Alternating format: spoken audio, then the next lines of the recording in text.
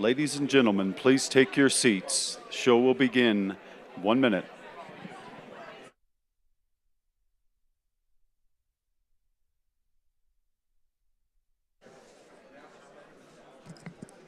Good morning. Welcome, everybody. Welcome, everybody. Can I ask everyone to take their seats, please?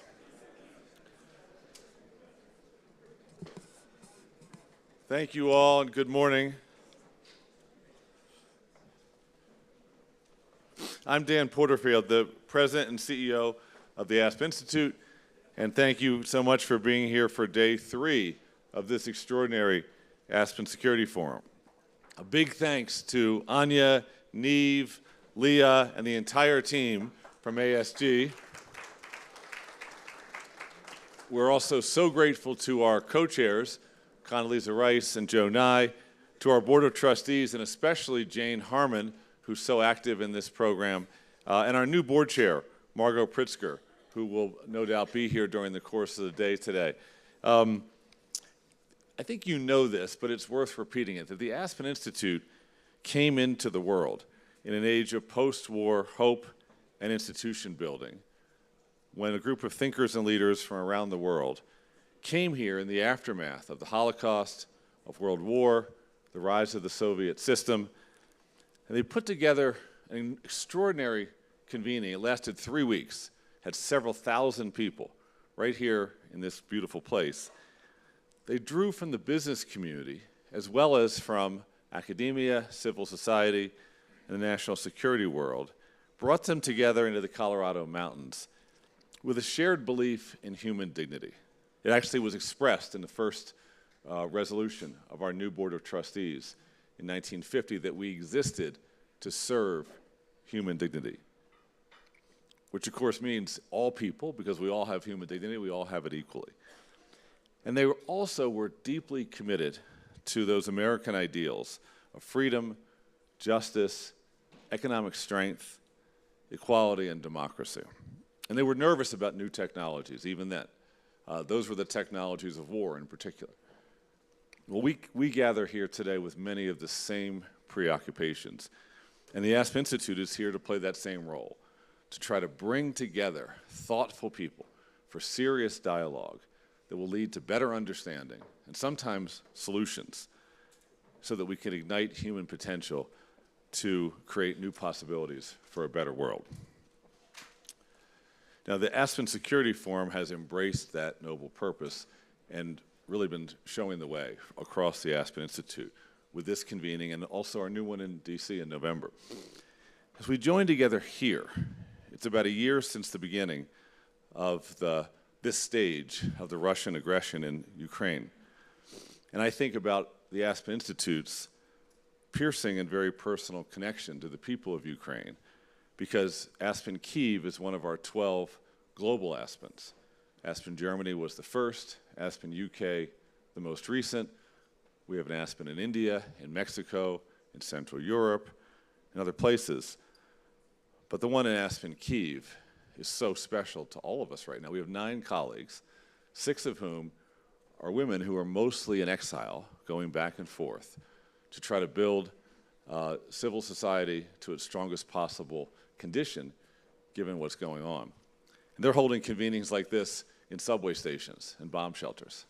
And the people for the Aspen Institute that do that work are as passionate for the cause of human freedom as any individuals I've ever met.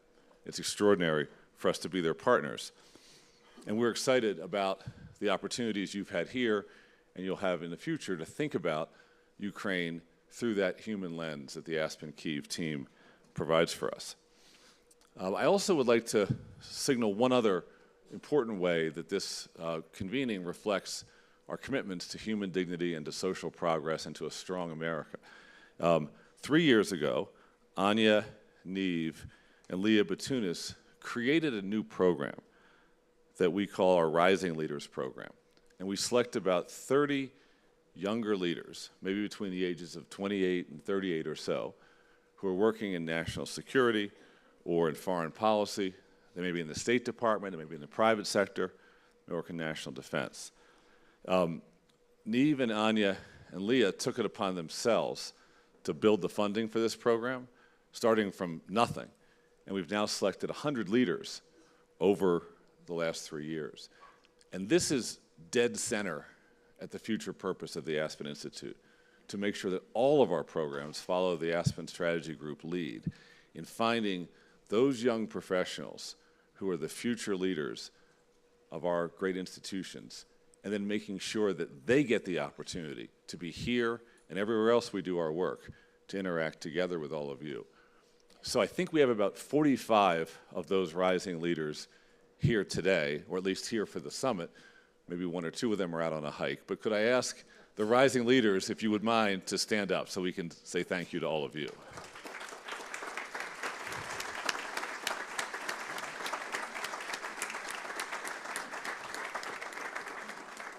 So we have a very big morning today, as we'll hear from the Secretary of Homeland Security and the Secretary of the Army, discuss the evolving roles of China, Singapore, and India on the global stage. We're quite excited that Mike Froman is here, one of his first appearances in his new role as a leader on Council on Foreign Relations. So, with no further ado, it's my pleasure to welcome our opening panel and the 7th Secretary of Homeland Security, Alejandro Mayorkas. Thank you, sir.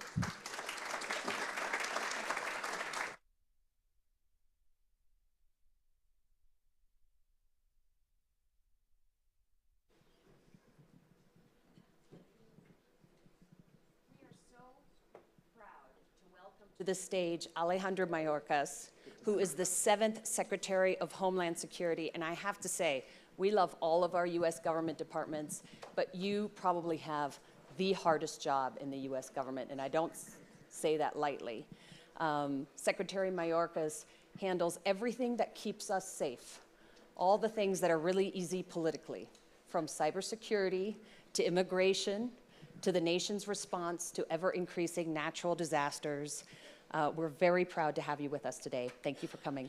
And to interview him, Fareed Zakaria. Hi, everyone. Welcome. This is a special opportunity with a very special guest. It's also a particularly important opportunity, and Mr. Secretary, you will understand this. For those of you who are trying to get off TSA watch lists, come and see the Secretary afterwards. And away we go. Well, we talked about customer service. Here are your customers, and they might have some things to talk about. All right, let's start, Mr. Secretary, with the crisis that didn't happen. For those of you who don't remember, under a certain health authority, Title 42, I think it was called, the president, the administration had the ability to deport people instantly without essentially a kind of any kind of due process because of COVID. That authority expired in May. Almost everyone was predicting there would be a massive crisis on the border, tens of thousands of people coming every day. It didn't happen. Why? So Fareed, first of all, in response to your first comment, I recommend everybody register for a pre-check or a global entry. We have seen, since the end of Title 42, an approximately 65% drop in the number of individuals we encounter at the southern border. And I'll explain why, but I want to take a step. Can everyone hear? Oh. Can you keep the mic closer? I'll keep it closer. So we have seen since the end of Title 42, that public health authority, May 12th, we've seen an approximately 65% drop in the number of people encountered at our southern border. And I'll explain why. I'll explain the approach that we have taken to manage that outcome. But I want to take a step back, because I think we have to place this in context, and we have to place the level of migration we have experienced in its hemispheric and worldwide context. During World War II, there were approximately 70 million displaced people in the world. Now there are over 112 million displaced people in the world, and our hemisphere is by no means exempted from that extraordinary migration, that extraordinary level of people departing their countries of origin in search for a better life. Our approach has been very, very straightforward, and it's been really two-pronged. One, we have built lawful pathways for individuals so that they do not need to take that dangerous journey to our southern border in pursuit of humanitarian relief. We have accelerated our refugee processing. We have instituted family reunification programs. We use our discretionary authority under humanitarian parole, and we are meeting people where they are. At the same time, we have sought to disincentivize people from taking that dangerous journey, and we raised the evidentiary threshold that one must meet to make an asylum claim at the border. And that has been controversial. I must say that we find it to be compelled from a humanitarian perspective. Because 15 years ago, migrants would arrive at our southern border on their own. That is not the case now. One must place one's life and one's life savings in the hands of smugglers, and the level of tragedy and trauma that we observe is something that we feel compelled to avoid. So the very fact that you talk about it the way you do, smugglers, these people making the journey in hundreds of thousands, if not millions, 2.5 million people apprehended on the southern border last year, all applying for asylum. Now, as I understand it, asylum was meant to be for people who faced individual persecution because they were of a certain race, of a certain religion. The image brought up is, of course, Jews during World War II. When you have 2.5 million people coming in and claiming asylum, it feels to me like it is a powerful demonstration that the asylum process is broken, that people who are ordinary economic migrants are making a rational decision to essentially game the system. So is the asylum system broken, and how do you fix it? So the composition of the people whom we are encountering is a complex one. We see people who indeed are fleeing persecution by reason of their membership in a particular social group. That is the technical definition. We see people fleeing extraordinary violence, poverty, corruption, climate change, of various reasons.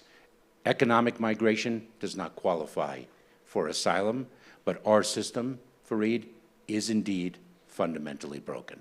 And, you know, there is unanimity about that fact, but regrettably, we cannot seem to all agree upon a solution. Let me put it bluntly. Do you think that Republicans in Congress want to solve this problem or want to keep it alive because it works very well as election politics for them? Certainly, I've heard that opinion expressed by others.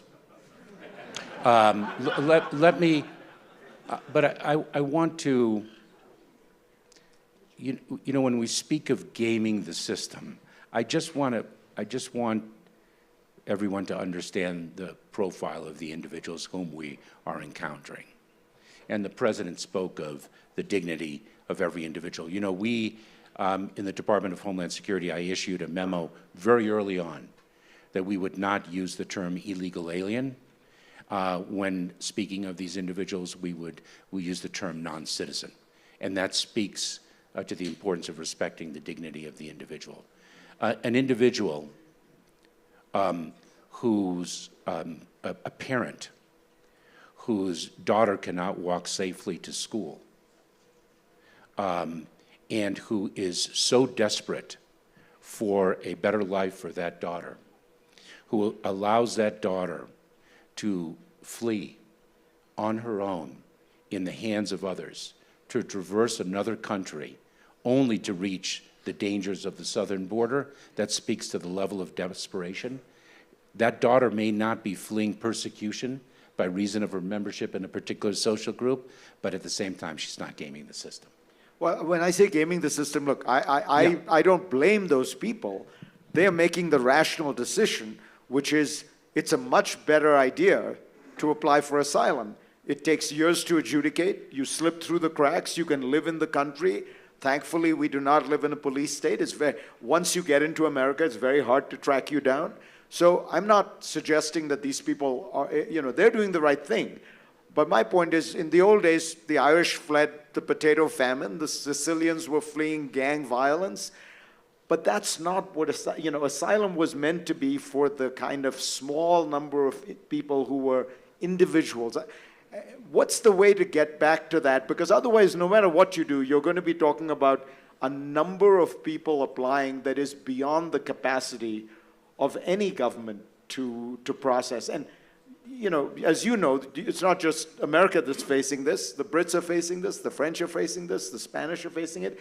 And by the way, it's fueling right-wing populism. Yes, and we've seen that in the upheaval in certain political establishments around the world. The system has to be broken. Before our administration began, the average length of time between an arrival at the border, a claim of credible fear, that initial threshold, and the ultimate adjudication of the asylum case was 6 years, 6+ years. And so, what is it now? And what happens? Well, what happens is people get a job, their children go to our schools, they may have a child, a U.S. citizen child, and they establish roots. And then it becomes very difficult to remove them. Right now, what we have done is we have promulgated a regulation that seeks to collapse that 6-year period into under a year. And we've empowered our asylum officers to adjudicate those claims. And so we're making the reforms that we can. Meanwhile, on the other end of this, which is skilled immigration, it seems to me we have a different kind of crisis. There's a huge demand for skilled labor. We don't seem able to set up an immigration system that finds these people. To me, the most remarkable statistic here is Canada let in 250,000 skilled immigrants last year. The United States, with 8 times the population of Canada, let in 85,000. The way you get in as a skilled immigrant today in the United States is you enter your name in a lottery.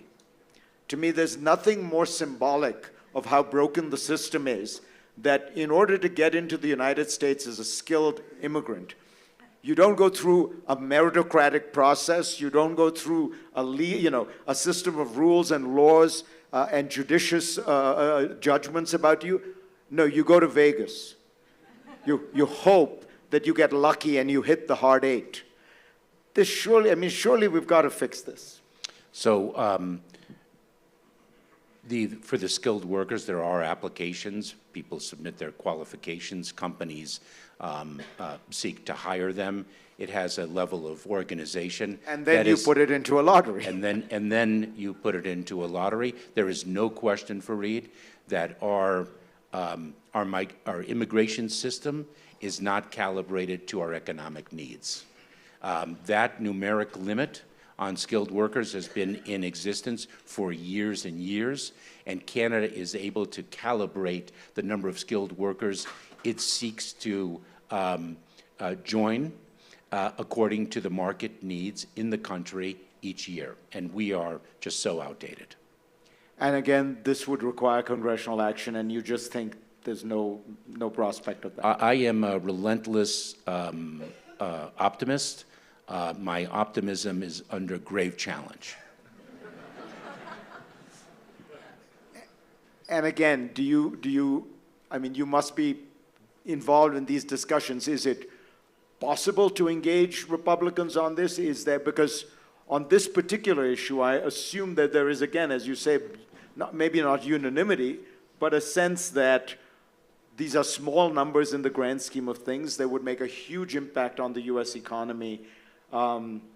Is there any prospect of a Mitch McConnell or a Kevin McCarthy taking this on? I can't speak to those individuals, but I can say that there are members on both sides of the aisle that have been driving for immigration reform and continue to drive for it. It's just a very, very challenging landscape, as I think we all know. And so going forward, is your hope with the people coming in from the southern border, because I think you agree, this is not going to stop anytime soon. You've got climate change, you've got political instability, you have the usual mix of poverty and disease. People are going to keep coming.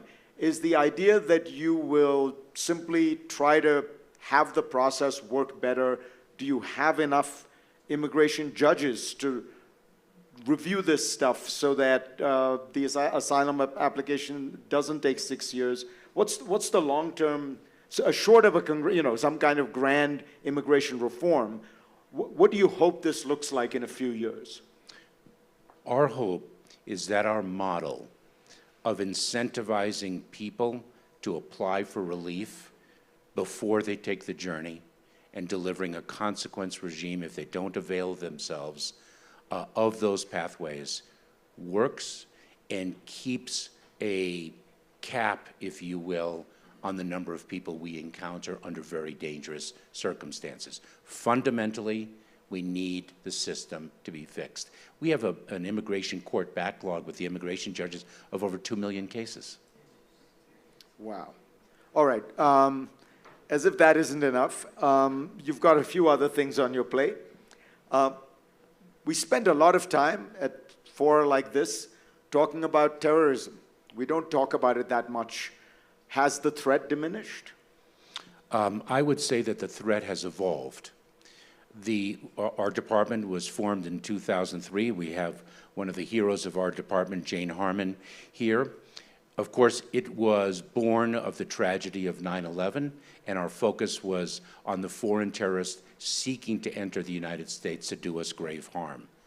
Over the years, 10 years later or so, 2012, 13, 14, it really changed. Our focus, the prior threat of the foreign terrorists persisted, but we saw rise in prominence what we called the homegrown violent extremists. The individual already resident in the United States, radicalized to violence by a foreign ideology, who sought to do us grave harm. We have now seen that, and that remains. We just saw the arrest of a 17-year-old radicalized to violence by ISIS. So those threats persist, and we keep our focus on them, but we've seen a rise in what we term domestic violent extremism. Individuals driven to violence by an ideology of hate. We've seen hate grow exponentially in this country. Anti-government sentiment, false narratives, personal grievances, and other phenomenon really disseminated and propagated on social media and other platforms. The numbers suggest that so-called white nationalist terrorism at this point vastly outnumbers Islamic terrorism or foreign-inspired terrorism. Would you agree with that? When you ask that, Fareed, you're speaking of domestically. Domestic. Domestically, we see the rise of white nationalism pose a very prominent threat.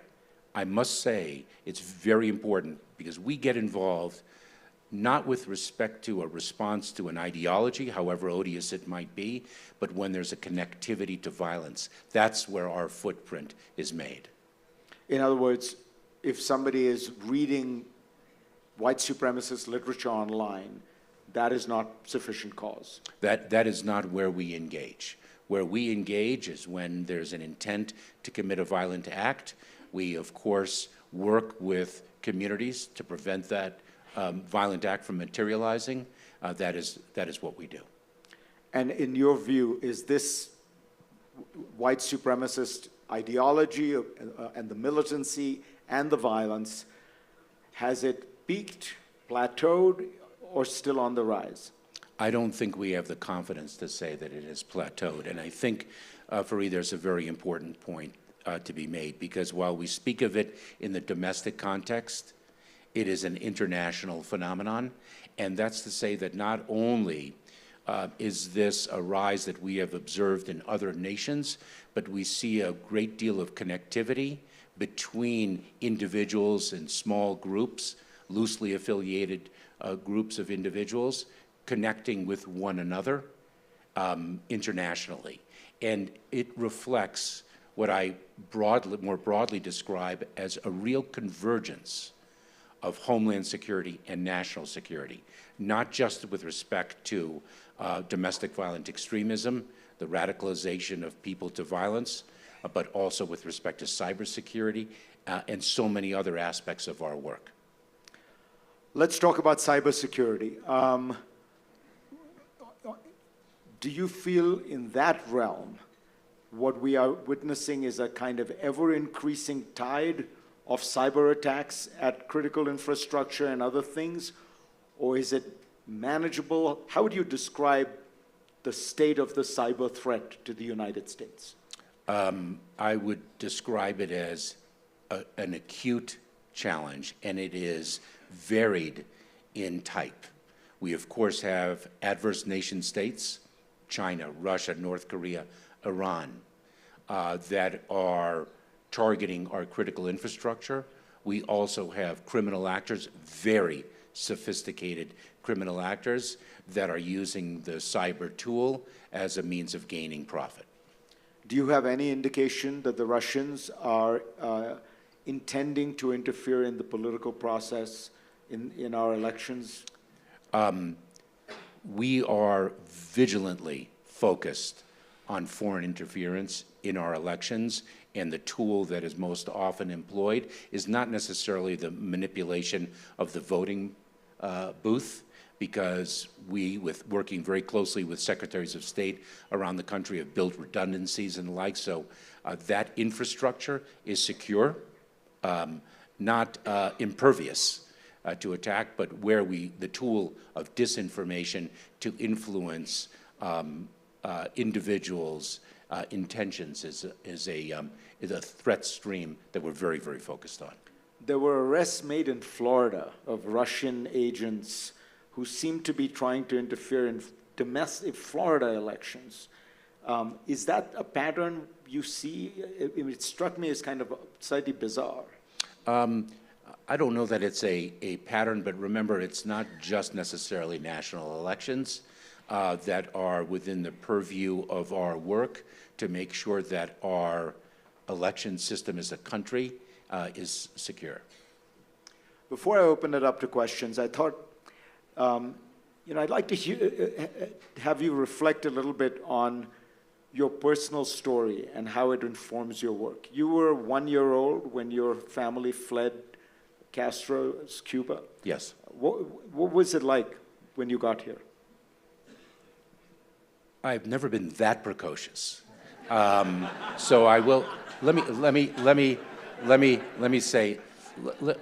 share a story with you, because my father lost the country of his birth, lost his small business that he was very excited about, and was not able to be by his mother's side when she passed from cancer. It was the second time in my mother's life that she was a refugee. She fled World War II very late and lost a tremendous amount of family.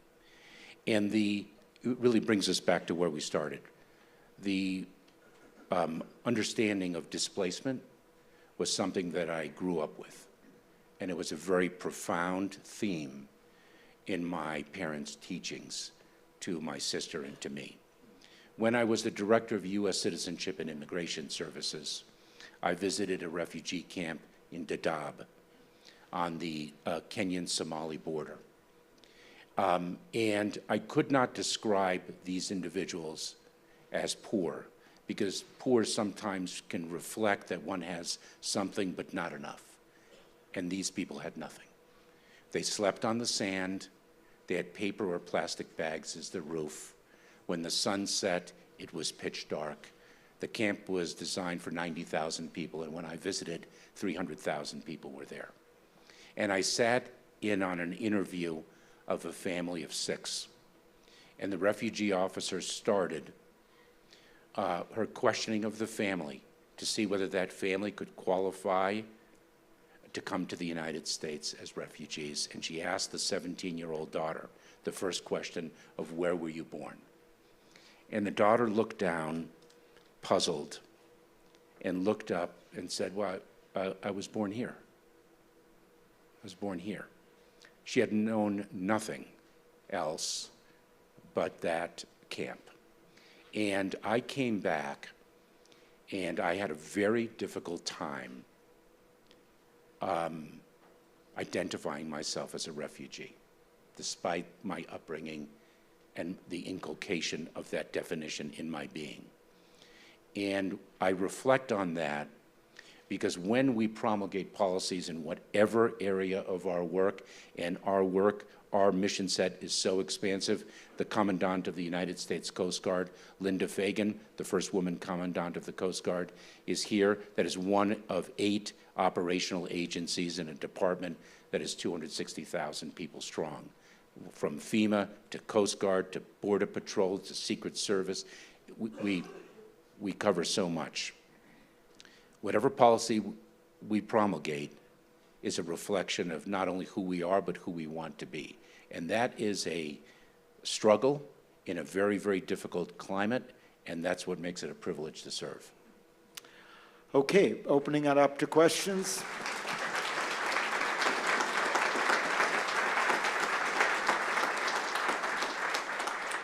Jane Harmon, you created this department. Do you like the way he's running it?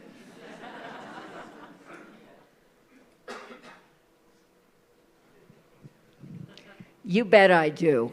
And I just want to say to you, Ali Mayorkas, that under the most difficult circumstances and the political dysfunction of Washington, you're doing a wonderful job. Thank you, Jim. Thank you. Thank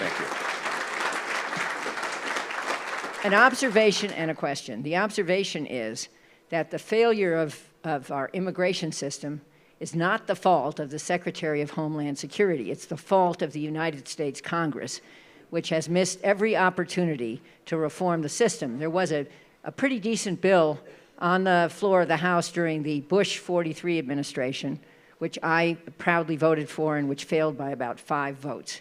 And it would have made this job manageable. I just wanted to ask about a couple of areas you didn't touch on because I think they matter enormously. One is the importation of fentanyl and fentanyl products, not just through the southern border, but everywhere else. I think everyone would be interested to hear what you're doing about that. And the other is, let's remember 9/11 was an attack on us through our air system, and TSA is part of the Homeland Security Department. And what is the Transportation Security Agency doing, especially since most of us went through airport hell to get here? I'm not blaming it on you, but it really is hard to travel these days. Well, let me start on the second question. Airline security. I will say, when all of you think about your experience at the airport, my bet is that you think about the convenience, the facility of the travel. You don't necessarily, uppermost in your mind is not necessarily the security of your flight. And that is a transformation. And it is TSA, Customs and Border Protection, their extraordinary architecture that they have built in collaboration with the airlines, our phenomenal partners in advancing our security, and our partnership with other countries. And so it is a very sophisticated architecture that we have achieved. Jane, and your first question on fentanyl.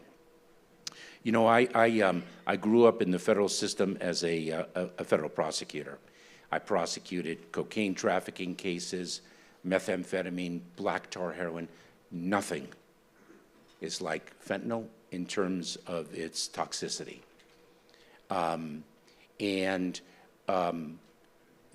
Some have used the border as a cudgel and conflated migration and the trafficking of fentanyl, because 90%, over 90% of the fentanyl comes in through ports of entry.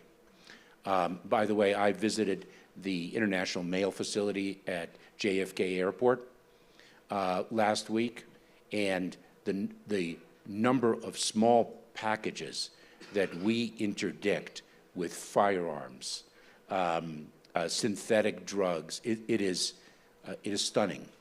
And we have advanced so far. The fentanyl problem, we have 70,000 Americans die last year. It is not a creation of the past 24 months. There were, I think it was 58,000 deaths in 2020. This is, the scourge of drugs is something that we have never overcome.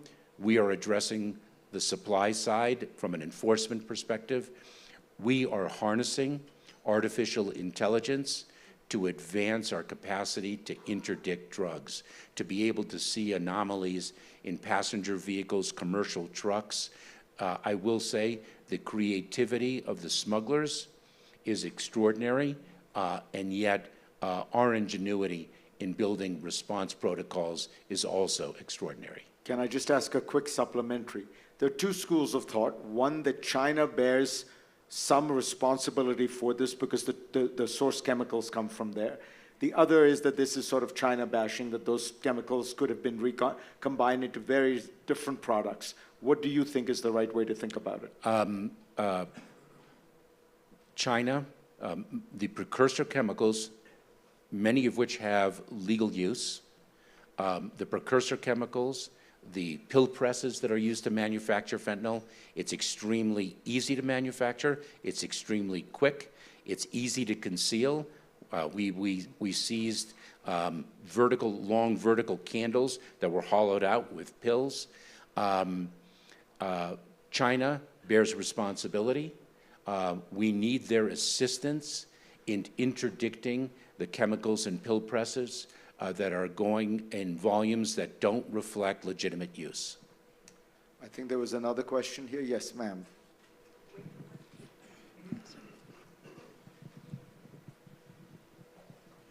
Thank you. Good morning. Firstly, I echo the Honorable Harmon's comments, so thank you for your service, Secretary Mayorkas. It's not easy to solve these complex issues, and being a public servant is not easy, so thank you. Last spring, in April 2022, DHS released its first ever equity action plan based on Executive Order 13985. Since its release, I would appreciate hearing your favorite highlights since its implementation as it relates to equitable programming across DHS. Which program has had the most progress in addressing systemic fairness under your supervision? Thank you. Thank you. So the issue of equity is an organizational priority for our department, and I'll share what I consider to be a highlight. And it is a highlight born of a scathing article in a newspaper. The article was very critical of us, and by the way, correctly so. What my mantra inside the organization is do not shrink from criticism, just work very hard not to deserve it. But this was a criticism of us. There was a very poor black community that had been impacted by an extreme weather event. And the individuals could not access our assistance at FEMA because they could not present adequate documentation of the ownership of their homes. They did not have the deeds of trust. They did not have mortgage documents and the like. The reality was that our practices led to their disenfranchisement. These were very, very poor people. Their homes were modest at best. And the history of that community was that these homes were passed from generation to generation. And so what we did in response to that article to achieve equity was we changed our policies and practices. We said, if you do not have mortgage documents, if you do not have deeds of trust, then perhaps you have utility bills. And you can accompany the utility bills with an attestation of ownership. And we were able to enfranchise a community that previously we had disenfranchised. That's an example of achieving equity when a matter is brought to our attention. Sir, there. Thank you very much, Fareed. Stephen Shapiro with BENS and the Atlantic Council, and I want to just remind you, Mr. Secretary, I had the pleasure of working with you on some domestic security matters some years ago, and you are a personal, if not national hero, and I want to thank you for that. Just a question for you with respect to the recent federal decision limiting the government's opportunity to interact with social media companies in an effort to stem the tide of misinformation. It seems like a major obstacle to this effort and in an already complicated world. So your take on that. So I thank you for the very kind words, and it's wonderful to see you again, and I am so sorry that I can't comment on that case because it is actually the subject of active litigation. Let me say this. We conduct ourselves with integrity. Homeland security it's often described as a bipartisan issue. I actually consider it a non-partisan issue. It is an apolitical matter when we're speaking of the safety and security of the American people. And I'm sorry I can't comment further. I will say this. Disinformation is a real threat stream. All right, somebody at the back here. I just want to be sure I'm being equitable. Ma'am, can you just wait for the mic?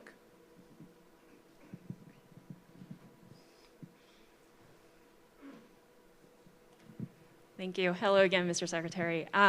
So if you could give one or two career advice for the Aspen Rising Leaders Program fellows, what would that be? The most important business card that you hold is the work that leaves your desk. That's it. Well, but given that extraordinarily succinct and intelligent advice, you've also hit the time limit perfectly. Mr. Secretary, pleasure to have you. Thank you all. Thank you very much. Thank you.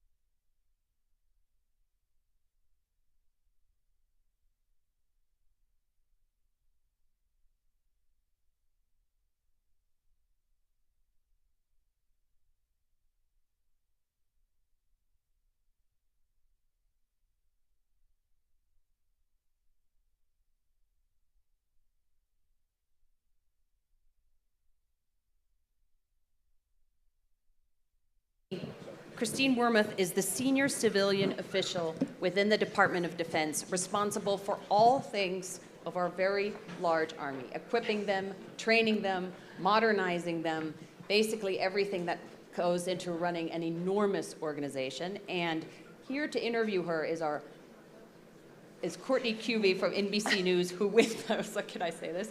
Who wins the funniest interviewer to date award. So we're happy to have Courtney and Christine with us. Thank you both. Hello, hello, are we on? Can you guys hear me? Yep. All right, great. Thank you, Anya, very much. And putting the pressure on, okay.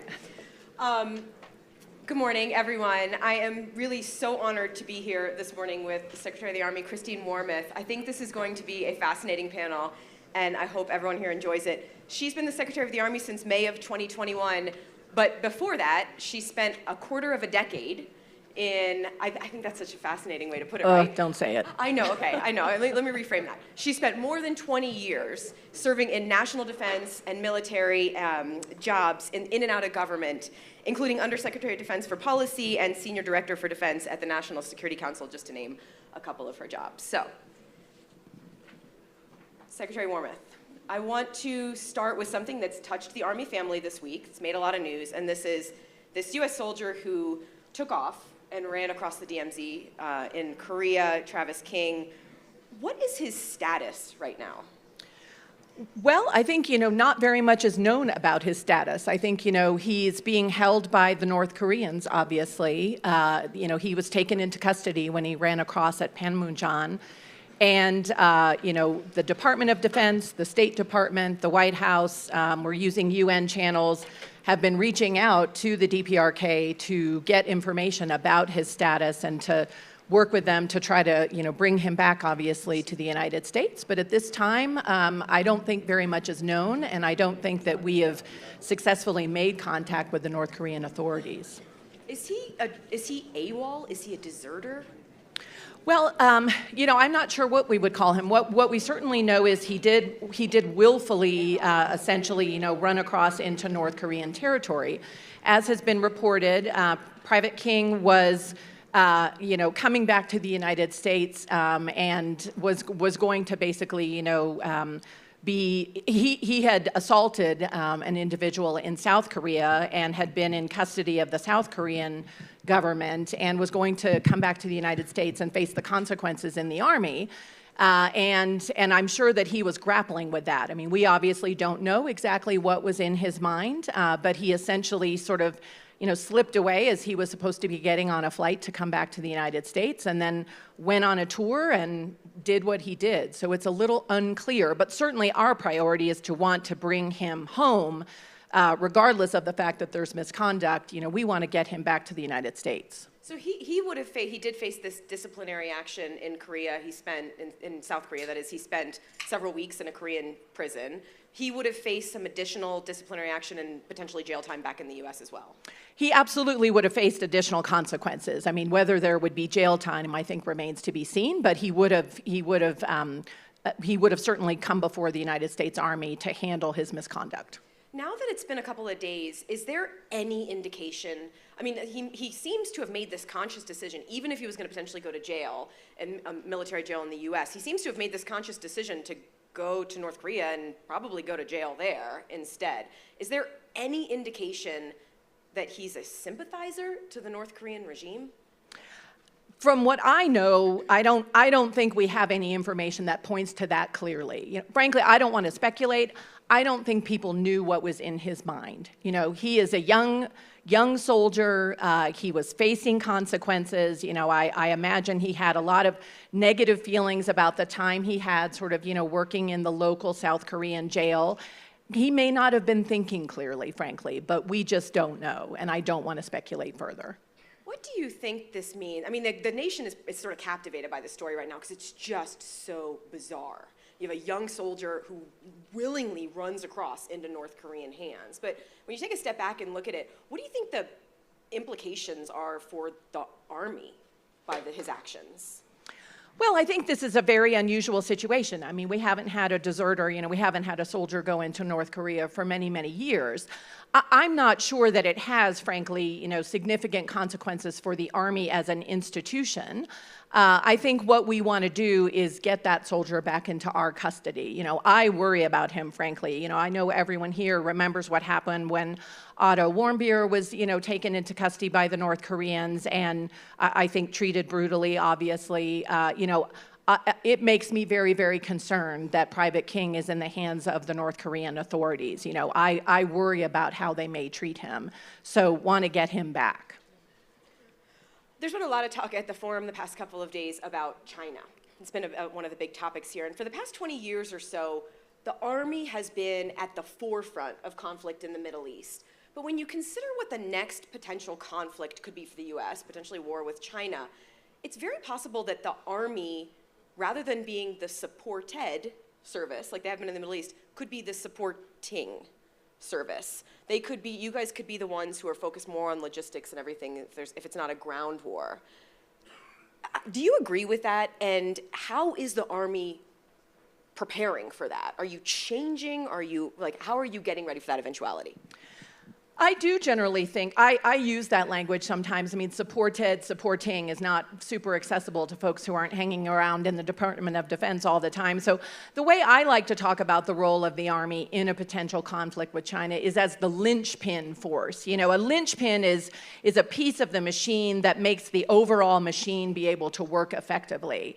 And I think if there were a war of China, which I do want to say, you know, I do not believe is inevitable, I do not believe is unavoidable, and I think we all need to be really focused on deterring that possibility. But if there were a conflict with China, the United States Army would be playing a very, very important role in terms of establishing staging bases for the Air Force, for the Navy, you know, places where our fighter jets could come back and refuel, our ships could come back and reload munitions. We would be responsible, I would imagine, for doing a lot of the protection of those staging bases, you know, which is going to take a lot of our air and missile defense capabilities. We would be doing a lot for logistics, you know, moving supplies, fuel, troops, equipment, all around that theater with very, very vast distances.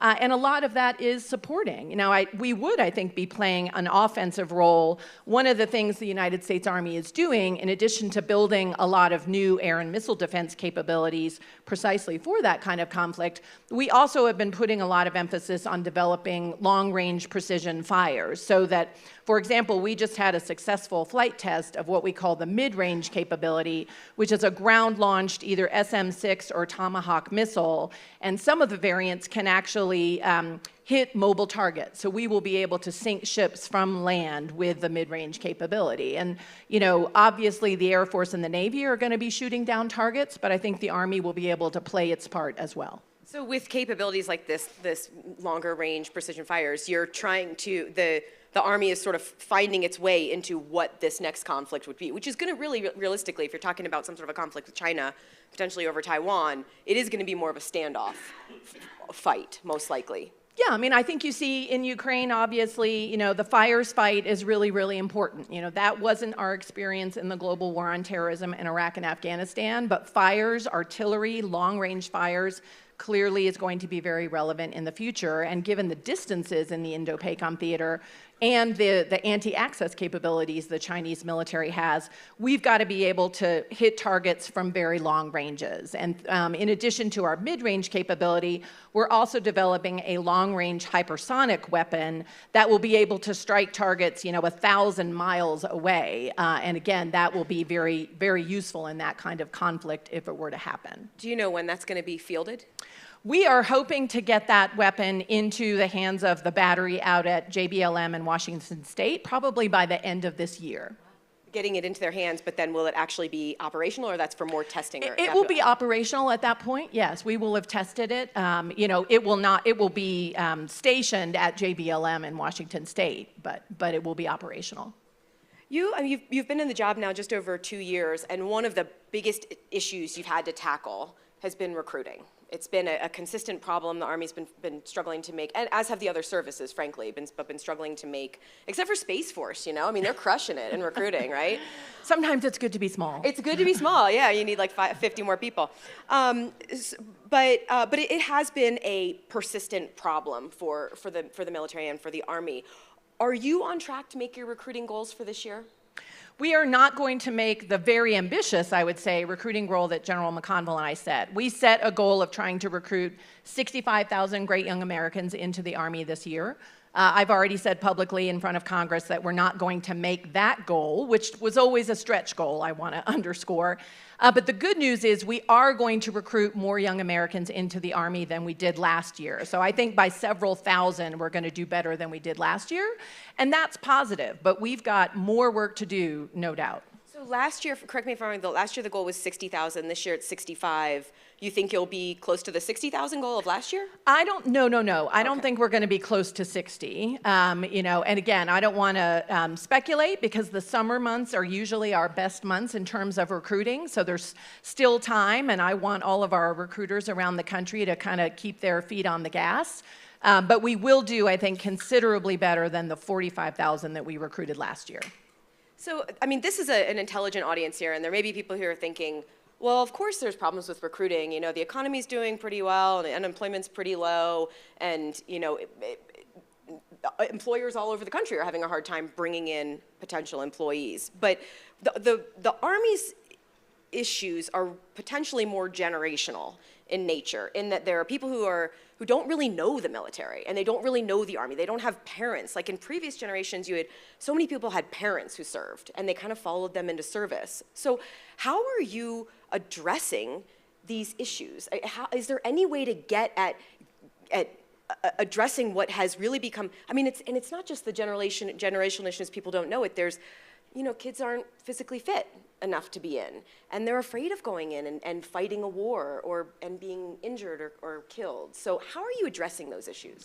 Yeah, I do think part of what we've got to do is sort of reintroduce the Army to the American public. Again, during the years of the global war on terrorism, we kind of came back into our bases for security reasons. And we weren't as visible. So we are trying to make ourselves much more visible, and I'd say we've primarily done that in two ways. One, and looking at this audience, I know you all remember the slogan, "Be all you can be." We brought back and re-energized that slogan for our new recruiting campaign, and so we debuted those ads during the March Madness. We've got some new ads that are going to be coming out in August, and that campaign, I think, is resonating really, really well, not just with folks who remember it from the late 80s, like myself, but also with young people. The other thing we're doing to really make ourselves much more visible is to partner U.S. Army Recruiting Command with U.S. Army Forces Command, which is basically the four-star headquarters that controls all of the divisions that are here in the United States. And we basically have taken units from those divisions all around the country and sent them out into communities to do events, to be there at large major sporting events. Or, we had a big presence, Miami, there was a big air, land, sea show that, featured the Air Force and Navy, but also the Army. And so we're trying to do that to really fan out across the country. We're really focused, we have a lot of good data that shows us where we need to be focused geographically. And so I think that is all helping us in terms of making ourselves more visible.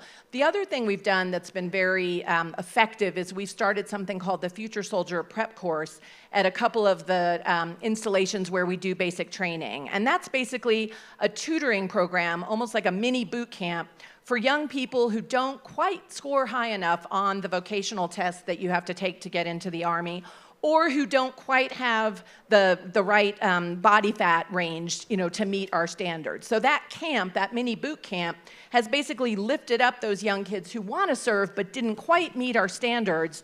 And this has really been investing in them, bringing them up to our standards so that they can ship to basic training. And that's been hugely successful. Over 95% of our graduates from that program have gone on to boot camp.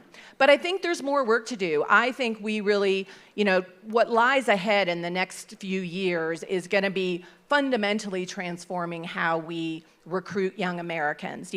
Almost 70% of high school graduates these days go on to college. That's a huge change. So a lot of kids graduating from college or from high school aren't thinking about, getting a job because they're going to college. And we have been heavily focused on high schools. So I think the Army's got to diversify. We've got to get out, get more on college campuses, community college campuses, get into county employment offices, things like that, get onto Glassdoor and LinkedIn and Monster. And I think we also probably need to look at, do we need to professionalize our recruiting force? Most of our recruiters are NCOs who do other things most of the time, and then they come and recruit for a couple of years and they go back into the operational force. If you look at Fortune 500 companies, their recruiters are specialized. That's what they do. So we need to, I think, look at some more transformational changes, I think, if we're going to be successful in the next few years. Are you at all looking at or considering changing any standards, like fitness standards? If people who come in for a specific job, like recruiting, frankly, or cyber, and there's not necessarily the potential they're going to be go kicking indoors in a conflict somewhere. Are you considering changing some physical standards? No, we are not going to lower our standards. I think we saw from some of the years in the early 2000s, we lowered some of our standards. We gave waivers for, we gave what we call moral waivers. We allowed in more people with some misconduct, and that came back to bite us, frankly, in the backside. So General McConville and I have made a pact not to lower standards. We're going to instead invest in Americans to meet our standards. And that's going to be our approach. Because frankly, you know, as we saw in the long 20 years of the global war on terrorism, even if you're a cyber warrior, even if you're a cook, you may find yourself in combat. You know, the front line is very, very mutable. And so I think all of our soldiers, no matter what they do, have to meet some basic fundamental requirements for fitness. I'm impressed you said bite in the backside, because I would have said bite in the ass. And then I feel like that I wouldn't have been invited back next year. How, you know, given these consistent problems with recruiting, is there any consideration of changing your force structure or changing sort of how your formations so to adjust to a smaller overall size of the military? We are going to be making some changes to Army force structure, and there are really two reasons for that. The first reason is we've got to bring in new capabilities to get ready for, you know, again, a potential war with China or with Russia. And the kinds of capabilities we need are much more high-tech. You know, like I said, we're going to build out our air and missile defense structure. So we have to make room inside the Army for those new capabilities. The second reason we've got to make changes is because, frankly, as a result of the recruiting challenges we're facing, the overall size of the Army is getting somewhat smaller. And I would much rather, frankly, see us be leaner and meaner than to keep force structure that I can't fully man. You know, that gets us into the kind of hollow force dynamic that we saw, you know, decades and decades ago. And my judgment is that is not what's best for the Army. And I think General McConville, our outgoing Chief of Staff of the Army, shares that view, as does our incoming, I hope, when he is confirmed eventually, General George, who will be the new Chief of Staff of the Army. I want to ask you about that, but before I do, just quickly, when do you think the Army will get back above its recruiting goals? I think it's going to take a few years, frankly. You know, we have something called the delayed entry pool, which is sort of like the bank account of soldiers who are waiting to go to basic training. And frankly, for the last several years, to make our recruiting goals, the Army has kind of gone into that bank account and made withdrawals. And as a result, our bank account balance is quite low. And so that means that, you know, even without the external recruiting challengers, there's sort of an inevitable gravitational pull downward for the next couple of years. So I think it's going to take us a little while to build back up, but I think it's really important that we do build back up, because the Army does an incredible amount of work all around the country, or all around the world, rather, to defend this nation. We are really about as busy as we were. We are as busy today, almost, as we were during the years of the global war on terror. And so we can't afford to get too small. And that's why, you know, I think it's so important that we really need to emphasize a call to service, to really talk to young Americans about why it's important to serve this country. So you mentioned General George's nominee to replace General McConville, the current Army Chief of Staff. What happens? General McConville's retirement is coming up in a couple of weeks. Early August. Yeah. What happens? Because presumably General George is going to still be stuck in this pipeline. Senator Tuberville is holding up all the nominations. What happens when General McConville retires? Well, General George will essentially be our acting Chief of Staff of the Army. As our Vice Chief, he has the authority to do a lot of the things that he would do as Chief, but he's essentially going to be doing two jobs at once.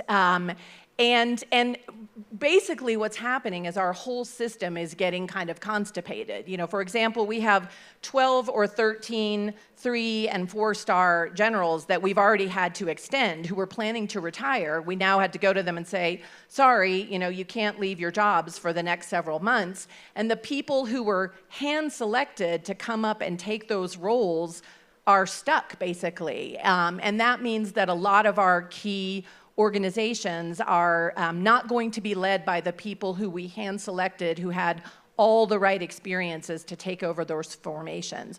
And you know, the biggest thing that I really worry about in terms of the impact of Senator Tuberville's hold is that if you are a major, a lieutenant colonel, a colonel in the United States Army, you are looking at this and saying, do I want to, is this what it means to become a general officer? Do I want to put myself or my family through all of this rigmarole, through all of this uncertainty? I don't know. And as C.Q. Brown said at his confirmation hearing, you know, families have a vote. And I really worry that we're going to have a brain and talent drain as a result of this, really unprecedented step that Senator Tuberville has chosen to take. What I don't understand is why, you mentioned that General George will fleet up, even though, he'll be enacting. Why can't you just do that with, the only ones that have to be confirmed, if I'm not mistaken, forgive me if I'm wrong here, are COCOMs and chiefs. Can't the others just fleet up and be in an acting capacity? Tell me if I'm wrong, because I don't really understand the process that well, I admit it. It's very, very complicated. There are some things where if you're not confirmed, you revert back to you can do the job as a 3-star, but you revert back to a 2-star in certain contingencies. You don't get paid as a 3 or 4-star if you're not confirmed. So there are a lot of rules around that. The Senate is very zealously guards the role that it plays in confirming officials, and it's very zealous about making sure that officials don't presume confirmation. So even though there are, we can fill in the holes by having actings, it's very, very complicated. And I think as we are kind of all sailing into these uncharted waters, we're finding out in lots of little ways just how complicated it is. If you have people, the military has so much redundancy. So we keep hearing this argument that this is causing a readiness issue. But it just feels like you have the support staff will all still be in place. You can put people in an acting capacity. I don't really understand the argument that this is causing a readiness concern. I think, like I said, to me, where it's a readiness issue is you have officers, again, you have deputies, if you will, who are filling in and fleeting up.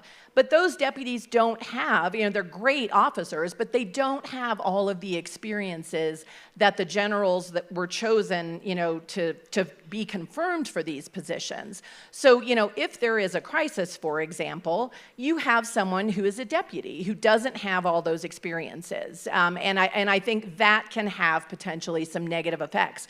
But again, I think there's a longer-term readiness issue, I would argue, which is, again, about that brain drain.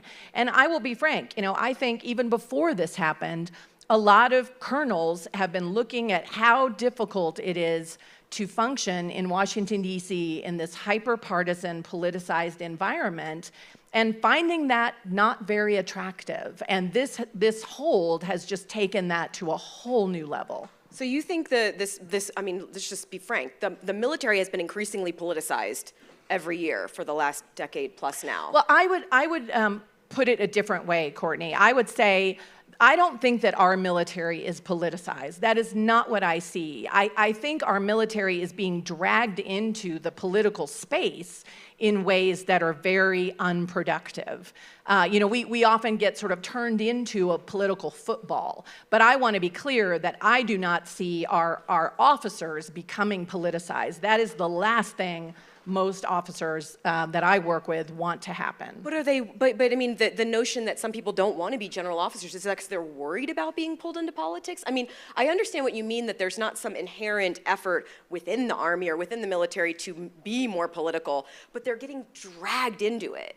And so, is there do you think that's part of the reason that some people don't want to serve as general officers, is because they're worried about getting politicized? I do think they look at our general officers who testify in hearings and see the kind of interactions that our general officers are having each and every week, and they ask themselves, do I want to be on the receiving end of that kind of interaction? I know the officers in the United States Army absolutely believe in the role of Congress, its oversight role, and embrace that. But the kind of heated exchanges that now are commonplace, I think a lot of officers find unattractive. And there's a lot of, I think it's starting to feel for some of our officers that it's getting pretty personal. Another very political issue that the military has been in the middle of, the whole Senator Tuberville holds, is the reproductive care policies that the Pentagon's put into place. 40% of female soldiers will be stationed in places with no access or severely restricted access to reproductive care going forward because of the changes.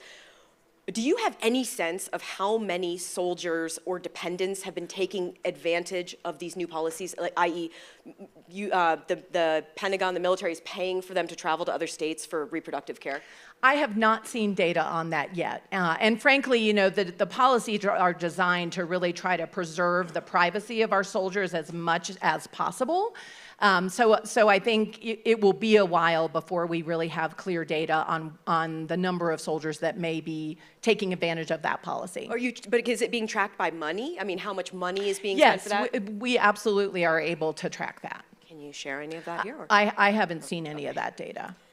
Do you see, I mean, I guess not knowing exactly how many people are actually taking advantage of it, do you see any indication that that policy will change as Senator Tuberville, or Tuberville, I don't even know how to say his name up here, I don't even know how to pronounce his name correctly, as the senator wants, do you see any indication that policy could change? I think Secretary Austin feels strongly, as do I, frankly, that this policy is the right thing to do for our soldiers. You know, as you said, 40% of the women soldiers in the Army are stationed in states with no or restrictive access to reproductive care, and they don't get a say in that. And I know my responsibility as the Secretary of the Army is to take care of my soldiers and their families. And I see this as a retention issue. And it's not just abortion, you know, it's also access to in vitro fertilization, for example, you know, which is not widely available all around the country. And I want to make sure that my soldiers and their families have access to that kind of care as well. So I see this, and I think the Secretary does as well, as taking care of our soldiers, and it's the right thing to do, and I don't think we're going to change it. We like applause. There you go. All right, I've blown through most of the time, so does anyone have a super burning question? Okay, you had your hand up first right there.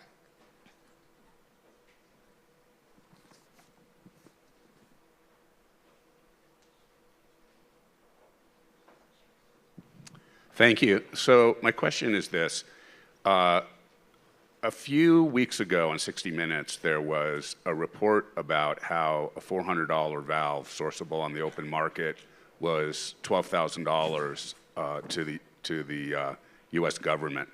And so the question is, we spend some 2.5 times what China spends on defense, some $800 billion. Do you have a sense that that story is out of place, or do you have serious concerns that the fact that the other point of the story was that the number of independent private companies that supply the military has shrunk over time, and so that it may not be a competitive process. Do you have concerns about this? One, I do think that a lot of the information in that 60-minute story was quite dated. So, you know, the days of $800 gold-plated toilets are a thing of the past. I feel like they're here in Aspen, though. I'm just saying, right? Just saying. Sorry, nothing against Aspen. Love Aspen. I do have concerns about, you know, obviously the amount of competition in our industrial base, in our defense industry. We underwent a lot of consolidation in the late 90s and early 2000s. You know, I think we in the Army have done a lot to reach out to small businesses and to try to make it much more possible for innovative small businesses to contract with us and provide us competitive products. And the third thing I would say is, you know, a huge part of the reason that our military is more expensive than China's military is because we pay our soldiers and take care of them. You know, they have good housing, great health care, child development centers, and China's just not doing that. All right, we have 1 minute left, so I want to do a couple of questions about you. You are the first woman to serve as the Army Secretary. First off, it means you have a much stronger shoe game than your predecessors. I'm just saying, she's got sparkly shoes. Secretary Esper never wore sparkly shoes. You might be here in the audience. I'm told you have a SIR jar. I do have a SIR jar. There are, you know, if I have a mason jar on my desk and any time an officer says, yes, sir, man or woman, they are supposed to put a quarter in the jar. Now, nobody has quarters anymore, so I've got some chocolates in the jar, some gummy bears in the jar. But you would be amazed at how many times a day everybody from a major all the way up to a 4-star general says, yes, sir, to me. And women do it too. Wow. Keep saving, you can get a house here in Aspen. That's right. That's what I'm saying, right? That's my plan. Yeah. I'm also told that you're a pop culture, music, movie, TV buff, and that you're a Lizzo fan. Huge Lizzo fan. Saw her perform at the Anthem. She was amazing. I thought what she did with the crystal flute was awesome. That was just tremendous. For the record, I had to Google who Lizzo was when I heard you were a fan. Courtney. So I know. Like, you've got a strong shoe game, strong pop culture. Okay, we're almost out of time. Well, actually, we're out of time, but one more question. Your husband is a retired Navy officer. You're Secretary of the Army. Yes. What's Army-Navy week game like? Well, game week like? he is all in for Army because, as he put it, he did not go to the boat school. Oh, yeah. Well, and as I like to say, happy wife, happy life. Absolutely. Right? Secretary Wormuth, thank you very much. We appreciate your time. Thank you.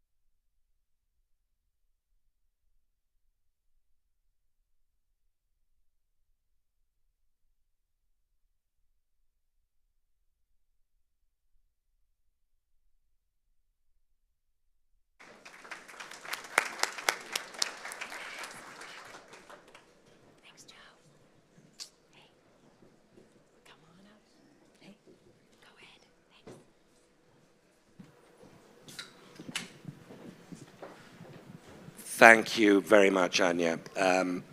Great to be here. We've got a very important topic, arguably the topic, is how the US is handling China, whether it's going well or not.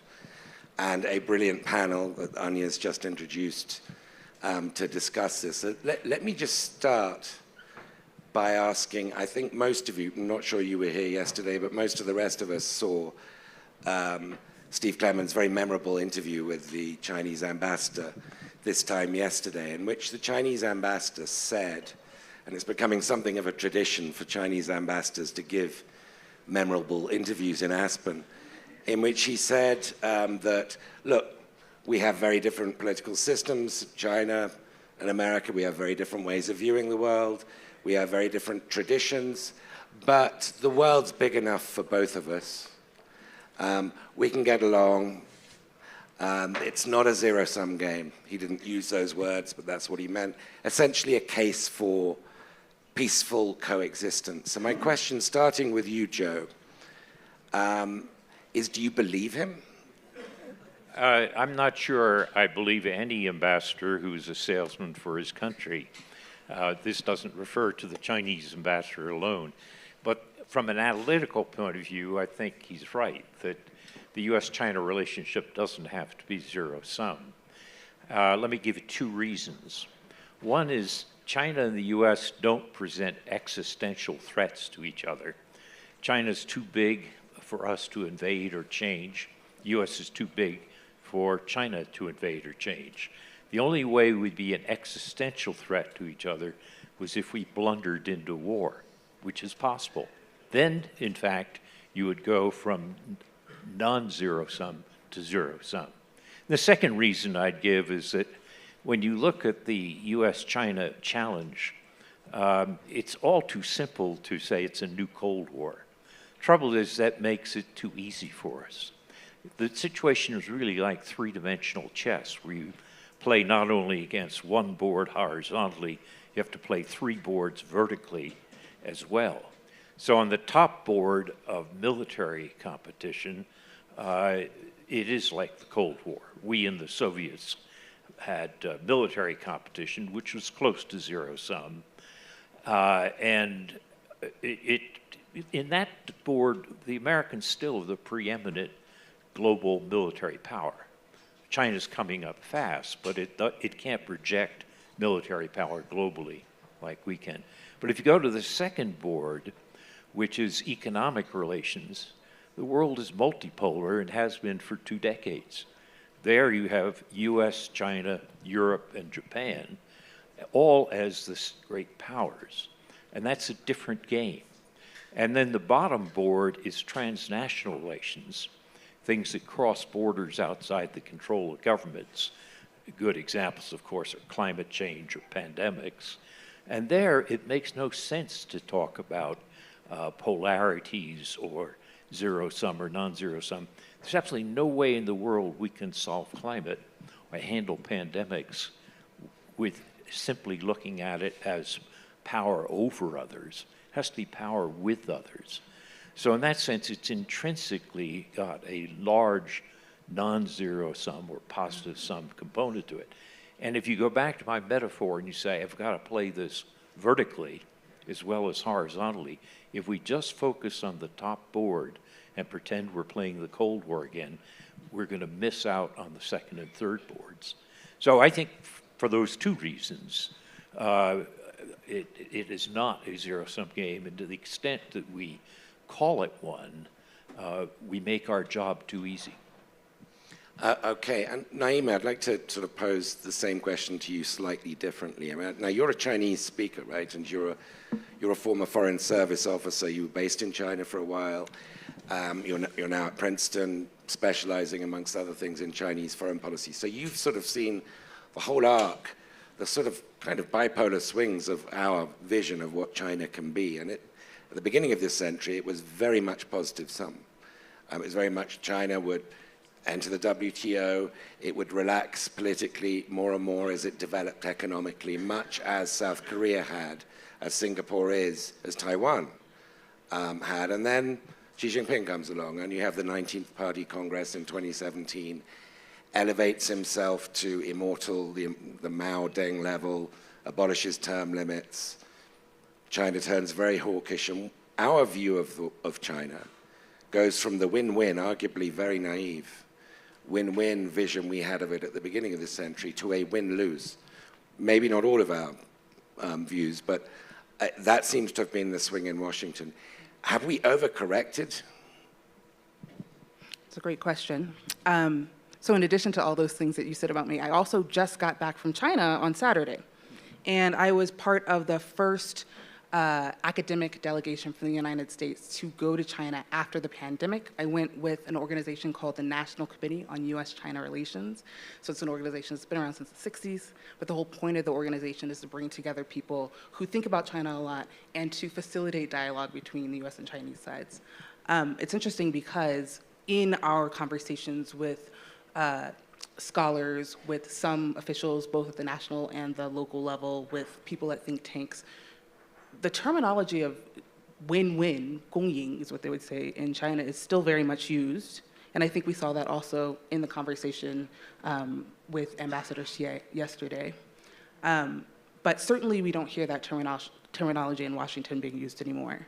I actually like the way that Joe broke it down, because I think that though the scope of the U.S. relationship with China is much more limited these days because of the increasing competition between the two sides, there are still areas where the relationship is zero-sum, or is positive-sum, actually. So zero-sum is on the military side, right? It's hard for you to have a positive-sum relationship with a country where you have competition militarily. But if you think about the economic relationship, there's a de-risking category, the areas where national security is a concern, but then there are also a number of areas of trade, sectors of trade, where we continue to have a very important trade relationship with China. So if you think about consumer electronics, TVs, sound devices, if you think about agriculture, if you think about household items, toys, things like this, still a lot of robust trade and a very, very strong interconnected economic relationship because there has to be. And so positive sum continues to be the domain in which we should just talk about the economic relationship when we're not talking about the categories of risk. I also would say climate change is an important area where, as Joe said, it's hard to think about a zero-sum relationship. That's my thought. Interesting answer. I mean, you mentioned toys and I guess soy, et cetera, but the real sort of activity in any economy is in semiconductors.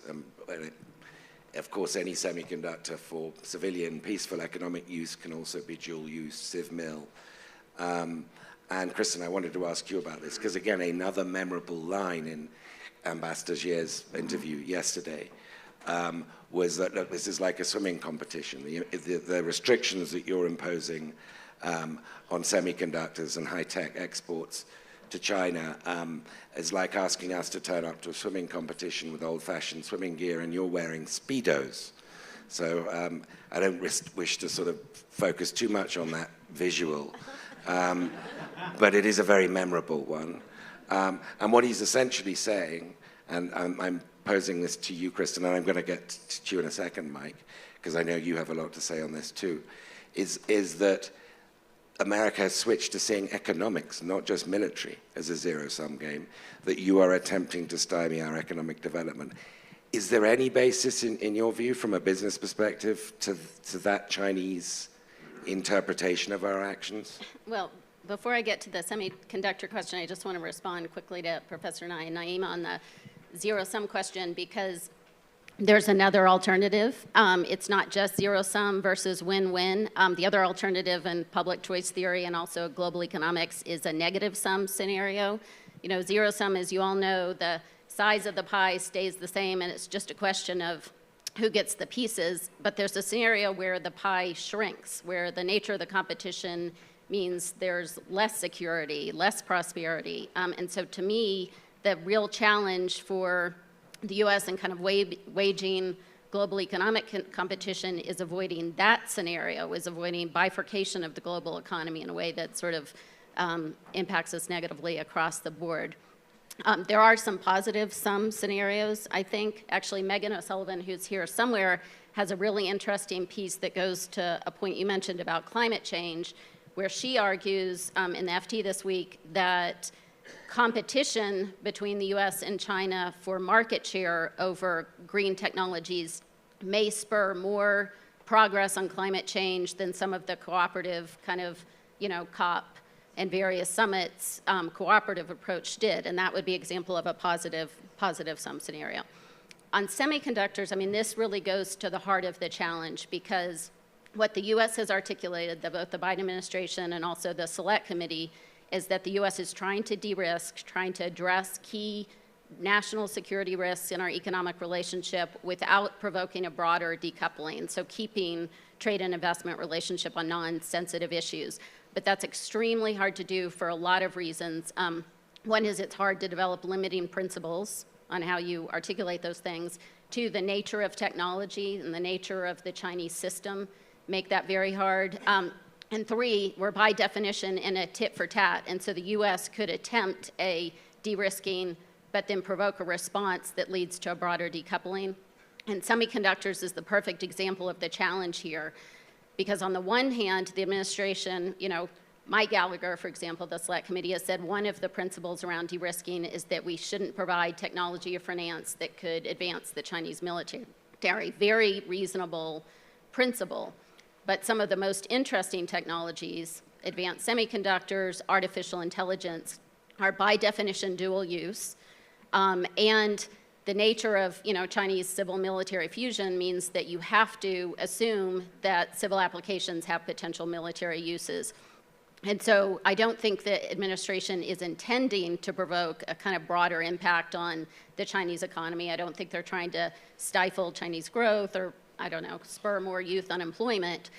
But the fact is, you can't get at these core technologies without having a broader impact on the kind of future of the technology. And I think the core thing, one of the core things missing from the administration strategy is to start to articulate what are the limiting principles that are going to help us decide this is appropriate for, this is, within our high fence. Small yard. Small yard. Well, we're going to hear directly tomorrow from Jake Sullivan about that. But Mike, I mean, that very memorable phrase that Jake outlined, that this is limited, this isn't an attempt to limit China's development or growth. The small yard, high fence. Now, what Kristen said sort of implies that small yard is just going to, by the logic of these actions, get larger over time. That there are so many things that can be deployed for Chinese military modernization that we're going to see an expansion of restricted goods and technologies. Is that a correct fear? And if it is, what do you think that we can do to make this more precise and more transparent? Well, first of all, to go to your first question to Joe and build on that, because it links to this, I think whether it's a zero-sum relationship going forward, in many ways is in China's hands to decide. Because I think the U.S. approach has been actually quite nuanced to say, we're going to compete in certain areas, there are areas of potential cooperation, there are areas of potential conflict that we need to manage. We've sort of de-linked elements of the relationship in a way that we didn't do during the Cold War with the Soviet Union. Then linkage was the primary dynamic where every issue related to every other issue. It's the Chinese who've responded by saying, well, we're not really willing to talk about cooperation on climate change unless you demonstrate you're willing to accept our views of critical interests in Taiwan or South China Sea.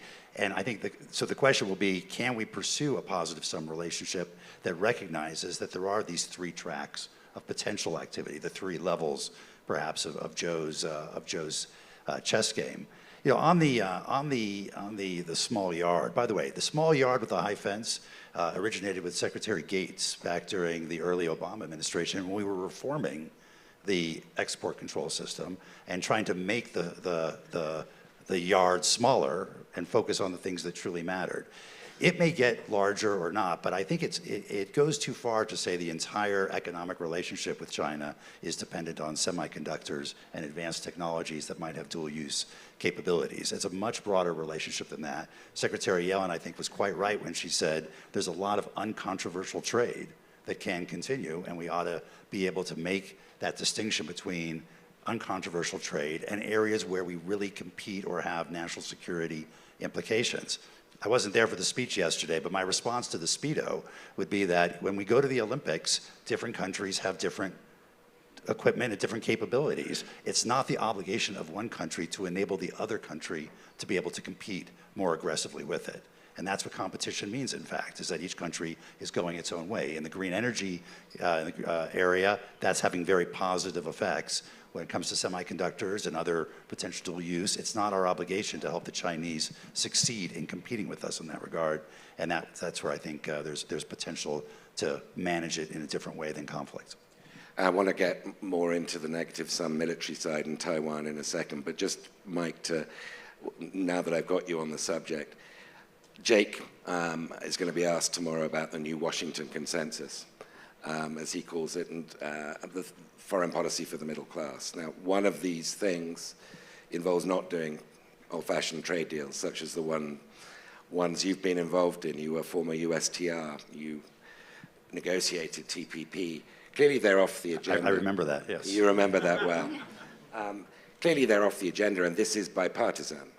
So my question to you is, if we're evaluating the effectiveness of the Biden administration's approach to China, is the lack of appetite for striking trade and investment deals with China's neighbors, with others in the Indo-Pacific region, is this a handicap in the Biden administration's ability to pursue that goal? So first of all, I think it is healthy for both the people who were sort of instinctually pro-free trade and the people who were instinctually anti-free trade, both to be somewhat self-critical and introspective and see what the lessons are over the last decade or so. I'm not sure one speech equals a consensus, by the way. I think there is sort of still a variety of views around what the new paradigm is. going forward. There are many ways to achieve, I think, a middle class and trade policy or trade policy that works for American workers and farmers, including by opening other markets to our exports, including by using the power of trade agreements to raise labor standards around the world, and including by imposing protectionism. So there are three different ways of using trade to protect American workers, and we need to be looking, I think, at all three. I think the reality is the politics behind trade have shifted dramatically, and we should find ways within that context of what's permissible to engage with other countries and have them at the table. Right now, it's the Indo-Pacific Economic Framework that's on offer. And I would spend as much effort as we can fleshing out the bones of that framework that Secretary Raimondo and Ambassador Tai and the White House have been working on to make it as meaningful as possible to be something that other countries want to be part of and see value in working with the United States on. But I do see that over the last weekend, the United Kingdom joined the TPP follow-up agreement, and there's a long list of other countries that are interested in joining, including China. And the current members of CPTPP are going to have to figure out whether they let China in or not. I think we would be at a great disadvantage if the major economic frameworks and infrastructure, which, by the way, have a very significant influence on where you put supply chains. The most powerful tool in locating supply chains is what you do with tariffs. Go through your closet. I've done this with my children, which may say something about my parenting, but if you go through your closet and show them where their clothes come from, all of their clothes come from a trade agreement country or a country that benefits from some trade arrangement. And that's because when we eliminate tariffs, production goes there, and it becomes part of our supply chain. So again, I urge people on both sides of this debate to think about, if you care about resilient supply chains, you care about diversification of supply chains, which is very important, think about all the tools that may be useful in that regard, including trade tools. Ed, may I? Sorry. Yeah, please. I just want to disagree with the premise. I'm not sure trade deals are as dead politically as you'd think. I mean, I think there's lots of hostility at USTR to new trade deals, and I think there's hostility among progressive Democrats, but otherwise I think there's room actually for the administration, or maybe whoever's president in 2025, to think about binding trade deals, high standard trade deals with IPEF countries. Think about USMCA, which passed, both houses in 2019 and 2020 with enormous margins. My view is, BRT's view, is that the failure to push the envelope on this is having enormous consequences, economic consequences, like Mike just mentioned, and making it more difficult for companies to diversify their supply chains. All of the tariff issues he mentioned, the inability to negotiate binding tariffs with countries, some of whom maintain very high tariffs on U.S. exports, failure to negotiate investor protections, intellectual property protections. And maybe even more importantly than all those economic impacts, it's having a really devastating geopolitical impact, in that it's sending a signal to the region that we're not in it for the long haul, that we've lost our stomach on these things. And so our view is the administration really needs to think about kind of beefing up IPEF and looking to more ambition on their trade agenda. Just very, very briefly, though, would it be fair to say, I mean, in the previous win-win world that I characterized earlier, business in Washington was of one voice, and it was very in favor of engaging with China, and with mixed results for business as well. Would it be fair to say, and particularly with your members, the senior CEOs across America, there is no consensus amongst business now, and therefore there is no business voice?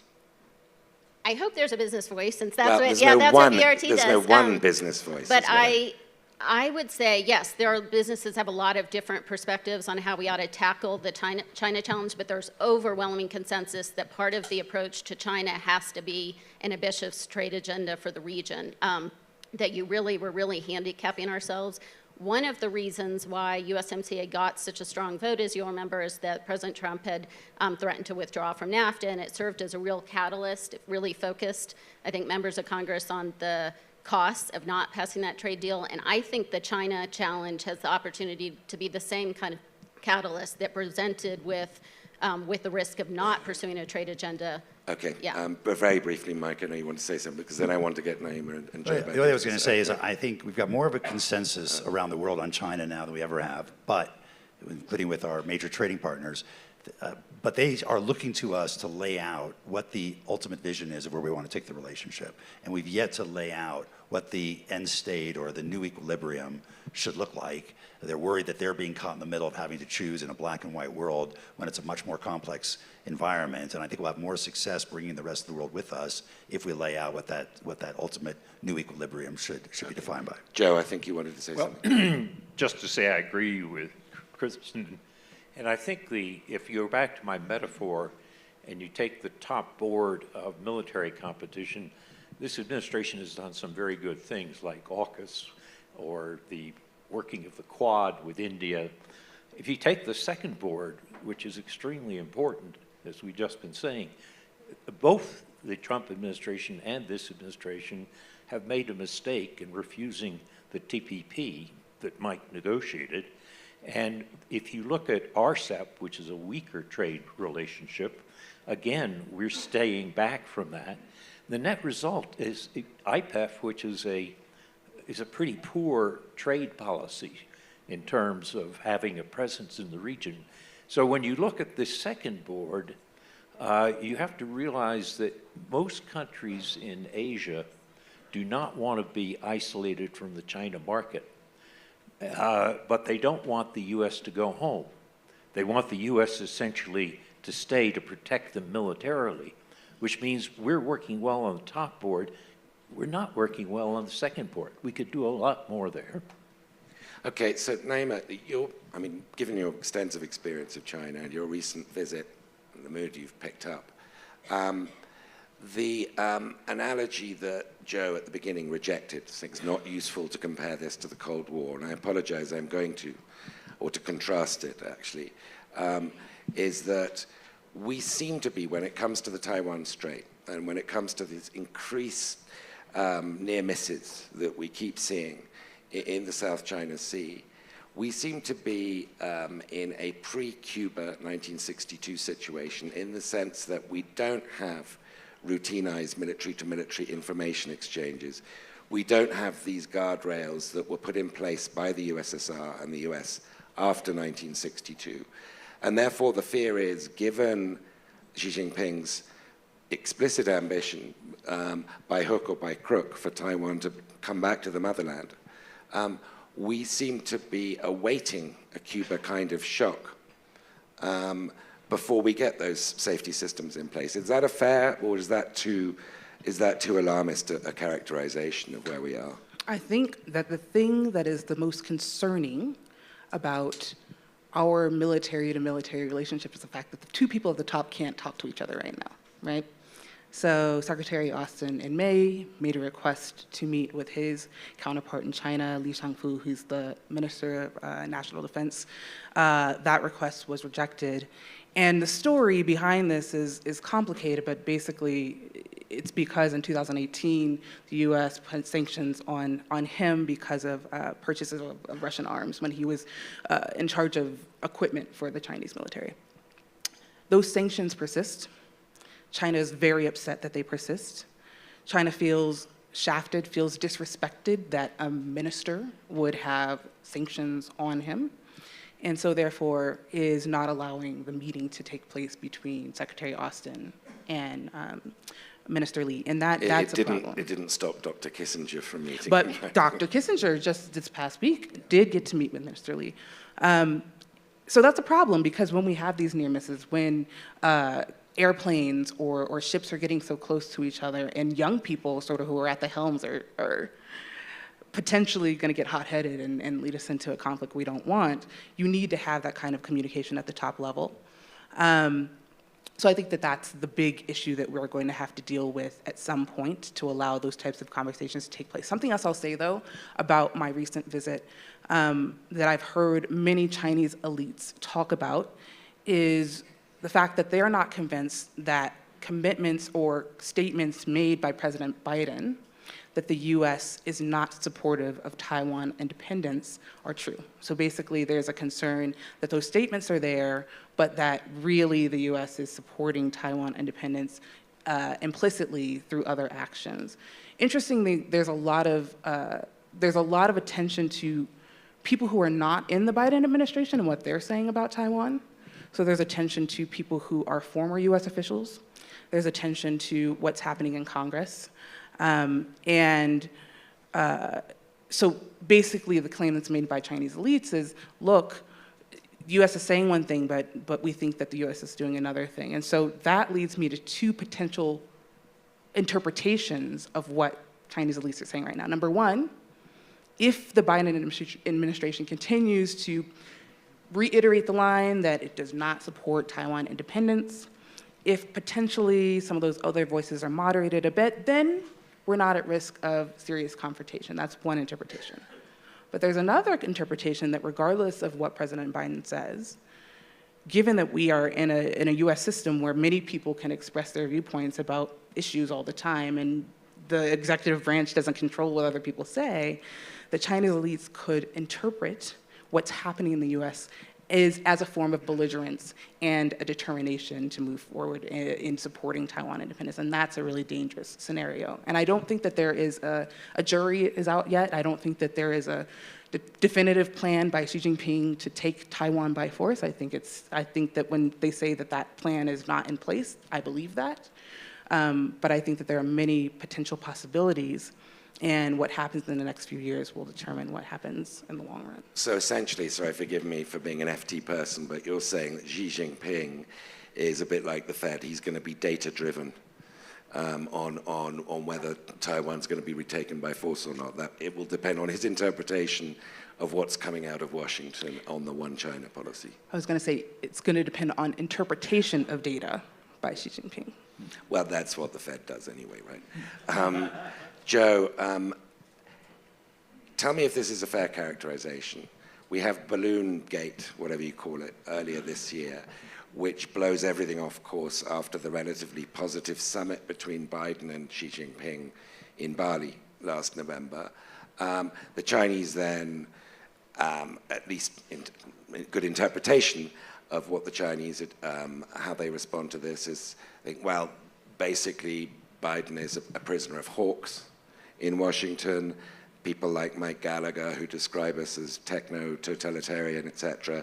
And we don't really want to engage with them whilst he's a creature of hawks. Since then, though, beginning with Jake Sullivan's prolonged series of conversations with Wang Yi in Vienna, and then subsequently the Secretary Blinken visit, the Secretary Yellen visit, and more to come, it seems as though the Biden administration has, in Chinese eyes, regained control of the agenda and isn't so much prone to looking over its own shoulder at the hawks on Capitol Hill and more generally in the foreign policy community in Washington. Do you think that's A, a fair description of what has happened, and B, of how China is interpreting things? Well, it may be fair, but it places too much of the emphasis on the U.S. changes in the Biden administration. I think, as you know, it takes two to tango. The Chinese basically changed their policy toward the United States after the financial crisis. They dropped Deng Xiaoping's hide and bide, and that then, as economic power goes down, the growth slows down. For legitimization of party control, they switch from economic progress to nationalism, and Xi Jinping then gives that an extra boost. So I think if you look at the history of this, the origins of the current downturn really have deeper roots on the Chinese side. And if you talk to the people on the American side of this dance, the first meeting with the Chinese in Anchorage, which was in January 21, they said the Chinese came on very strong. It wasn't as though the Americans came on strong, as the Chinese who came on strong. I think this is changing not just because the Biden administration is trying to manage it. I think it has to do with the slowdown of economic growth in China. You know, China has huge economic problems. Its labor force peaked in 2015. productivity, which is the solution to a labor force peaking, total factor productivity in China has been going down, and it's among the lower tier of the OECD countries. And I think Xi Jinping realizes this, as well as people around him. I think they realize that too high a level of conflict with the U.S., whether driven by Taiwan or anything else, is not in their interests. So I think, yes, the Biden administration has been managing the problem a bit differently than it did a couple of years ago, but I would place more of the emphasis on the changes in China. So I think, I can't remember who it was yesterday, it might have been Frank Fukuyama said that there were two great mistakes by autocrats in the last 2-3 years. One was Putin's invasion of Ukraine, and the other was the zero COVID policy in China, which not just provoked protests and then led to double COVID overnight, the lifting of all the restrictions, but it's also really killed Chinese growth. We're in kind of a double-dip recession in China now, and that's what you would attribute as being a more important factor here, is they're much more worried. And the zero COVID was a huge mistake. But what I was trying to suggest is the Chinese economic problems were already developing before zero COVID. Okay. So what happens to the America-China relationship if Trump is re-elected? Mike? I don't have a license to practice politics, but representing a nonpartisan organization now. Look, I think we're likely to see more continuity than change, as we've seen from Trump to Biden in many respects. So I'm not sure it would be as, in terms of the China relationship, I'm not sure it would be as disruptive or as different going forward. You know, I think as we look back, one of the things, as you made reference to earlier, is that we sort of had the assumption that if we engaged China, we pulled them into the international system, they would become more like us. They would sort of listen to and follow the global rules and sort of reform, at least economically, maybe even politically. That obviously proved to be, that they have reformed a lot, but it hasn't been as linear, it hasn't gone as far, and it's been reversed in some important respects. What's happened in the meantime is actually we've become more like them. And so we now engage in industrial policy, we engage in protectionism, we've taken steps that are at odds with sort of global trading rules. And I think that's out of frustration that having spent years, and I see Penny here, Pritzker here, yeah, we spent years warning the Chinese that if we didn't make progress on these outstanding economic issues, support for a constructive relationship in the U.S. would disappear.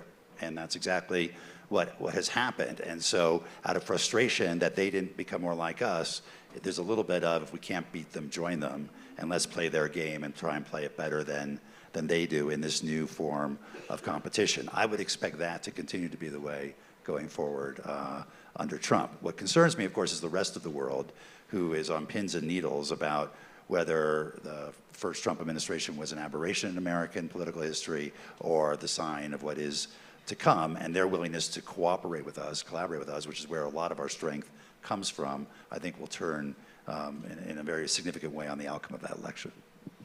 I guess you don't want to talk politics either. Oh, no, I'm happy. I'm happy to talk politics. I mean, to me, one of the biggest impacts of a Trump election would be a return to strategic ambiguity on Taiwan, and not the kind of half-hearted attempt at ambiguity the Biden administration has attempted, but genuine ambiguity in the sense that it might not be clear in the president's mind what an appropriate U.S. response would be to Chinese military action on Taiwan. And I think that, I think that's pretty consequential, whether that election has implications in terms of the United States' credible deterrence. Professor Nye would have better thoughts about that. And then, of course, the impact on our ability to work with allies in terms of generating, support for a concerted strategy on China. To me, one of the things for a non-Trump Republican election is continuity. Actually, I think you'd see lots of continuity between the Biden administration and the non-Trump Republicans in terms of aggressive use of our export controls and national security tools and also some willingness to consider parts of industrial policy. Okay, before we go to audience questions, I want to ask one sort of bigger question to each of you about what America's ultimate goal, regardless of which president's in power, but keeping Biden in mind, I guess, at forefront of mind, what America's ultimate goal is here. Because if we're going to contrast rather than compare with the Cold War, it was always imaginable it would end because the Soviet system was an ideological system. It wasn't in our minds a Cold War with Russia, it was a Cold War with an ideology. And one ideology or the other would prevail. Is this a contest with the Chinese communist system? Or does it go beyond that? Is this great power rivalry between China and US in perpetuity? What's our strategic endgame here? Joe, and then Naima. Well, I think the endgame is different from the Cold War. Remember in the Cold War when George Kennan elucidated the doctrine of containment in the 40s, he said we have to contain the Soviet Union, and then eventually, because of its own internal contradictions, it will collapse. Kennan was correct, but it took 40 years. I think with the relationship with China, we don't know what kind of internal system they're going to have, but what we have to do is manage a competition which is going to go on for a long time, and part of our objective is to make sure the competition goes on. It's not clear that a collapse inside China would necessarily make the world safer for us. And it's also true that if we blunder into an over-exaggeration of Chinese strength and wind up with a situation like August 1914, where everybody thinks a short, sharp war will clarify the balance of power and wind up with 4 years which killed 10 million people and destroy 4 regimes, that would be a terrible outcome for us, for China, and for the world. So I've argued that the goal we should have is similar to what Australian Ambassador Kevin Rudd has called managed competition, or sometimes people call it cooperative competition. But to think that our goal should be ultimately prevailing, as we did with the Soviets, I think is a bridge too far. Do you agree with that? I like where you ended up. A lot of people say that there is now a consensus on China, that the left and the right both have the same idea about China. I tend to disagree. I think the left and the right agree that there are things that are threatening and concerning about China that need to be handled, but increasingly we're starting to see differences in how Republicans and Democrats view the China challenge. But even within the Democrats and even within the Biden administration, I think that there are differences. And so you asked what the US goal is, and I think that the goal is different within the administration. I think some have a very broad goal, and it has to do with ideology. It has to do with fighting back against authoritarian influence on other parts of the world. I think that some have a more narrow view of protecting US interests, bolstering US industry and economy against a China that has a very different value set and also a very different ability to compete in the world, right? And so I don't think we're all of one accord. It's a very well-made point. We've got time for a couple of very quick questions. The lady here in the front and then the gentleman there. But please, shortish questions. Thank you. My name's Esther. I'm with Foreign Policy for America, but here on the Rising Leaders Program. I wanted to raise a question about the assumption that the military relationship is all zero-sum. It strikes me that if we can get to some kind of nuclear arms control discussions or agreements, that can be a positive sum relationship. And then if we have time, how can we ensure that the political rhetoric we're seeing, especially in Congress, does not reduce the space for diplomacy, flexibility, and the space to reduce tensions? Thank you, Naima. So on your first point, I accept that. I think that making some sort of a nuclear agreement would be in the interest of both sides. So I won't argue against that. I think you're right. I want to talk about diplomacy because what's astounding to me is that I'm a former diplomat. I'm pro-diplomacy, and I've started to see people on both sides, the US and the Chinese side, talk about diplomacy as if it's something that is a reward for good behavior. But I think diplomacy is important no matter what. You've got to talk to each other regardless of whether you're getting along or not. People think of diplomacy as something that's always conciliatory and always sort of like being friendly to the other side, but you can condemn and be diplomatic. You can sanction. You can talk in an aggressive manner, but you still need to talk. And so I do worry that the increasingly negative rhetoric in Congress will stymie our ability to have diplomatic conversations. Can I just take 2 seconds to say the military relationship is often zero-sum when it's competing for influence and a balance of power. But let's not forget what Kristen said properly. It can also be negative-sum. If we blunder into a war with China, a la 1914, the metaphor I used, we can both be worse off. And then very brief final question from the gentleman there. David Lichtinger, concerned citizen. Naima, I was a little confused by what you were saying about how you perceive Xi's view and the elite's view, but related to that, this is a yes or no question. Do you believe that by the U.S. Ramping up its efforts to turn Taiwan into a porcupine will deter Xi or not? Classic security dilemma. So everything that the U.S. is doing right now is being interpreted as ramping up in a way that is belligerent. However, I think that this is something that political scientists have to deal with all the time. So my answer to you is maybe. Thank you to the panel. Wonderful discussion, and to be continued.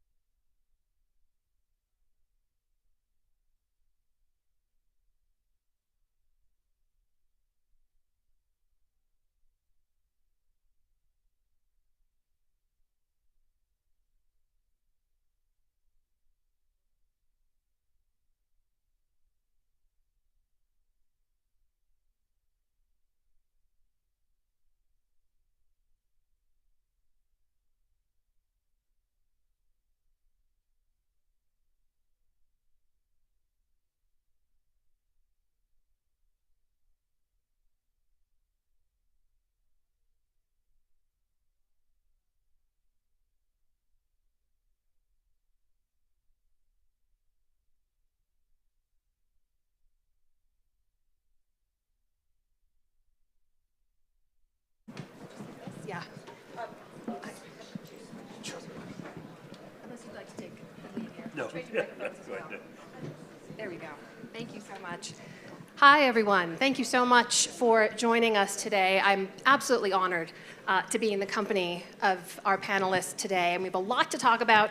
My plan is to moderate about 30 minutes or so and then open the floor to questions. So please keep in mind if I missed something or you'd like me to follow up on something, I would like to save time for your questions at the end as well. But as I mentioned, quite a lot to cover. So I'm going to jump right in. And because I'm a journalist, I'd like to start with the news. Secretary Rao, let's begin with you. Only because we've had some news in the last few days when it comes to politics in India, and I'd like to get your analysis of the situation. The leaders of 26 opposition parties have now come together to form an alliance to try and lead an effort to oust Prime Minister Modi in next year's general elections. Will they succeed? Do they have a chance? Well, I certainly think that for a democracy to advance and to progress, you need a healthy opposition. And the efforts that are ongoing to consolidate this opposition force keeping in mind that we go into a general election next year, is important, it's noteworthy. Whether they will succeed, you're asking me to be a fortune teller. I know India is not short of fortune tellers, but as far as I can see, I see it as a very healthy development. I see it as a development that I, as an Indian, would like to see go forward. But we have to keep in mind that the outcome of elections, democratic elections in any country, is very difficult to predict. The BJP, which is the majority party today, which has the government in Delhi, has been in power now through 2 consecutive terms. It's 9 years, and it'll be 10 years next year. And Prime Minister Modi, who leads the government, enjoys wide popularity in India. I mean, that's a fact you can't deny. Whether you agree with his policies or not, that's another question, and you can debate on that. But the fact is that the debate in India today, in many quarters, really focuses on the record of the Modi government in the last 9 years and what they have achieved. And they have been, I believe this government particularly, more than any other government before it, has been very successful in essentially massaging the medium, as it were, in the kind of message that is sent out to the Indian public. And they have been very, very adept and very deft and agile about conveying to the population that this is really, as they call it, an Amrit Kal for India, a time of prosperity, a time of progress, and that message seems to have a lot of credibility, if one can put it in inverted commas, as far as the population is concerned across this country, and understand that this is a country of enormous diversity, continental proportions.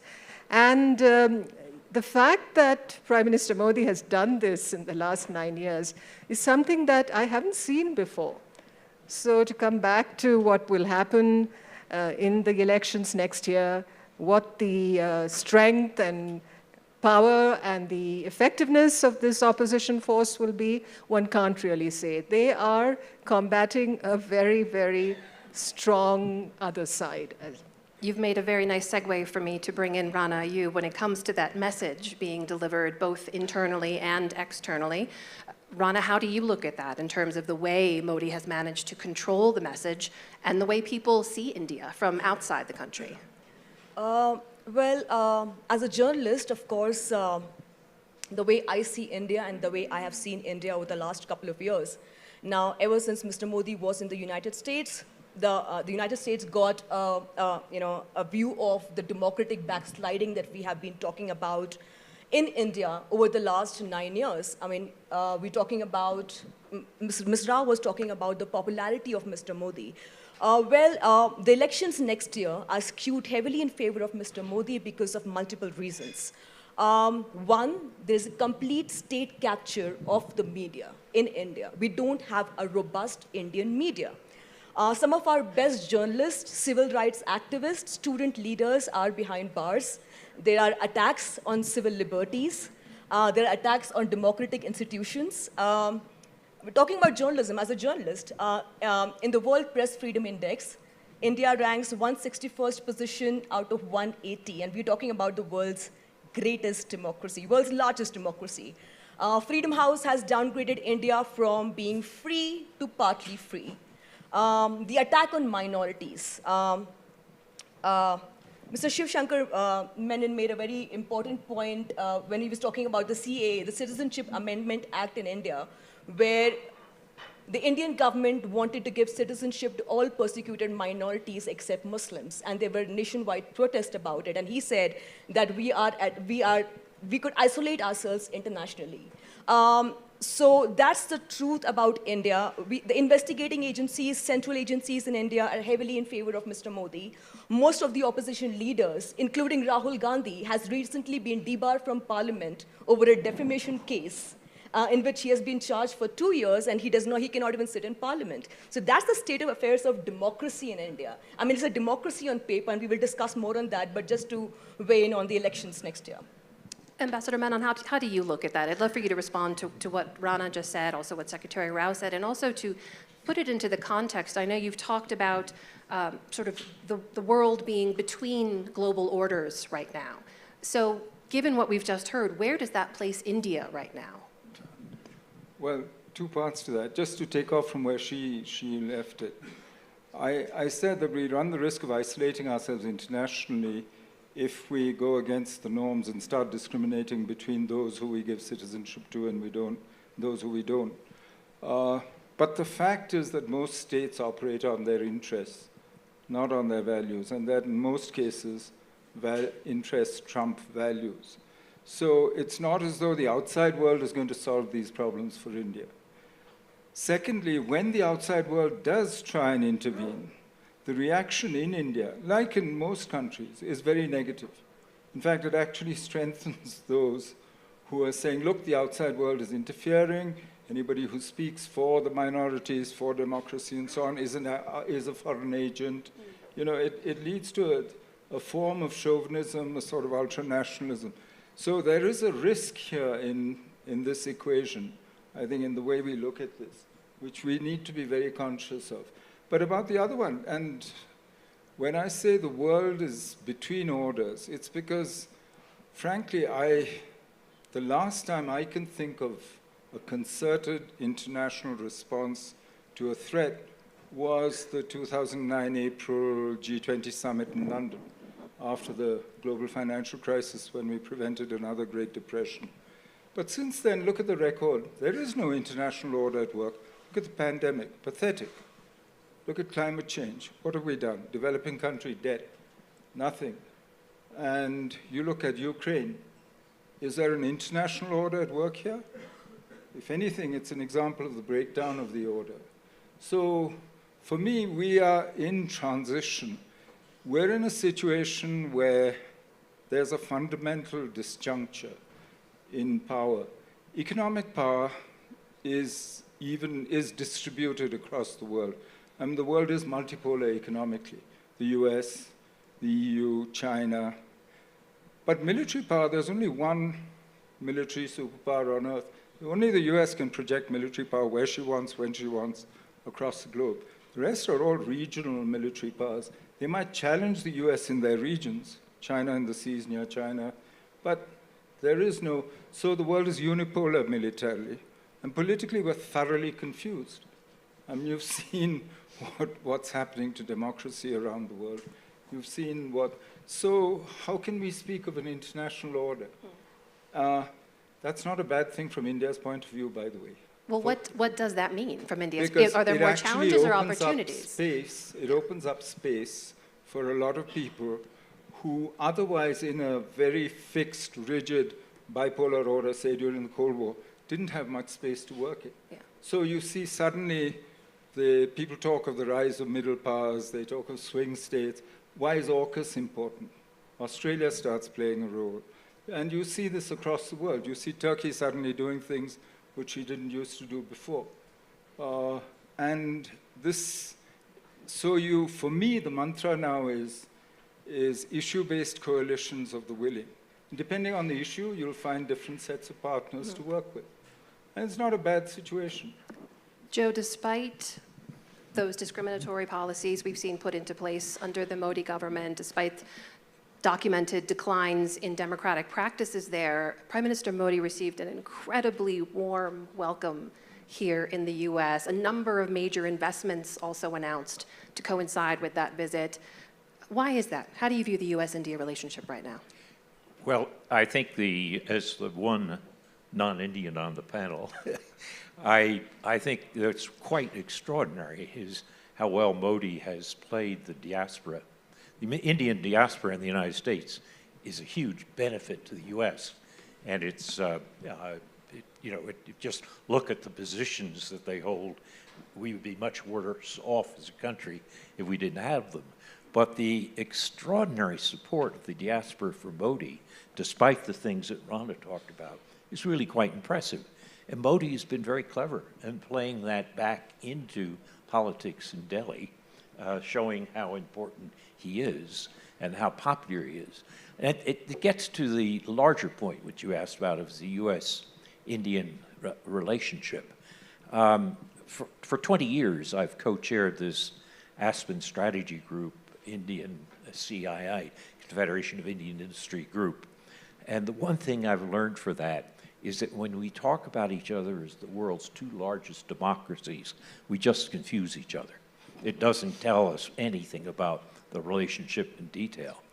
On the other hand, if we take an objective point of view, and you notice that India and the United States have one common interest above all others, and its name is China. And that means that you're going to find an alignment, not an alliance, but an alignment in India-U.S. relations because of the concern about rising power of China. That then brings us back finally to the point that Rana raised, which is how then should we play the erosion of democracy in India? And I think Shankar's right that quietly, in other words, the more we get on a soapbox and tell India what they're doing wrong on democracy, the more it builds resistance. But there are lots of things that we can do behind the scenes in communications with the Modi government, and can also do societally through non-governmental organizations to press India on the democracy point. But overall, the key is going to be this alignment which rests in China. Secretary Rao, will that international pressure, quietly or publicly, will that have an impact? You've talked before about how many Indians view that criticism as hypocritical. So given the many discriminatory policies and things that Rana's work has documented, many abuses of minority communities, the denial of basic rights, should the international community how should the international community weigh in on democratic issues in India? Well, I think the international community has every right to weigh in on the state of democracy in India and the policies of the Modi government, some of which obviously are a cause for concern. But there is also need, I think, for all of us in this room to understand, the nature of the Indian state, the constitutional foundations of the Indian state, the history of India, the independence struggle, partition, post-partition, and all the challenges that were involved in governing a country of such proportions, managing diversity, and ensuring socio-economic transformation. In fact, our first Prime Minister Nehru would talk about clothing the naked masses, which should be the priority of the government. So understand that even as our Constitution was inspired in some ways by the United States, the precepts and the context and the environment from which that Constitution drew its strength was really Indian, not foreign. So today when Mr. Modi speaks of India being the mother of democracy, I mean, that may be a hugely, a loose definition. I don't want to go into what he meant by that. But the fact is there has always been a centralizing urge within the Indian state, and the constitutional provisions for that have been, in a way, utilized by every Indian government. I'm talking of successive Indian governments to consolidate central rule. For instance, the use of Article 356 of the Constitution to dismiss state governments quite arbitrarily if the central government wanted that. So understand that the strong centralizing focus within the Indian democratic state makes it very different from how you would define democracies in the West particularly. So this is not a Western-style democracy. I'm not saying I also subscribe to the ideals of freedom and what it means for all of us. But what does freedom mean for the man and woman on the Indian street? It's a question of a better economic life. It's a question of sending their children to school. It's a question of better health facilities. So we're a young country. We are evolving. There are elites like us who are exposed to the world around us and know, what democracy in the West means and subscribe very much to those ideals. But I'm talking of a vastly, a big agglomerate of people beyond me. And what do they think? I think that's the question we need to ask. Rana, you look deep in thought as Secretary Rao was speaking there. Do you want to weigh in on this question of what democracy means to Indians? I mean, over the last couple of years, every time I hear any conversation about India, it's vis-a-vis China or Russia. We need India as a bulwark against China or Russia. How about talking about the Indian democracy itself, which is so important because India is a strategic country. India is one of the most important countries in the world. I mean, every time I speak at an international platform, I have to first put this caveat that, hey, I'm a patriotic Indian. I'm not here to defame India because also by virtue of being a Muslim Indian, right? Which is why my patriotism is always questioned. But I think it is extremely important for us to talk about the democratic backsliding because President Biden, when he speaks about his foreign relationships with various countries, keeps bringing up democratic rights and human rights and freedom. In his joint statement with India, he spoke about how it is important for both countries to come together and relish the democratic rights. But is there a practicing democracy at play in India? I'm not questioning India here. I think India is a great country, and India is far beyond Modi or any other leader for that matter. I'm a proud Indian citizen. Embarrassing that I have to say it as often that I do. But I live in a country where the 220 million Muslims of the country are being routinely humiliated. Genocide Watch has said that India is at the cusp of genocide of its minorities. Just yesterday, for those who haven't seen the story, there's a report coming in from the northeastern state of Manipur that there has been ongoing violence in the northeastern state of Manipur. There is civil unrest while Prime Minister Modi has been touring various countries as this Vishwa Guru who has solutions for global peace and global problems. While in the northeastern state, for the last 3 months, there has been ongoing violence in which more than 100 people have been killed in a war between indigenous tribes. Mr. Modi has not said a single word. And the consequence is that yesterday we saw a video of 2 young women paraded, stripped, naked on the streets of Manipur, gang raped, their videos out on the internet, and that forced the Prime Minister of India to put out a statement, a very half-hearted statement this morning, an incident that happened 3 months ago. Here is a Prime Minister who speaks about women's rights, equality for all citizens. When he was in the United States, I think Prime Minister Modi used the word democracy at least 100 odd times, I think. I mean, I didn't count, but I could just get a rough assessment. He has not taken a single press conference in 9 years, but when he was forced to take a question by the press, by a journalist from the Wall Street Journal, the journalist was hounded for the next couple of days because of her Pakistani Muslim origin, so much so that the US State Department had to put a statement that this is not in the democratic interest of India, for that matter, any other part of the world. Talking about Muslims, I'll give you a very small example. Mr. Modi talks about a united India, an India which is important for the rest of the world. On the 75th year of Indian independence, he spoke about how women in India need to be liberated, need to be safe. On the same day, his government released the rapist of Bilkis Bano, the face of the Gujarat genocide of Muslims of 2002. What was that messaging about? When was the last time we heard about houses being marked with a cross by the aggressors of the victims? Do you know that analogy? Yeah? Houses being marked with a cross, that's happening in India. Muslim houses being marked with a cross so that they can be demolished and Muslims can be attacked.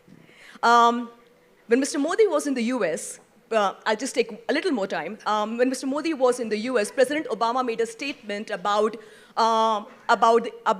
India potentially witnessing a civil unrest if majoritarian sentiments are allowed to fester. To that reaction, I mean, India could have completely avoided. To that, one of India's key ministers, Mr. Modi's prominent chief minister, said that we do not need a Hussein Obama to talk about it. We have many more Hussein Obamas to deal with in India before we go to Washington. And the same minister 2 days ago said that Muslims are responsible for price rise in and expensive vegetables in India. This is everyday India. I'm not saying the US needs to intervene. No country in the world has any business interfering in India. I think it's our problem to fix. But when we speak about democratic ideals and shared commitment, I think the US is very well aware about what's happening to democracy in India, because for the last 3 years, it has released its religious freedom report in which it has been scathing on India.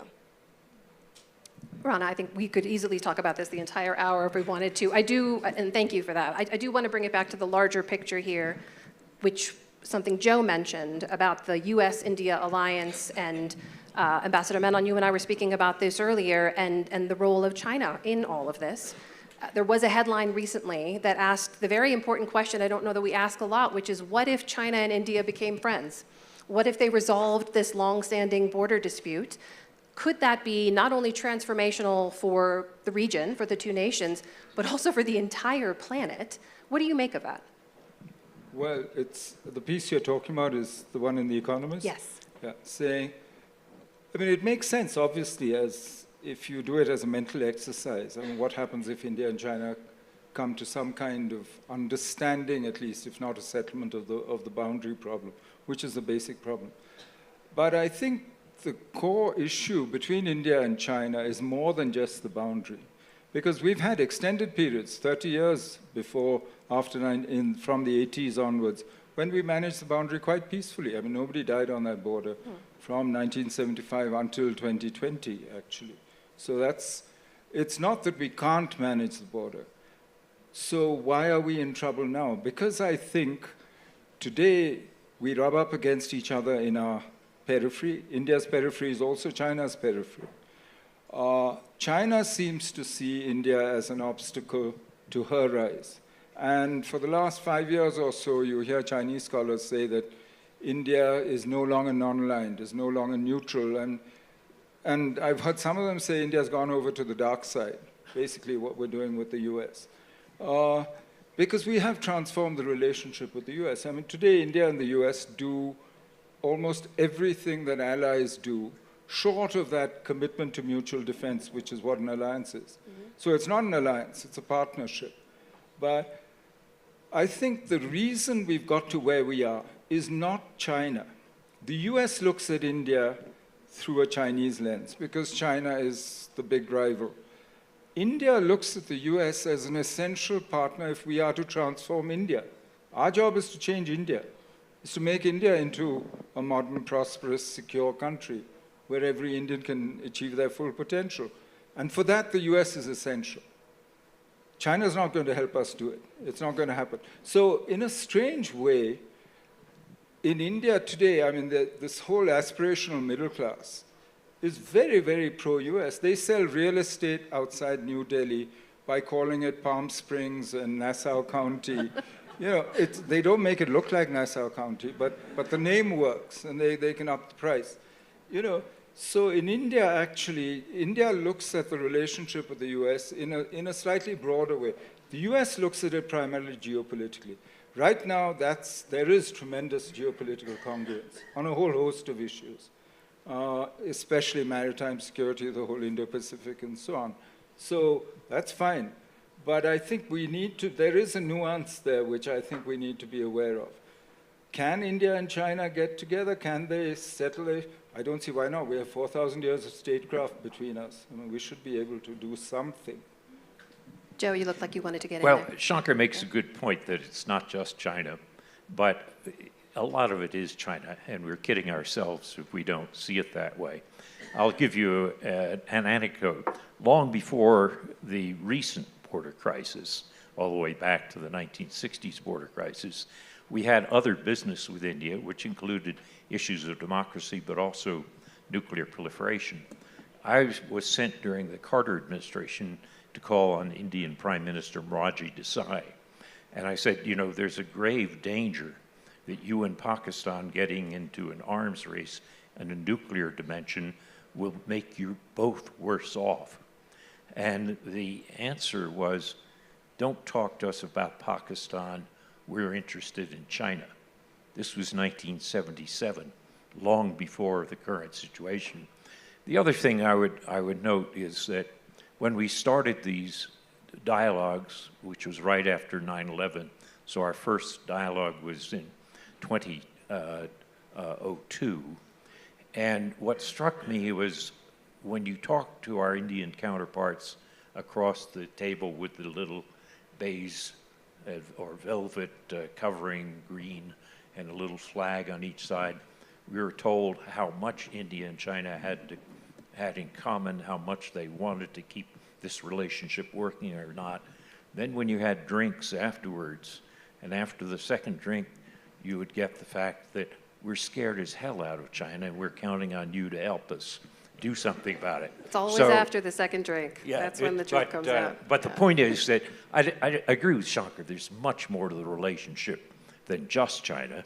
And in fact, where you started, the diaspora is another important part of the India-U.S. relationship. So it's a multifaceted relationship of many different parts.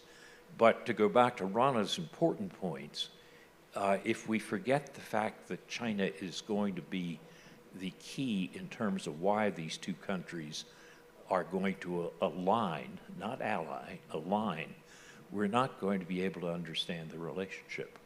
Secretary Rao, given, yes, we're in this time of shifting global orders, world orders, but there is a clear division right now in terms of the war in Ukraine, right? There is the U.S. and the NATO alliance, and there is Russia and her allies, and India has largely maintained a neutral position.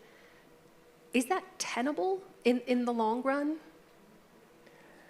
Well, before I answer your question, please. I just wanted to speak to what Rana said about democratic backsliding.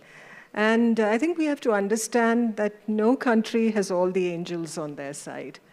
And I'll leave it at that. And we all have clay in our soils, I think. So it's not, everybody, democracies such as ours, are endeavoring to create that perfect union, as you have said here in America many times. So that I thought I'd flag that. Secondly, about China, will we be friends?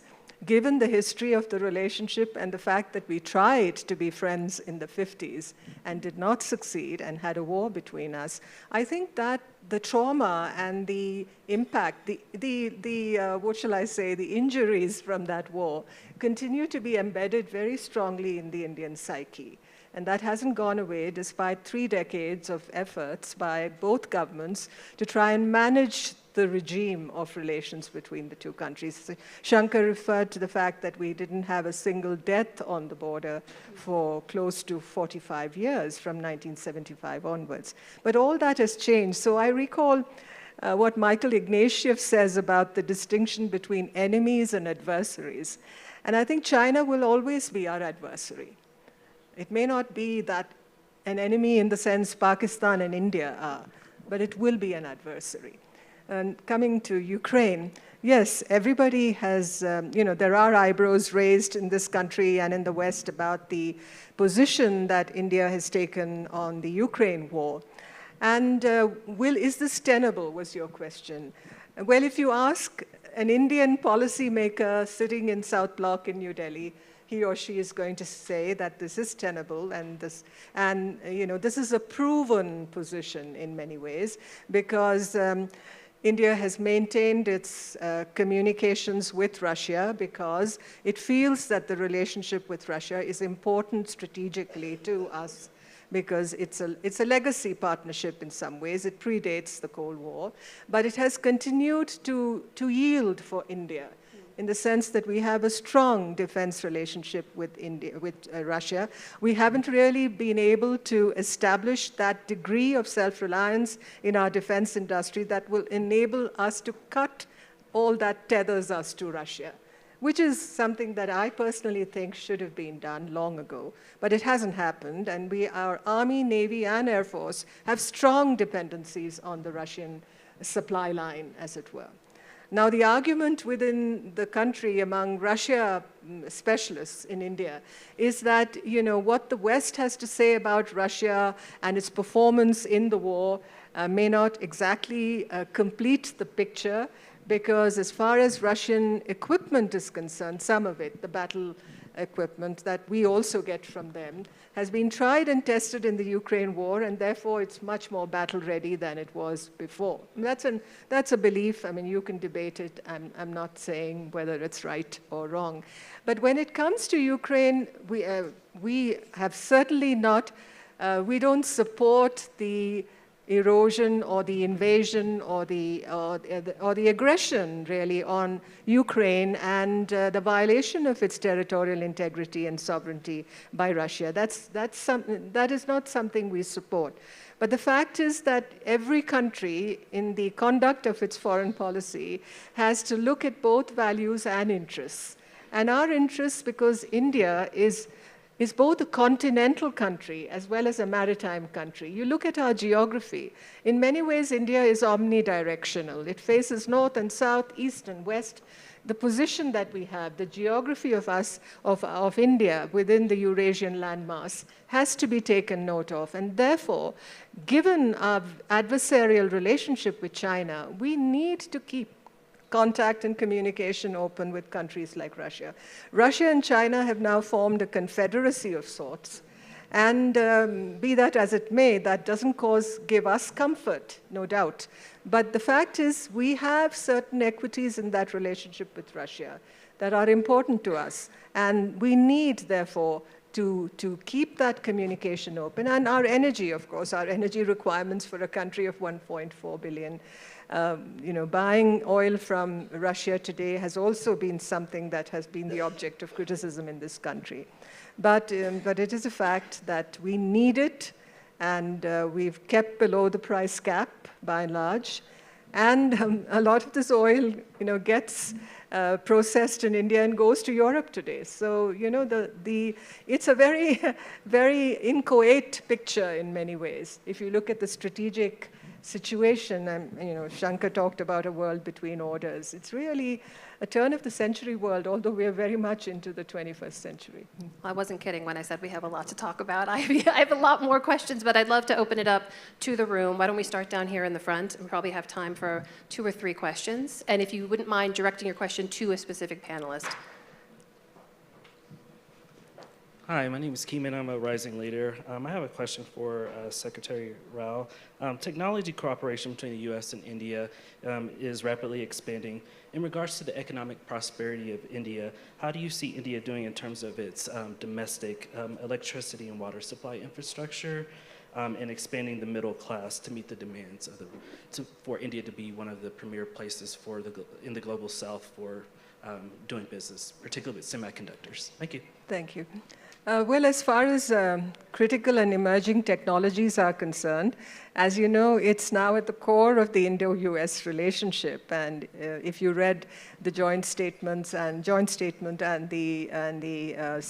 whatever was said about the Modi visit to the United States, you realize that this is really one of the next frontiers of the Indo-US relationship that both countries seek to explore, given the tensions with China also. China always comes back. It's the familiar compound ghost in whatever we say and do, I think, today between India and the US. But we need those technologies, and you raise the issue of infrastructure.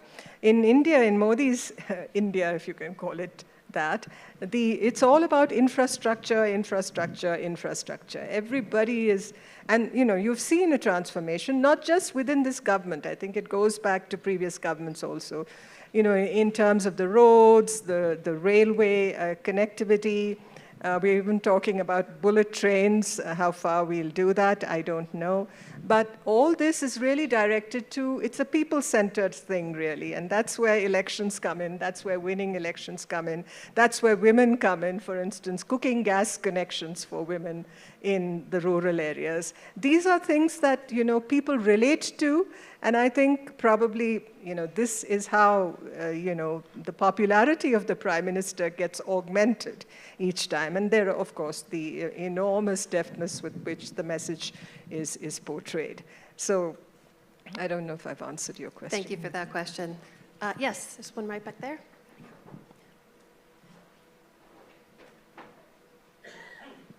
Good afternoon, Ambassador Patrick Wilson from MediaTek. Just as a follow-up to the excellent question that just came, India has been very aggressive in courting Taiwanese technology companies to come to India and invest in India. And I'm wondering how that relationship that India and the Modi government has been trying to establish with Taiwan is affecting the India-China relationship. Is it for me? I believe so. Was that for Ambassador Rao? Yes. Okay. Well, as far as the Chinese are concerned, they're innately suspicious about anything we do in the Indo-Pacific. They're suspicious about our relationship with the United States. They're obviously suspicious about any outreach that we make to Taiwan. India has been quite careful, I believe, in seeing what the political ramifications of building a closer relationship with Taiwan would be.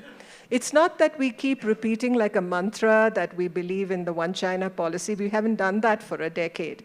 But I think India has trodden quite carefully. And in fact, if you look at India's statements on the dispute with China and what has happened on the border, on the line of actual control with China, I think Indian spokespersons have been enormously careful. I think they've weighed every word carefully.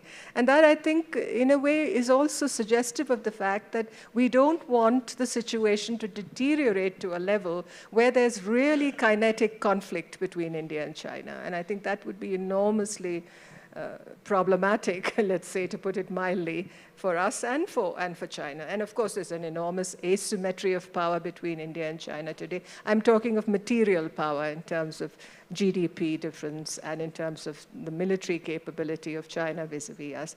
But to answer your question, with Taiwan, there's a lot of economic outreach happening. In the semiconductor industry particularly, there's a lot of conversation going on with Taiwan and a lot of impact being felt on the ground that Taiwanese companies are coming in to invest in the Indian economy. I'm afraid we will have to leave it there. Ladies and gentlemen, please join me in thanking Rana Ayub, Shiv Shankar Menon, Nirupama Rao, and Joseph Nye. Thank you. Many thanks, Amina, and thanks to all of you. We look forward to seeing you at 1 o'clock for an excellent session on critical minerals. In the meantime, please enjoy your lunch. It's available in the Google tent and in Davis Commons. Thank you.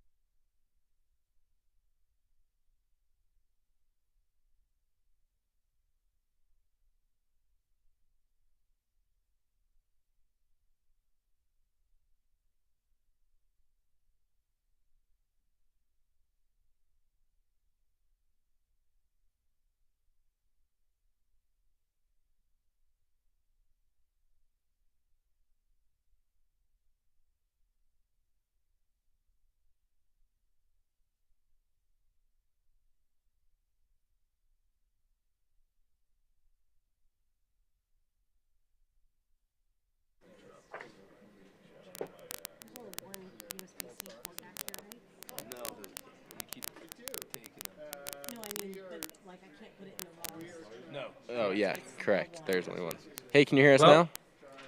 yes, yes, I can hear you. Alrighty, he can hear us now. Yeah, I can hear you.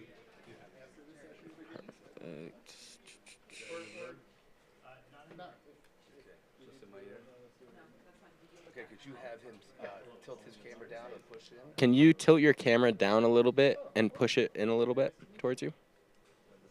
Sure. Wherever he's going to sit. See here. Good. Tilt down more if possible. Tilt down just a little bit more if possible. Make you look great. Oh. Yep. Perfect. Absolutely perfect. Okay, no worries. Okay. Great.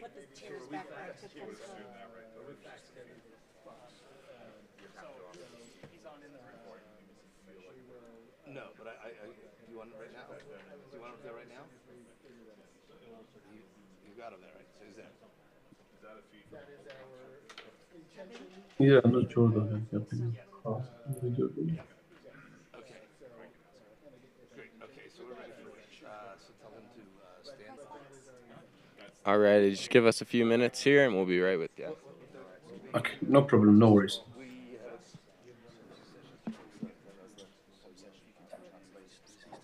Yep. Tell him he needs to be back on at least 15 minutes before the session starts.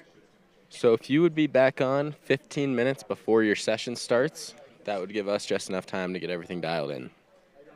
All right, okay, no problem. So, Or you can stay on if you would like.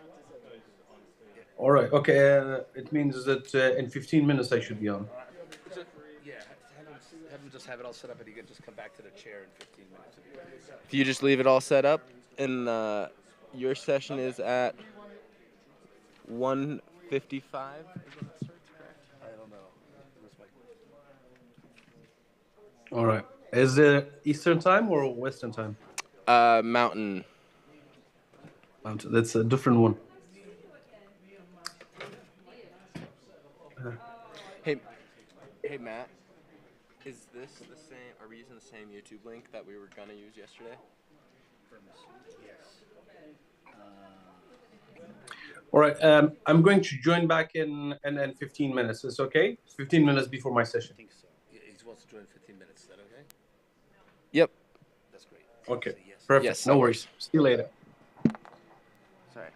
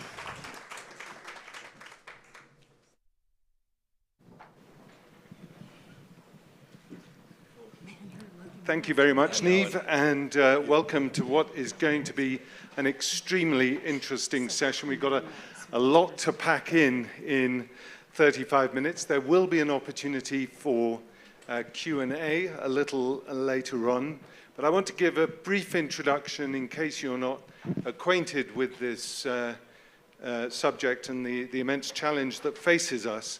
So there are 50 critical raw minerals on the list drawn up by the U.S. Geological Survey, including relatively well-known ones like lithium, copper, and nickel.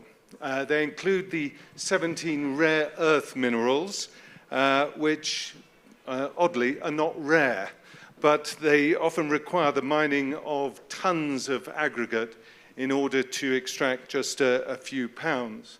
And there's one French researcher working on this subject who has claimed that to meet the Paris climate change goals, we are going to have to dig up more earth by 2050 than we have done over the past 70,000 years.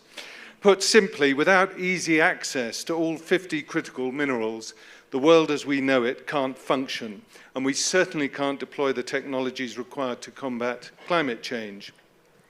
For the US and the West, however, there is one major problem in securing the necessary supply chains. Over 30 years ago, the US began outsourcing the extraction and processing of a range of critical minerals to China.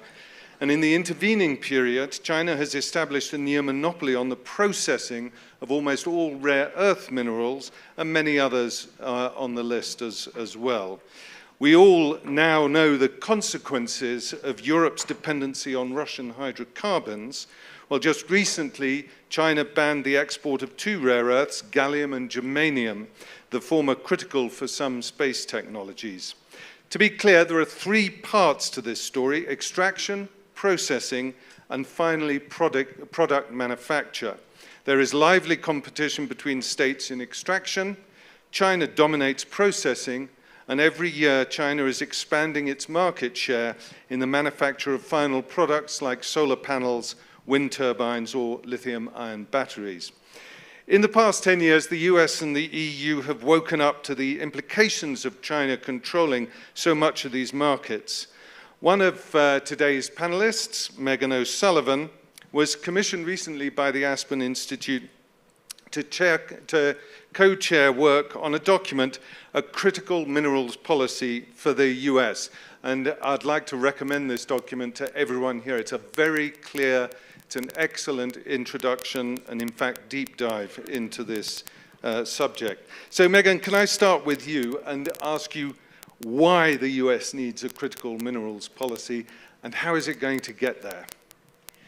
Great. Thank you, Misha, and thanks for that plug for the task force report, which I co-chaired with my friend and colleague, Jason Bordoff from Columbia. And we had a fantastic group of experts, including Senator Heitkamp, who is really critical in bringing it all together. So it's not just a document, it's actually a document that we had a very wide range of experts, a bipartisan group sign on to specific action items to help the United States devise a critical mineral policy. But let me just start, and I'll be brief because I know our time is limited, but I think you almost answered the question, why do we need a critical mineral strategy? Obviously, critical minerals are not new, but why are you all in this room to hear about them now? And the answer is really twofold. First is just the massive demand projections and the anticipated gap between demand and supply due to the energy transition. Misha mentioned some of the numbers. There's lots of ways to present the potential gap between supply and demand, but it is staggering even when you think about the conservative estimates out there. So there's a lot of uncertainty, but the one thing that is certain is that demand is going to rise exponentially if the world gets on track or even comes close to getting on track to meeting its climate goals. And these critical minerals are absolutely essential for EVs, for wind and solar, but also for electricity transmission. We don't really focus on that, but the United States needs to increase its electricity transmission by 60% by 2030. It might have to triple it by 2050. And you think of all the copper and other materials that are going to be required to build out the electric grid in that way. So that's the first reason the second reason, also mentioned by Misha, has to do with simply the fact that these supply chains are very vulnerable, particularly in this geopolitical environment. He mentioned China's dominance in these critical mineral supply chains, and this creates real geopolitical uncertainty and points of significant vulnerability. I hope we'll talk about that in greater detail, because one of the things that comes out from this work the task force did is, yes, China has geopolitical advantages, but they're often overstated. We often talk about them as if every single one of these 50 critical minerals is something that is going to create, has the potential of creating a 1973 Arab oil OPEC embargo type situation in the US economy. And that would be the wrong place to start policy. So it's time to infuse that conversation about China's dominance with more analysis and more facts. And that's what we try to do, and I hope we'll do in this session today. Thanks very much, Megan. Let me turn now to former Secretary of State Mike Pompeo. Mr. Secretary, you're on the board of USA Rare Earth, a company which aims to be at the forefront of onshoring the extraction and processing of rare earth minerals. Now, at the moment, China is able to process rare earths at 30% cheaper than anyone else can. So how do we compete with that? Well, first of all, thank you. Thanks for having me here. Thank you both for joining me. Boy, girl, reminds me of 5th grade. We'll try to keep the conversation a little bit above that. So, yeah, I come at this both as a capitalist now trying to help USA Rare Earths succeed in this space, but I spent a couple years as Secretary of State observing the risks, the national security risks. Megan spoke to the environmental issues that matters. If EVs are the path of the future, we will need lots of stuff to go into them, into their batteries. The United States has always had these resource issues, but we've always figured out how to be the value-added part of that supply chain and to secure those supply chains in a way that was relevant. The first time we really lost the bubble was on semiconductors, where we lost the value-added component of this, where we were input providers, machining technology, but the bulk of this work was done someplace that wasn't inside the United States, and we lost that. We can't lose that here. You talked about a near monopoly, and then you talked about processing. And when I think about them, they're deeply related. Yes, the Chinese Communist Party subsidizes, but if you think back to the dumping debates from the 70s and 80s for steel, it was really the capacity to manipulate margin, to make it unprofitable when the timing was right, when Western capital was being deployed to make it prohibitive for Western capital to deploy. So as a policy matter, you're right. USA Rare Earth has this opportunity now with gallium. When the Chinese have made this decision, USA Rare Earth has a mine where there is gallium, but it's going to require enormous amounts of capital to go get it and then get it processed in a way that can deliver the actual end item that makes a difference. And you can be sure that the Chinese will use, about the moment the capital is to arrive, the Chinese will then find a way to dump, change the margin, and change the economics. And so we ought to look at this as a national security and Western capital provision policy challenge as much as we look at it from any of the other various prisms that are also relevant to the discussion. So Heidi Heitkamp, we've seen that the Inflation Reduction Act commits the US to meet the target of 50% of vehicles to be battery powered by 2030. This means that the US alone will require by then annually between 500,000 and 1 million tons of lithium carbonate. Currently, that's the global consumption of the metal annually. So we have similar targets, not just in the US, but in the EU and in China and in other markets as well. So how on earth are we going to ramp up production? And how are the countries where lithium, for example, is found, how are they going to respond to our rising demand? How on earth, indeed. The first thing that we should do is look at the history of mining in this country. We have long had federal policy that basically says mining is a huge security, national economic interest. That's why federal minerals, hard minerals, are not subject to royalty. And that was something that was passed in the late 1800s. A lot of discussion about whether that policy should continue. We amped up production and were the leading developers of these minerals during World War II as we supplied the Allied effort. And so what's different today?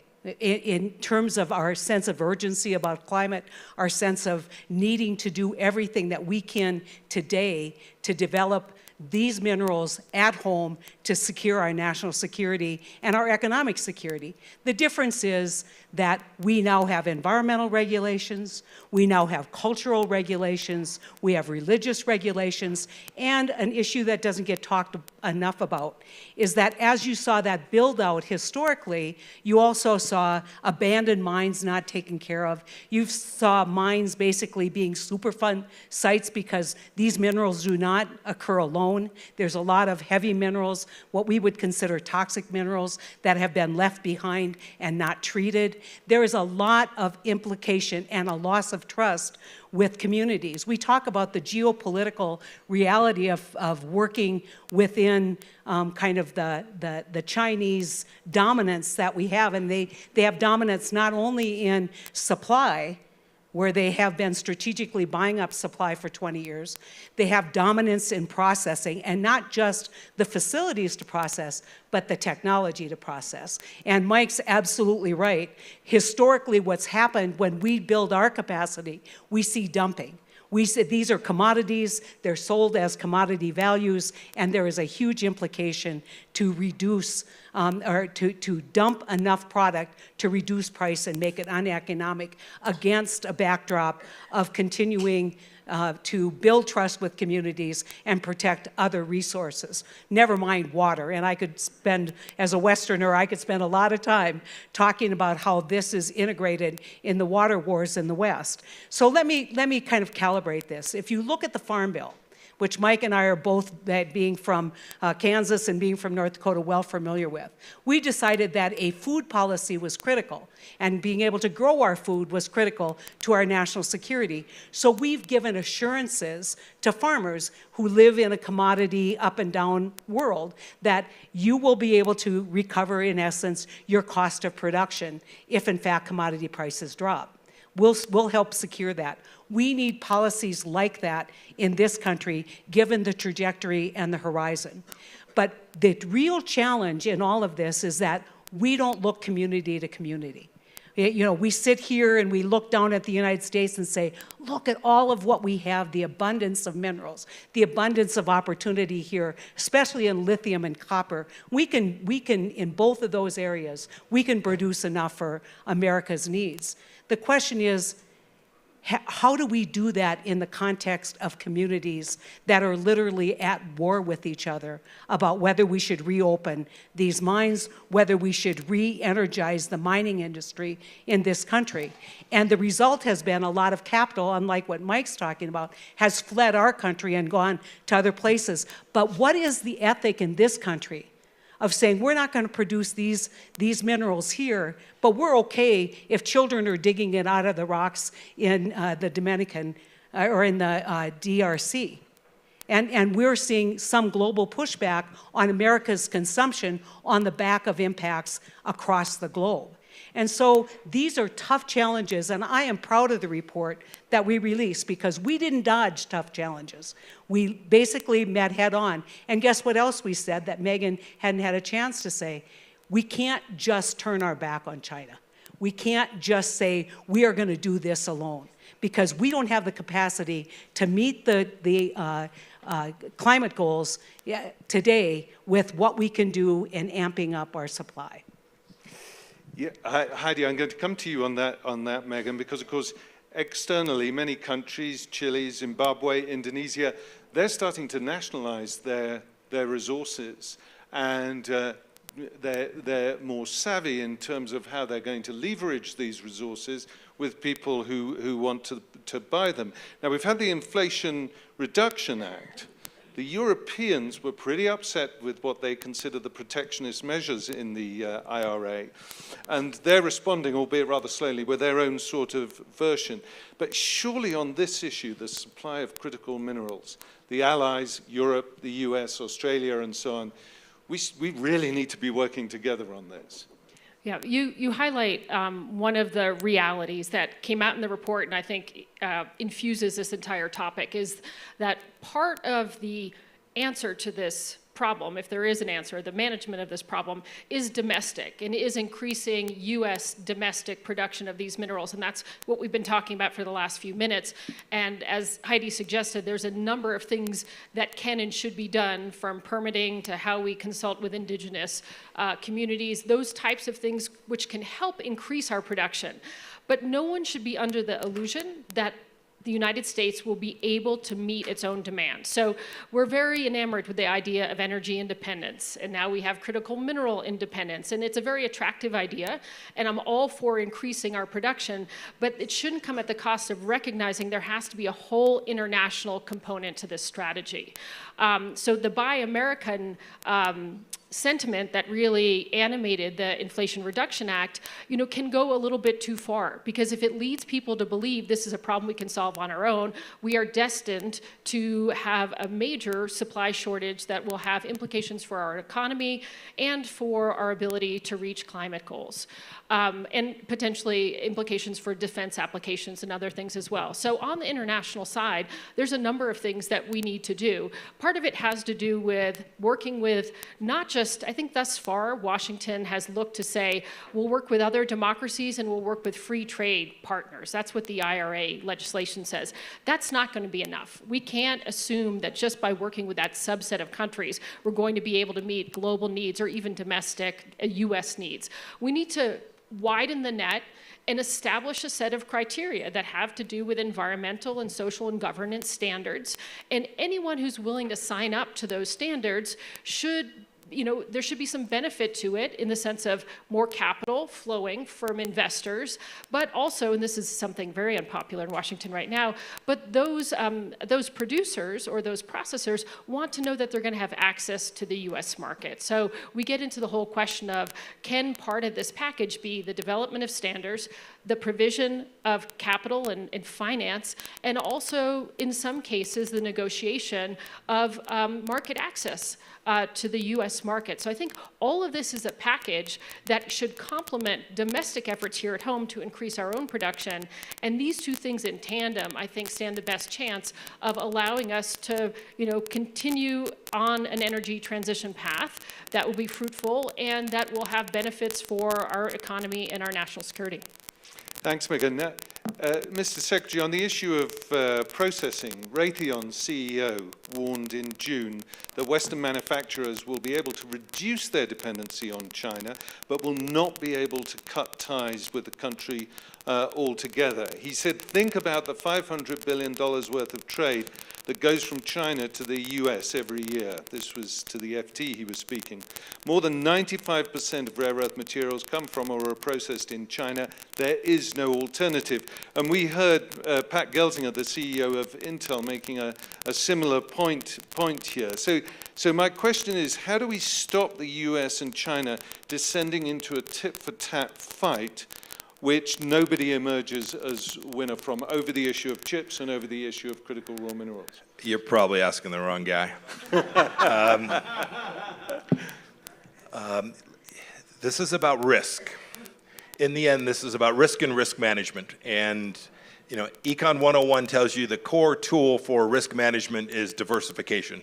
So it cannot simply be the case that we put ourselves in a place in any of the critical spaces, and I might disagree with Megan or Heidi on this.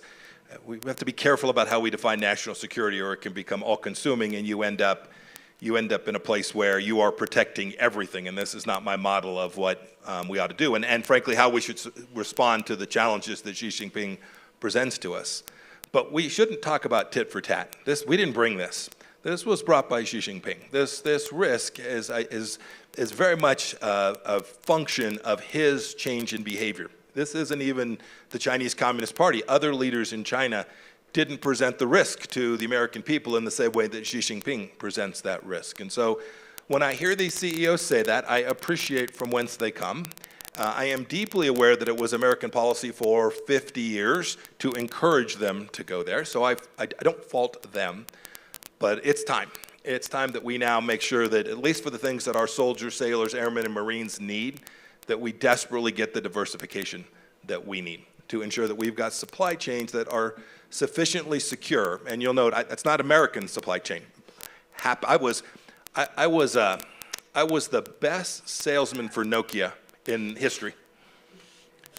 Right? I know, it's truly, I told him I should get a commission. 1%, I'd be a very rich man. We weren't protecting America, we were protecting the telecommunications infrastructure from Huawei and from the Chinese Communist Party. That is the model that when it comes to rare earths and the other things that matter, that's the model. I'm happy if it comes from South Korea, equally happy if it comes from Australia, or from Europe, or from the United Kingdom. But to be dependent on a single country that is as hostile and as adversarial to us as it is today, and I pray that that changes, would be foolish. Heidi, do you want to come in on that? Well, yeah, I mean, I think that's all fine and good if we're just sitting on a big pile of processed rare minerals today and we can make the conversion. This is a timing problem. And when you look on the horizon, we are not prepared today to say we can abandon supply chains that currently exist. If we are going to be a dominant manufacturer, these are necessary inputs, not just in green energy inputs, but across the board. These are critical minerals, not just in a process of EVs, but for many, many processes. And then you look, and as I have, I have a friend, Ernie Schneider, who is a reporter with Reuters. He's written a book called The War Below. And I expected the book was going to be a diatribe about what kind of minerals we need and where they're going to be. I got an advanced copy. You know what the book is? The book is a dialogue about communities and what's happening at Rio Tinto, what's happening up in the boundary waters in terms of in terms of the political risk and in terms of the political dialogue within communities. We are a federalist society.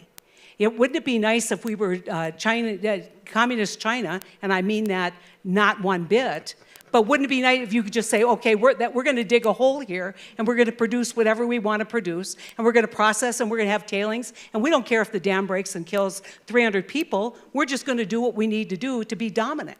That's not the values of America.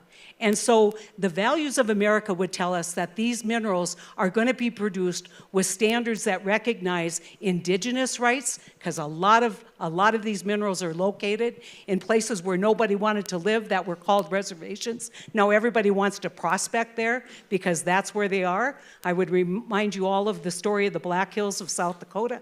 And so we've got to proceed in a way that builds trust with these communities, but also develops the resources we need. But that can't happen in the time frame that we need to achieve other goals, whether it's climate or national security. Megan, before we go to questions, Megan, I know you wanted to chip in on this. Sure. Just on the China point, since we're getting into this in a good way, to put a number on Heidi's point about timing, it takes on average 16 years for a mine to be permitted, built, and start producing. So we can compress that time, and I think that's what legislators are trying to do and have to do, but it's not going to be compressed such that, again, to my earlier point, we're going to be able to meet our demands in a necessary time frame. And so it makes the China question particularly awkward if we think about China and we think about the challenge of Taiwan. 16 years seems like a pretty reasonable window to think things could come to a head. So it is a point of vulnerability. And I just want to suggest a starting place, because it's pretty amazing that this hasn't been done, but where we really need to start is looking at these minerals, mineral by mineral, and assessing, like, what is our vulnerability to China's supply chain dominance there? Because in the rare earths we've been talking about, those 17, there's a lot of vulnerability, no question about it. But in others, China is dominant in terms of global processing capacity, but they're also net importers of certain minerals. And in that case, they're not going to be able to use that dominance in the same kind of way, either to affect the market or to create geopolitical leverage in a Taiwan-type situation. So I think really analyzing this so that we can target and not just protect everything, but we can address exactly the minerals that need such attention. Thank you, Megan. And now I'm going to throw it open to the floor. Do we have questions? We've got 10 minutes. I saw one hand there straight away. And yeah, can you hold your hand up for the microphone? Hello, my name is Andrei Nikolaenko. I'm a member of Parliament of Ukraine, and I would just like to bring attention of our audience to Ukrainian aspect in this raw material discussion. Because one very short comment, I think I had experience in raw material development, titanium, actually before I was elected. So first, the reason why this raw material was not well developed in democratic countries, Western countries, and the United States in particular, was because the private equity was much more welcome in IT and other spheres compared to traditional spheres based on ecological standards as well. So it was reasonable that Chinese, they made a long strategy and they finally achieved the goals.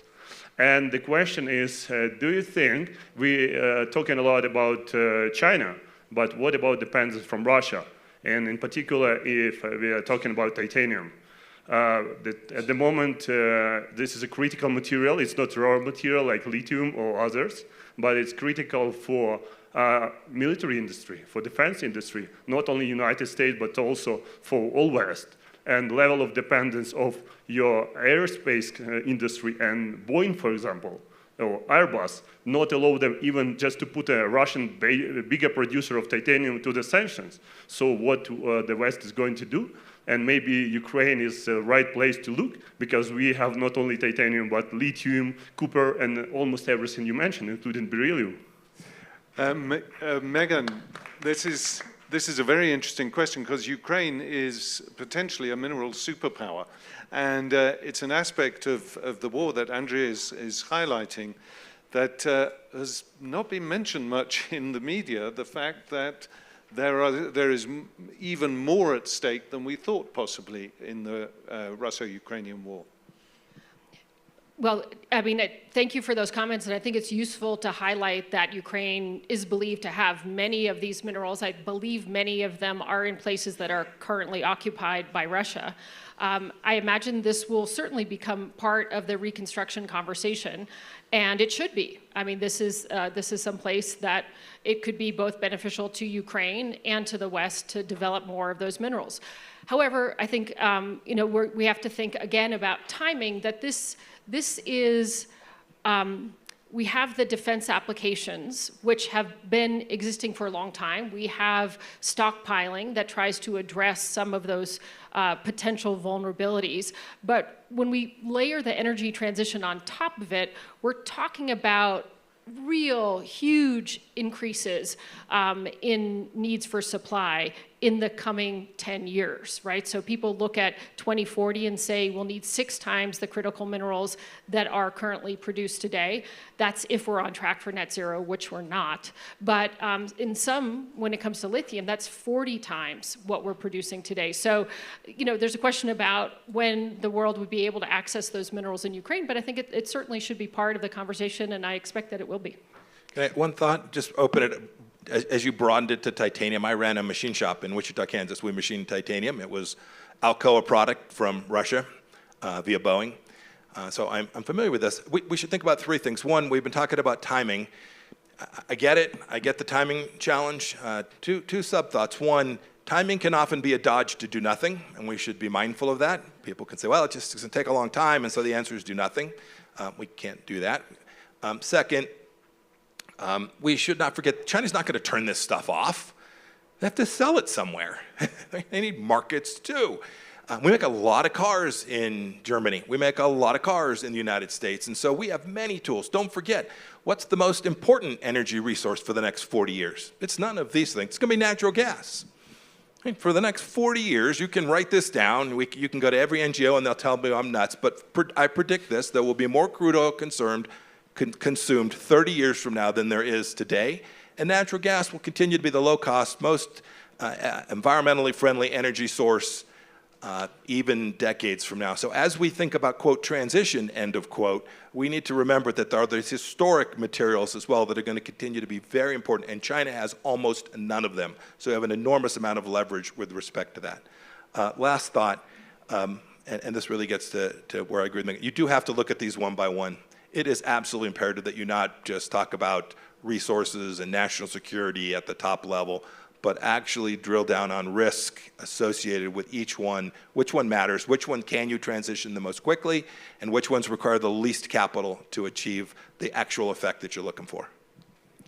Very tiny intervention on timing. Completely agree. It's about timing. We should do nothing. It's the opposite. It's actually, if we wait for markets to work on their own, they will work.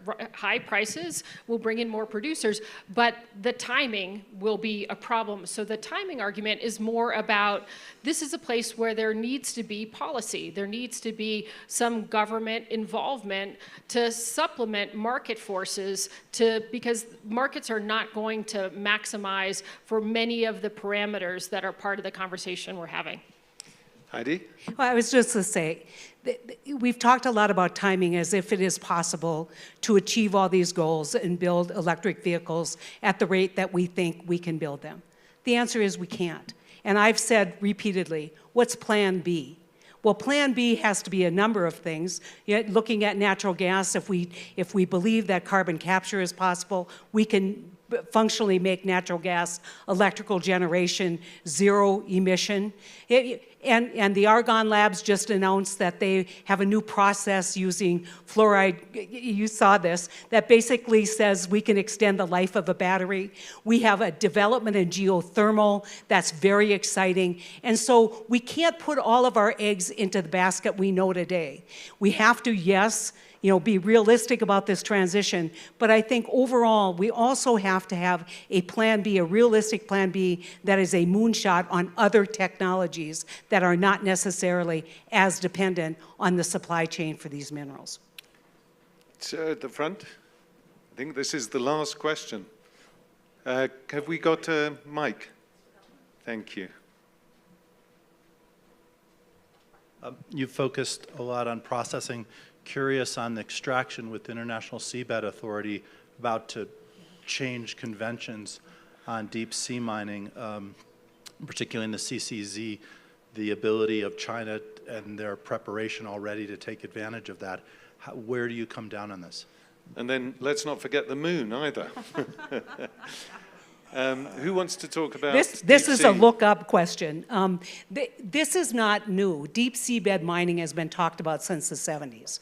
And access to magnesium and nodules and all of that. I think the technology for mining has not exactly been as proven as what you could say.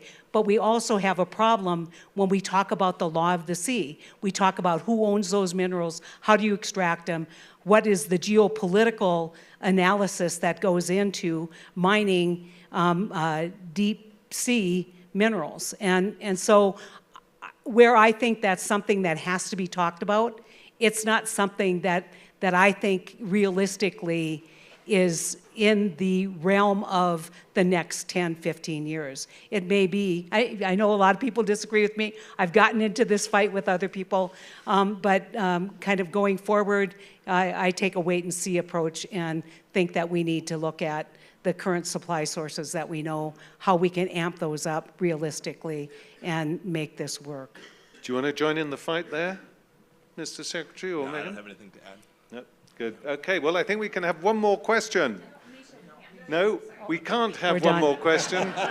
That's that. I'm really sorry. However, I know it's been a short 35 minutes, but boy, it's been packed with information and really good ideas. Please join me in thanking my panelists.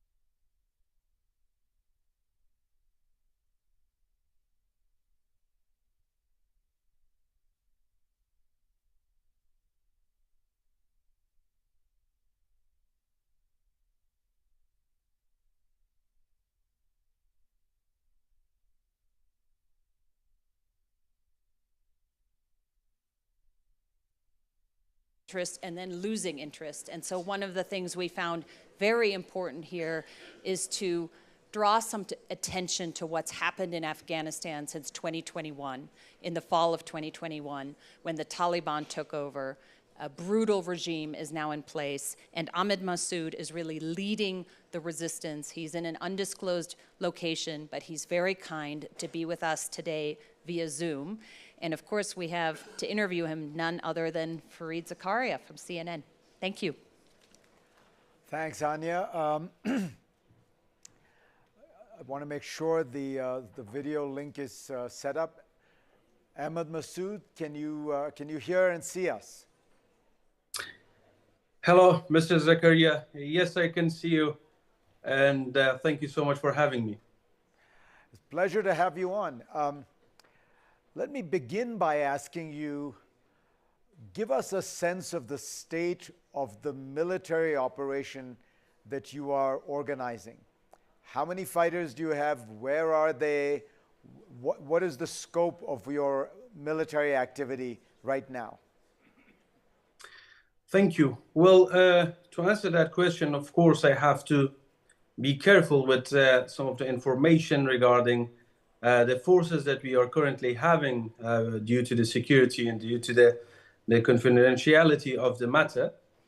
After numerous times that we tried to talk to the Taliban, negotiate with them, trying to find a way to make them realize that they need to focus on internal recognition before external recognition, and trying to talk to the Afghan people, they outright rejected it. And because of that, and because of the brutality and everything which is following, and then everyone knows about that, the resistance has started. Currently, we are fighting the way that we fought in the time of the Soviets and guerrilla warfare tactic, and we are in thousands. But unfortunately, due to the lack of support and lack of logistics, it's going slow, but surely it has started already. So what I have heard is you have about 5,000 fighters. They're mostly in the Panjshir Valley, and you do not control any territory. So far, it looks like it's a pretty tough uphill battle for you. Of course, unfortunately, what has happened not just in the past 2 years, but in the past 20 years, not just what the previous government of Afghanistan has done and how conducted itself and controlled and managed the situation, but also our international partners and friends, how they dealt with the situation and from negotiation to withdrawal. Unfortunately, the situation is very dire. Probably this is the first time in the recent history of the world that terrorist groups is currently controlling a geography the size of France, which is Afghanistan, of course. And as we are speaking right now, Afghanistan is an ungoverned space, and it just many groups of terrorists under the blanket of the safety of the Taliban, they are working and they are active. But what is your strategy to take control? Can you take control of territory in the Panjshir Valley? You compared this to the struggle during the Soviet era. When your father was leading that struggle, the Panjshir Valley never fell to the Soviets. Right now, the Taliban does largely control it.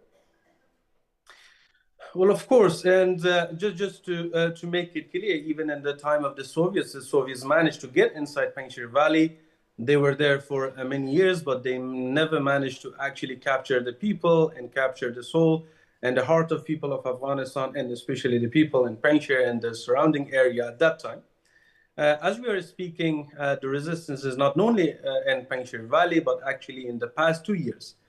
Due to the expansion of the Taliban's brutality and their extremism, the resistance have increased to Badakhshan, to Takhar, and to different provinces across Afghanistan, because the Taliban brutality also expanded.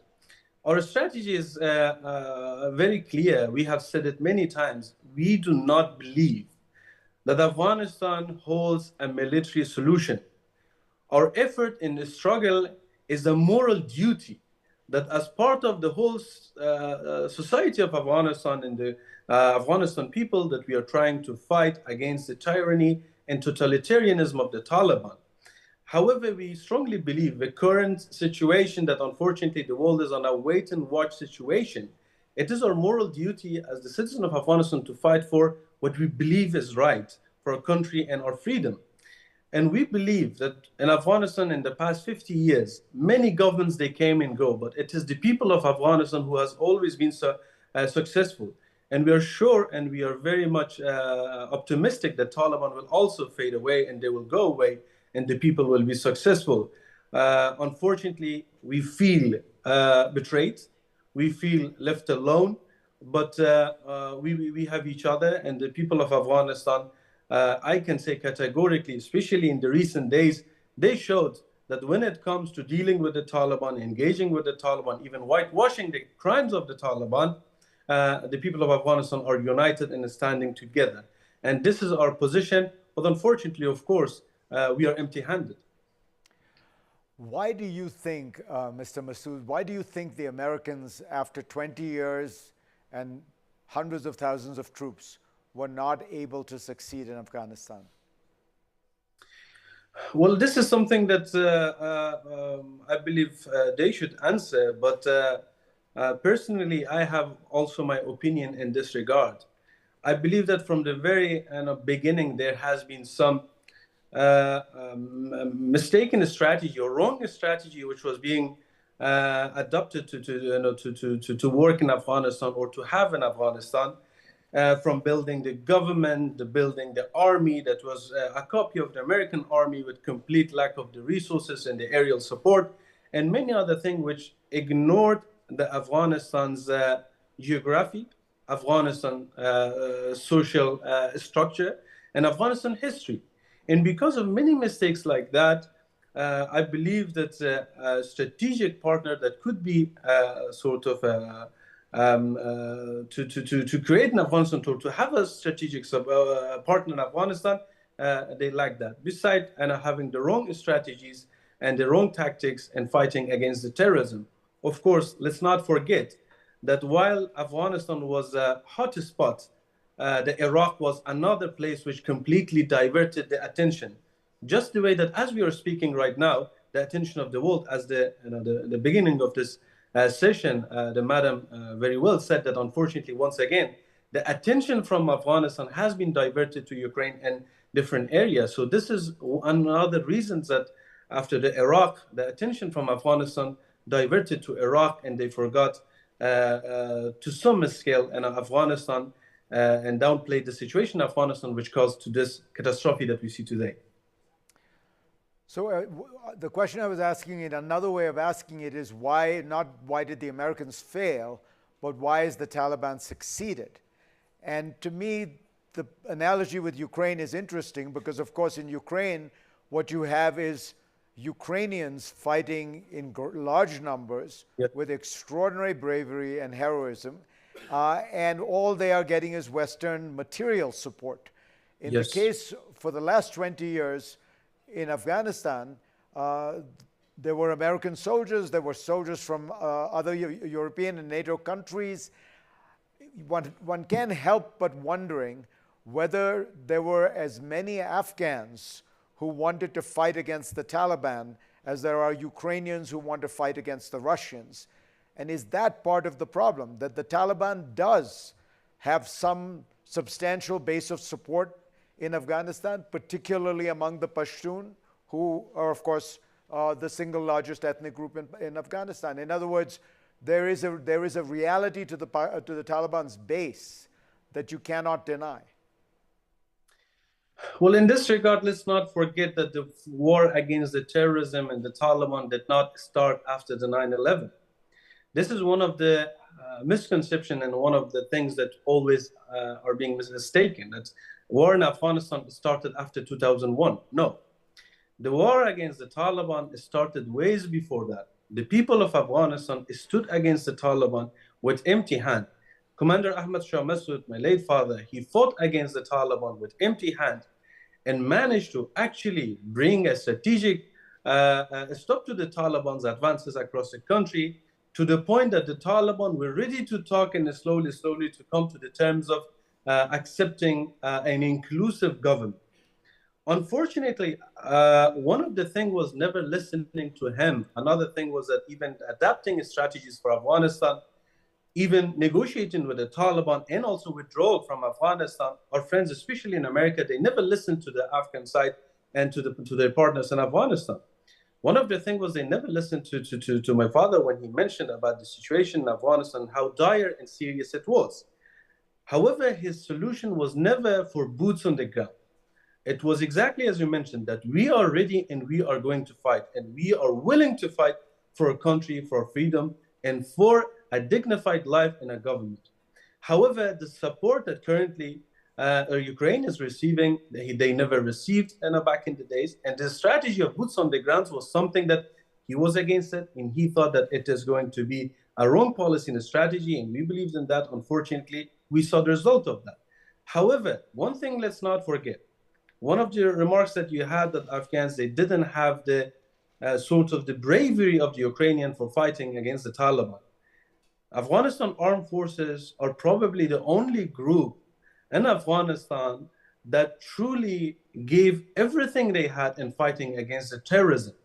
Let's not forget, by the presence of NATO in Afghanistan, Afghanistan was not fighting only against the Taliban, but we were fighting against international terrorism, which many even maybe countries, they were using them against the NATO's presence in Afghanistan. So the bravery of soldiers and the people of Afghanistan, it is very well proven. Right now, even after the Taliban, after the collapse of Afghanistan government and the Taliban's takeover, you see that the people of Afghanistan with complete like an empty hand, they're still fighting in the mountains of Hindu Kush and each corner of Afghanistan. The women of Afghanistan, let's not forget that in the hardest situation, they're standing against the Taliban. But unfortunately, one thing is that always the policies and the strategy regarding Afghanistan was being shaped by the benefits of course, the world powers, but not the people of Afghanistan. Otherwise, we show the bravery, and still the people of Afghanistan are standing tall to fight, but they're all alone, unfortunately. Let's talk about the women in Afghanistan, because there are some women's groups and other democratic groups that are trying to resist the Taliban and in various ways force them to moderate either policies or create a more inclusive government. Are you in contact with those groups? Are you trying to work together? You putting some kind of military pressure on them, they putting some kind of political pressure on the Taliban? Well, the thing is that we, since the very first day, we have been always, one thing about the current resistance, when I speak of resistance, I'm not speaking only about myself or only about the military resistance, but the resistance against the terrorism in Afghanistan, it has been by different groups and different methods. And one of the major one was the women of Afghanistan. From the very first day, they stood against the tyranny and against extremism. Unfortunately, they have been completely overlooked when there was talks in Doha, and also the Doha Agreement, which is something which is a complete different matter and subject. However, they stood and they were speaking their voices, and we started to supporting them, to be with them in any front that they were fighting. Unfortunately, one of the things is that the Taliban's behavior, they conducted themselves in a way that they dealt with the women's protest in the most brutal way. That in some cases, when I spoke personally with the women who went to the street, with their tears, they mentioned that they were actually hopeful, or they were praying for them to be dead than to alive, because of the Taliban did so horrible things to them that they are wishing to be dead than to be alive. However, all their message was that please continue and take basically a revenge from the Taliban. The women are in a very critical situation as we are speaking. As Afghanistan right now, it's not governed by a constitution, by a government. It's being governed by a set of decrees, or a group of decrees, or a bunch of decrees. And this is the reality of Afghanistan. And every day which is going forward, these decrees are becoming more ethnocentric, it's becoming more religious-centric, and also it's creating the gender apartheid. Do you think that the crucial error the United States made at the end was the deal that the Trump administration made with the Taliban in return for no attacks on Americans, agreeing to draw down American troops, the deal that Mike Pompeo signed with the Taliban in Doha? Let's go back a little back in the history than just to deal with the Taliban. In my opinion, after the 2001 and the intervention in Afghanistan, there was a great deal of success in building a new government and also in joint combination and cooperation of the regional countries without basically the boots on the ground. And this was very effective, and we saw the effort, the joint effort of the regional countries around Afghanistan and the United States and the West and NATO. The success was very immediate and it was very rapid. However, later, slowly, this tension between the regional country and the presence of NATO and the policies and the strategy of fighting the Taliban, of course, the war in Iraq, many steps like that, it created a lot of problem and issues that arose. Later, slowly, after starting of the talking with the Taliban, one of the things that many politicians of Afghanistan, including myself, in many events, we shared our concerns with our friends in America that what you are doing, this talking with the Taliban, it is going to destroy every achievement of the past 20 years and past 2 decades. If you are willing to leave and withdraw, just do it. No one invited you and no one is basically as stopping. This is your decision, we respect that. However, by talking to the Taliban, the negotiation, which was completely flawed, and we raised our voice and we talked about it with them time after time that this is going to demoralize the soldiers and this is going to be the end of our government, which unfortunately was ignored. And then the withdrawal. All of it was being happening without the consultation or without basically the participation of the people of Afghanistan, even the government of Afghanistan, and it resulted to the chaos that we see today. So therefore, it is, I believe, both the Afghanistan government and also the Americans, they are at fault for the current situation that we are at. Because of this, I just don't say just the negotiation was at fault, but actually the whole process from talking to the Taliban, the way fighting against the Taliban, to withdrawal from Afghanistan, all of it was catastrophic. I noticed in your biography that you studied war studies at King's College in London. Yeah. I'm wondering, what is the biggest difference between studying a war and waging war, in your view, now that you've had a chance to do both? Well, it's very different. Of course, one day of being in the battlefield, it's like 1,000 universities, and nowhere in the books what you read and what you find is going to help you in the actual war. This is something that I believe it might make you know the war and and why the wars happen, but of course how to deal with it and how to manage it is complete different story. Ahmed Massoud, thank you for being on. It's a pleasure. Thank you very much. Thank you very much. Thank you for having me.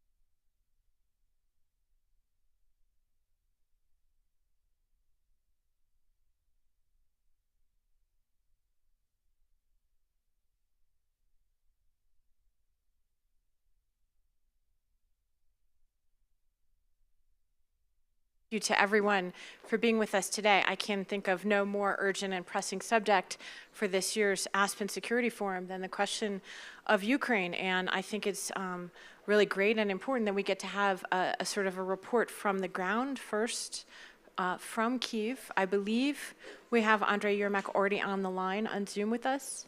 Is that right? Hello? Yeah. Ah, hello. Can you hear us? Hello. Hi. Yes. Yes. Thank you so much for joining us today. I think everyone here in Aspen at the Security Forum is eager really to hear your report from the ground. And I think we should just jump right in to that. There is an enormous investment among almost everyone here in the question of how Ukraine is faring in its summer counteroffensive against Russia.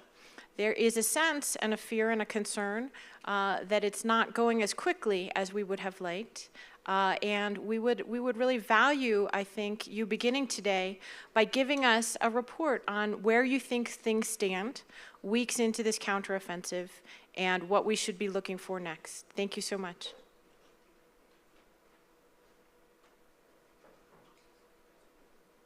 Thank you, Susan.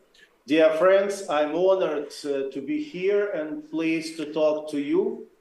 First of all, I'd like to use this opportunity and I want to thank President Biden, his administration, Congress, both parties. We are grateful to American people. You are got freedom, independence, and democracy in your veins, and so do Ukrainians. Ukraine will definitely win this war, and it will be our common victory with the United States. We are making every effort to bring it closer and secure peace in the future. And in the Woodrow Wilson famous 14 points, he stated, we cannot be separated in interest or divided in purpose. We stand together until the end. Just like a century ago, determination and unity have given us a unique opportunity to change the world. So let's do it. Now I'm ready to answer to your questions. And as I understand the first questions, it's about the counteroffensive. And I'd like to say, first of all, it's war. And I'd like to say that we in the, I think, in historical and a very important cooperation with our partners, first of all, with the United States, and of course, I can say that it's counteroffensive, it's going not sample, once again, because it's war. And it's very difficult to be sure and to guarantee that it will be this, particularly by this speed. But in general, it's going by plan.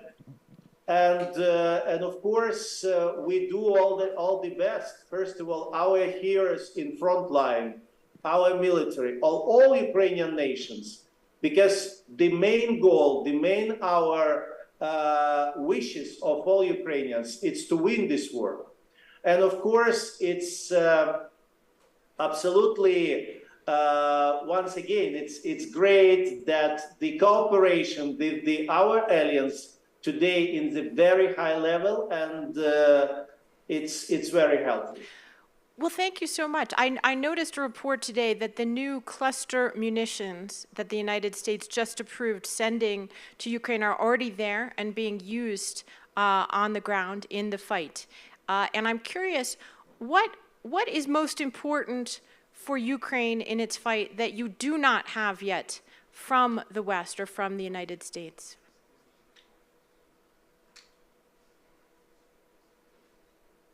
First of all, Susan, thank you very much that you are mentioned about cluster ammunition. Yes, it's great, and thank you very much for these decisions for President Biden, once again, for Congress, for all American people. It really was very important. And I can my answer will be very simple. This points, it's very clear and understandable.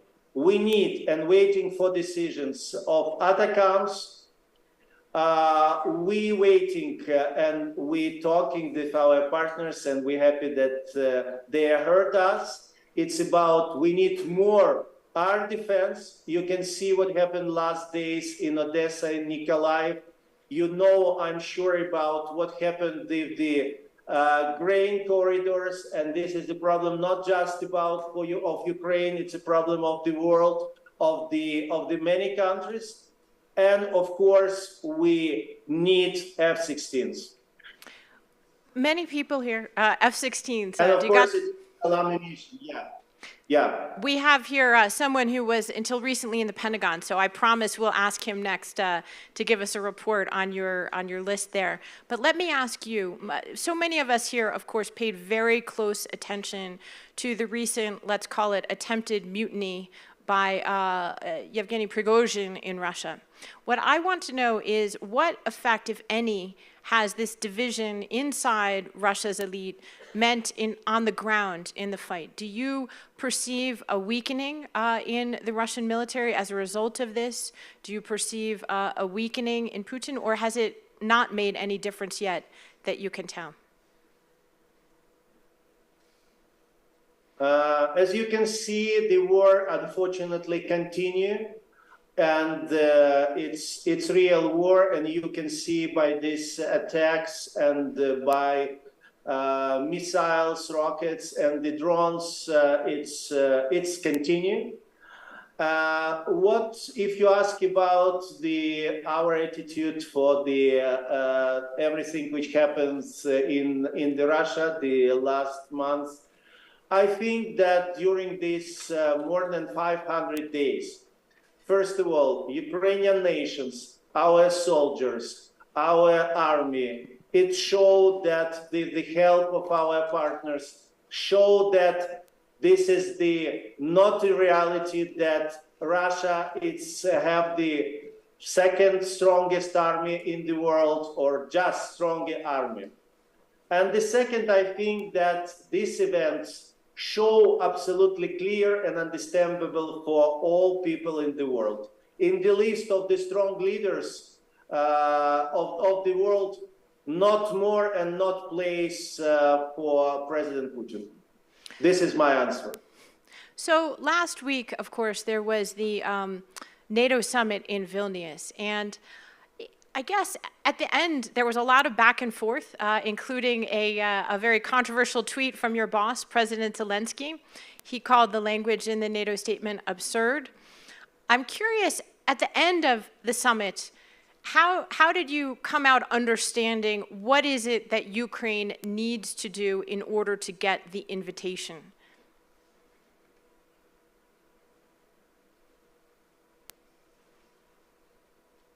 First of all, I'd like to clarify that the tweet of President Zelensky was about his estimate and for what goal he going to this summit. And I'd like to not found another and more sense of this tweet. The second, it's necessary to look to the exact results of the Vilnius summit. And as I said, President Zelensky's summit was successful, but of course, always it's possible to make it more successful. But most important that we back to Ukraine and we exactly understand what our next steps.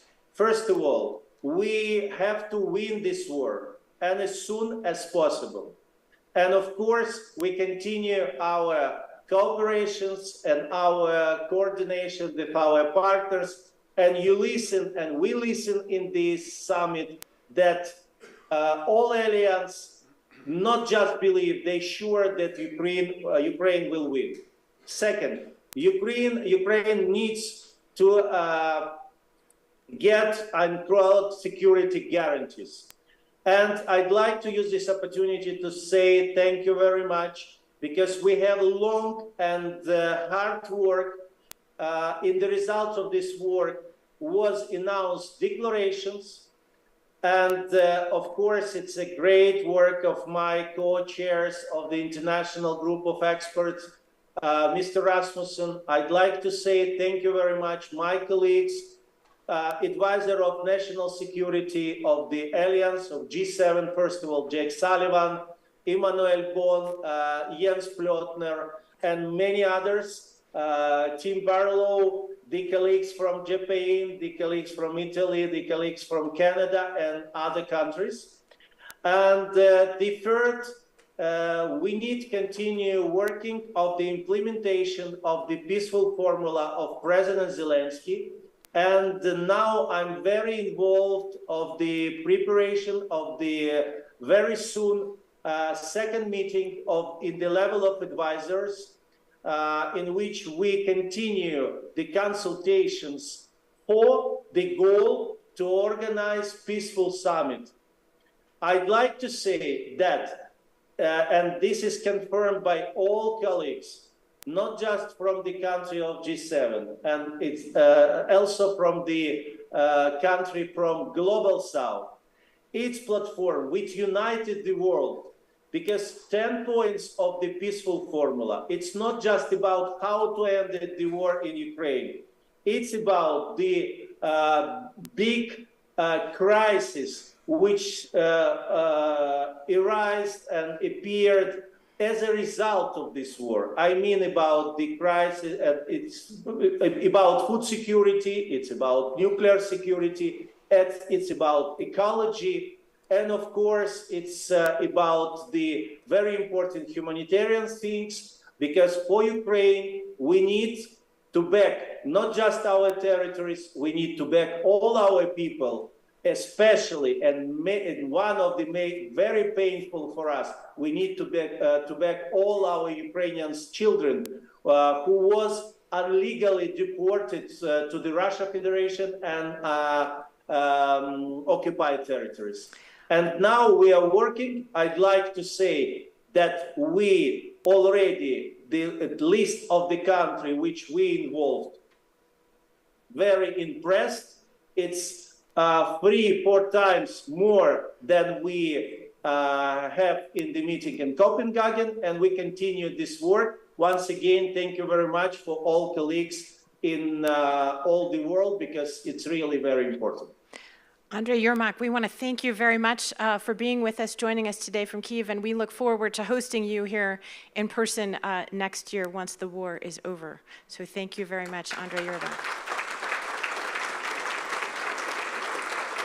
Thank you very much, and I'm sorry that I can't be today with you physically, but I hope very soon after our victory we can meet. Thank you very much. Slava Ukraini!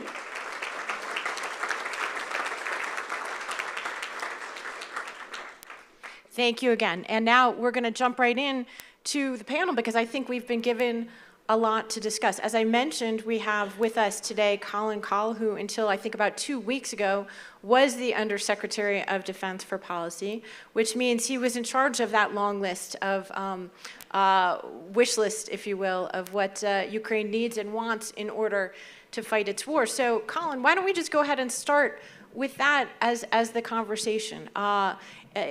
Many of us here have gotten used to what seems like a bit of a pattern that has sort of unfolded, probably not necessarily by design, that we've gone from one round of debates over weapon systems to another, most recently the cluster munitions. Andrei Yermak mentioned the ATACMS. And so I guess I'll ask you, now that you're on the outside, you can be very frank with us. Are we looking at another no, no, no, yes situation for that? Well, thanks. It's great to be with you all. Look, we just announced another package yesterday. I've been off the clock for 6 days, so my filter is gradually coming down. Ruthless candor, ruthless candor here. No, the administration announced another package yesterday, $1.3 billion. I think that brings the total of security assistance since the war began 17 months ago to $43 billion. That's never happened in the history of the world. It defies bureaucratic physics that it was possible. And I know that there's this critique out there that it has been an incremental approach and too incremental. But the reality is, as generous as Congress has been and as generous as the American people has been, we didn't have $43 billion on day one of the war. We've had tranches of money, and so at each phase, we've had to decide what Ukraine needs most right now, which means what can get to them, what are they trained on, what's sustainable, what's relevant for the period of the fight. So, for example, in the first 6 weeks of the war, which will go down in history as the most impactful period because it was the period in which the Russians were defeated in the battle for Kyiv, and therefore Putin's objectives in Ukraine were thwarted, we had about $3 billion to spend. And we could have spent it on Patriot missiles and F-16s and Abrams tanks. None of that stuff would have arrived for months. The Ukrainians weren't trained on any of it. So instead, we focused on javelins and stingers and ammunition for Soviet legacy equipment. And that enabled the Ukrainians, with their extraordinary courage and resilience, to defeat the Russians. And so if you went back in a time machine and said, should I have spent that $3 billion on other stuff? Of course not. So we've been incremental, and as we moved into the next phase of the war, we shifted towards artillery, HIMARS, then Patriot systems and air defense systems, because that's what they needed, and then we helped build this mountain of steel for the counteroffensive, which is ongoing. So at each point, we've delivered what is at the top of the Ukrainian priority list. My team put together all of those packages, every single one. I'm extraordinarily proud for what they did. I'm also particularly grateful to Secretary Wormuth, who's sitting out there, because the Army gave more of its stuff than anybody else. And one of the things that obviously you heard from Andre was the continued desire for the ATACMS. These are the long-range missiles that fire off the back of the HIMARS systems. I'll just say one of the considerations we've had to have as we've put together these security assistance packages is not just what Ukraine has, but to the degree that we draw them down from our stockpiles, what needs do we have around the world? We don't make ATACMS anymore. They're a very precious commodity, and they are required, they would be required for any contingency we have anywhere in the world, Iran, North Korea, China, you name it. And so if they were provided in substantial quantities, that would come with real implications for our readiness. Now, the good news is, the Ukrainians already have deep fires capabilities. They've got the Storm Shadow cruise missile that the UK has provided. The French are providing the Scout missile. The problem with the counteroffensive right now is not their ability to strike deep. They have that ability. They are doing it now. The Russian command and control, their logistics have been disrupted in the deep. The problem is not 100 kilometers away. It's 1 kilometer in front of them with the minefield. So we'll continue to help them with that, and we'll continue to provide the security assistance they need. Colin, I know we want to bring in the other panelists, but just Andre did not really answer on the counteroffensive, so I'll ask you, is it a fair characterization that this progress so far has been slower than we expected, than U.S. models showed, and what is the reason for that? You know, there's the old adage, no plan survives first contact with reality. This was obviously something that we talked a lot with the Ukrainians about. I think, there's not one counteroffensive. There are actually several counteroffensives. There's a major push in the east. There's also a number of points where there's a push in the south. I think the Ukrainians are being very deliberate because, we had 6 months to build the Ukrainians this mountain of steel. Tanks, armored vehicles, Bradley fighting vehicles, mine clearing equipment, engineering equipment, a lot of artillery. But the Russians also had 6 months to dig in.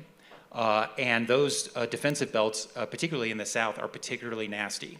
And so they are going slowly, but that's because they're going deliberately. And I will just say this, the counteroffensive is not over. The majority of Ukrainian combat power has not been devoted to the counteroffensive. Most people don't realize that. And I'm confident that when and if the Ukrainians find a soft spot in Russian defenses, they will have an opportunity to breach and make progress. So let's see. We're still, I think, toward the beginning, not at the end of the counteroffensive. So Alexandra Matvichuk, you are a Nobel Prize winner, as Anya mentioned, and head of the Center for Civil Liberties. I noticed that just a few days ago, you were sharing on social media what it's like to be under attack and spending the night in the corridor in Kyiv. And just today, of course, it's your friends in Odessa who are under attack. You have expressed the view publicly that Ukraine is not and will not be safe until Russia cannot strike at Ukraine from Crimea. So, tell us a little bit about what you think is possible right now. What if it is not possible militarily for Ukraine to take back Crimea? What does that mean to you and your friends in Kyiv? I'm a human rights lawyer, and I have been applying the law to defend people and human dignity for many years. And at present, I found myself in a situation when the law doesn't work. Because Russian troops deliberately shell in residential buildings, schools, churches, hospitals, attack evacuation corridors, manage filtration camps system, organize forcible deportations, commit murders, tortures, rapes, abductions, and other kind of offenses against civilians. And the entire international architecture of international treaties and international organizations can't stop such Russian atrocities. So our panel is titled, What Next for Ukraine? But I think that better name of our panel is What's Next for Ukraine? What's Next for the world? Because it's not just a war between two states. This is a war between two systems, authoritarianism and democracy. Putin started this war not in February 2022, but started this war in February 2014, when Ukraine obtained a chance for the quick democratic transition after the Revolution of Dignity. And in order to stop us on this way, Putin occupied Crimea, part of Lugansk and Donetsk region, and last year extended this war to the large-scale invasion. And this is a clear sign that Putin, as like any dictator, is afraid of the idea of freedom. And with this war, Putin attempts not just to punish Ukrainians for our democratic choice, which we made 9 years ago, when millions of Ukrainians stood up their voice against corrupt and authoritarian our previous government. Just for a chance to build a country where the rights of everybody are protected, government is accountable, judiciary is independent, and police do not beat students who are peacefully demonstrating. And we paid a high price for this chance. But Putin attempts to convince the whole world that democracy, rule of law, and human rights are fake values because they couldn't protect you during the war. And this is not just a task for Ukraine to respond to this value dimension of this war. It's a joint responsibility of entire international community. Because look what is going on. We are in a situation when the member of Security Council of UN can start the war of aggression, commit horrible, horrible atrocities, just to break people's resistance and occupy the country. And nobody can stop it. So may I ask you, as a human rights defender, how we, people who live in 21st century, will protect human beings, their lives, their freedoms, their dignity? Can we rely on the law, or just nuclear weapons matter?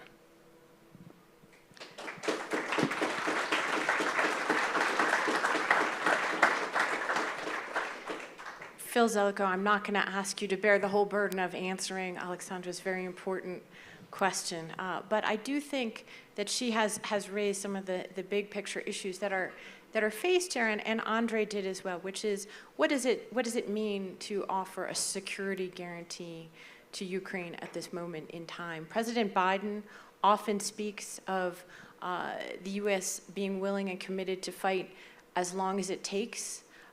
But of course, there is a political reality of an election here in the U.S., as well as elections that will take place in European partners over the next year.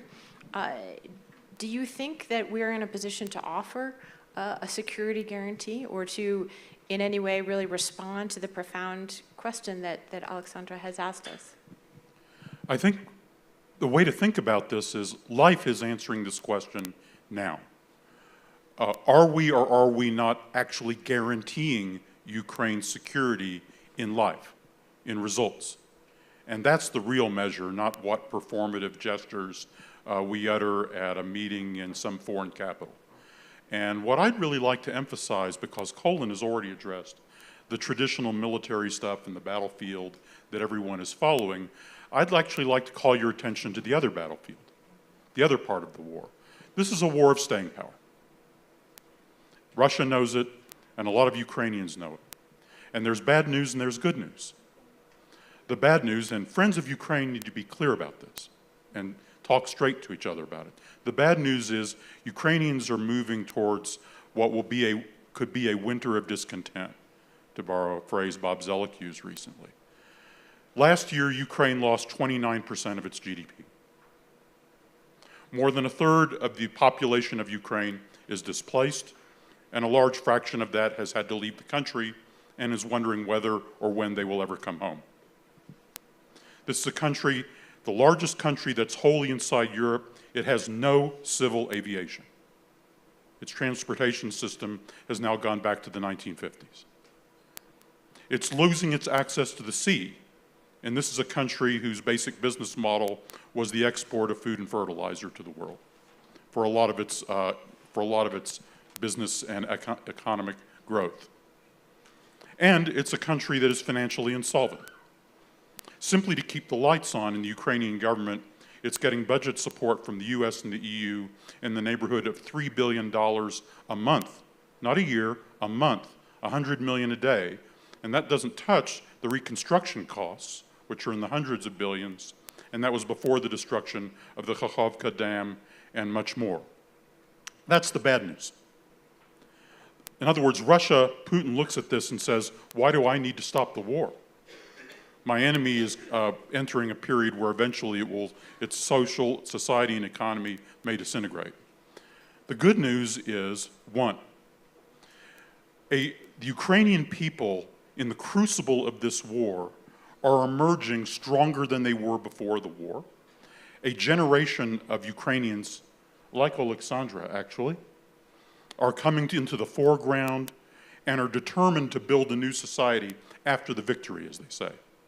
Two, Europe and the world has united behind Ukraine in a really heartening and gratifying way, in a lot of different ways. In other words, a lot of people are convinced by Alexandra's argument and are looking for a way to demonstrate accountability and help. And third, in a unique circumstance in the history of the world, the aggressor state left the means to help its victims in the jurisdiction of law-abiding states. Russia left more than $300 billion in dollars and euros in bank accounts inside law-abiding states, which has now been frozen by those states, and is sitting idle waiting to see if it can be mobilized to help Ukraine. In other words, the willpower, the people, and the means are at hand to launch what Bob Zoellick and Larry Summers and I have called the other counteroffensive, a European recovery program that offers hope to Ukraine, to the region, to the future of the European Union, and to a sense of justice and accountability if we can mobilize this as we move from the stage of sanctions to the stage of countermeasures and launch the other counteroffensive. So, Phil, I do want to ask you, though, about the other scenario, which is that Vladimir Putin will be able to wait out the resolve of the United States and other countries. And looking ahead to our election, I'm wondering what you think is possible to do in order to Trump-proof the U.S. commitment to Ukraine. It's not a forever commitment if we can change our policy in 18 months. I think actually if the United States, Europe, and the world successfully launch these other counteroffensives, and those are up and running by next year, it will be impossible for any American president to then try to undo them. Huge forces will be put in motion that are clearly helping an embattled democracy, and I don't think any American president will then want to turn the ignition off on that car. Alexandra, you mentioned your work as a human rights lawyer, and actually Andre mentioned, some of the atrocities that Russia has committed against civilians in Ukraine in the course of the war. I'm curious, number one, whether you think it's possible to pursue accountability for Russia while the fighting is still going on, and then number two, what you've learned about the Russian way of war, which seems very much directed right at Ukraine's civilian population. That seems to be a core part of their entire strategy for this conflict. Russia uses war crimes as a method of warfare. Russia deliberately provides enormous pain and suffering to civilians in order to break people's resistance and occupy Ukraine. And all this hell which we now face in Ukraine, it's a result of total impunity which Russia enjoyed for decades. Because Russian troops commit horrible war crimes in Chechnya, in Moldova, in Georgia, in Mali, in Syria, in Libya, in other countries of the world. And they have never been punished. Russians believe they can do whatever they wanted. That is why we must break the circle of impunity, not just for Ukrainians, but to prevent possible Russian attack to other nations and other countries. And in order to do it, we have to change our way of thinking. Because when I speak with top officials of different countries, I see how they still look into the world through the prism of Nuremberg trials, which was an essential step to establish law and justice in the past century. But I will remind you that Nuremberg trials were tried Nazi war criminals after Nazi regime had collapsed. But we live in a new century. We must move further. Justice must be independent of the magnitude of Putin's regime's power. We cannot wait. We must establish a special tribunal on aggression now and hold Putin, Lukashenko, and their surrounding accountable. So, Colin, many of your colleagues have talked about the war in Ukraine as, fundamentally, at least right now, as a conflict that's focused on artillery and air defense, that those have been the most urgent and pressing needs for Ukraine. And that was the explanation that the Biden administration used for why it very reluctantly decided to send the cluster munitions to Ukraine, despite objections from many politicians here, despite many European allies who've actually signed on to the international convention. I wonder if you can help us understand why it is that the U.S. did not have other ammunition available 16 months into the war. What is it that is making it so hard to ramp up our production, and when do you envision that it might be able to supply both Ukraine's needs and also the United States' own needs? Yeah, it's a really important question, actually a question that is front of mind for Secretary Austin, who's very focused on solving this problem. Look, the reality is that collectively over multiple administrations, we have overinvested in platforms and underinvested in munitions. It's also the case that the Ukrainians are expending artillery munitions at a rate that our services would never intend to expend. When you're expending 90,000 rounds of 155 millimeter ammunition a month in steady state conditions, and when you go on the counteroffensive, that goes up 2-3x. It's just not a scenario that we planned against and weren't resourced against. That's the bad news. The good news is that we've already doubled the domestic production of 155 millimeter ammunition. We will double and triple it again over the course of the next 12 to 18 months. We will be capable, from the perspective of our defense industrial base, to keep Ukraine in the artillery game for the foreseeable future if we build a bridge to that future. And that was fundamentally the decision on the DPICM issue, the cluster munitions. I'll also say, cluster munitions are controversial. They are not all the same. We have an export ban on any munition with a dud rate of more than 1%. The cluster munitions we're sending have a dud rate of between 1.3 and 2.35%. Contrast that with the cluster munitions the Russians have been using with impunity against Ukrainian civilians with a dud rate of 30 or 40%.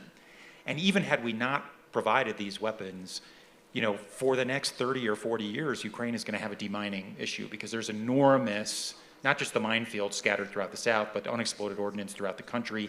So we have to help Ukraine with that issue regardless. And frankly, the best way to help Ukrainian civilians is to make sure that Ukraine is not defeated and that more Ukrainian territory is not taken, so that the type of atrocities we've seen in the first 17 months of this phase of the war aren't repeated. So I want to ask you one more question quickly before I come back to Phil, and that is about Russia, because we spend a lot of time, talking about Ukraine, talking about NATO. I would like to know what has been the Pentagon's assessment of whether Putin has been weakened by the recent events in Russia, and whether you've seen any evidence that that's made a difference on the ground in Ukraine, and also why is it, that Russia is attacking these civilian targets? Is that a militarily valuable tool for them at this point? Are there other escalations, and I'm not talking about nuclear escalation, are there other escalations that we could potentially be seeing in the coming months if Russia's efforts do not bear better fruit with doing what they're doing right now? You'd have to ask Vladimir Putin why he's attacking Ukrainian civilians directly. I think if it's an effort to terrorize and coerce, it's demonstrably failed, and it will continue to fail. It's brought Ukraine and the Ukrainian people closer together. And I think it has a whiff of desperation to it. I do think it speaks to Phil's point, which is part of it is to put a strain on the Ukrainian economy and infrastructure in a way that creates a lasting burden on Ukraine and the West, but I will defer to Phil on that. I would say two things from the Pentagon's perspective. First, regardless of how the counteroffensive goes, Russia has already lost the war strategically. Every ambition Putin had going into the war has fallen flat and cannot be resuscitated. He wanted to conquer the entire country and wipe a sovereign, democratic, and independent Ukraine off the map. That didn't happen. It's not going to happen. He wanted to demonstrate that he was a global power in a multipolar world.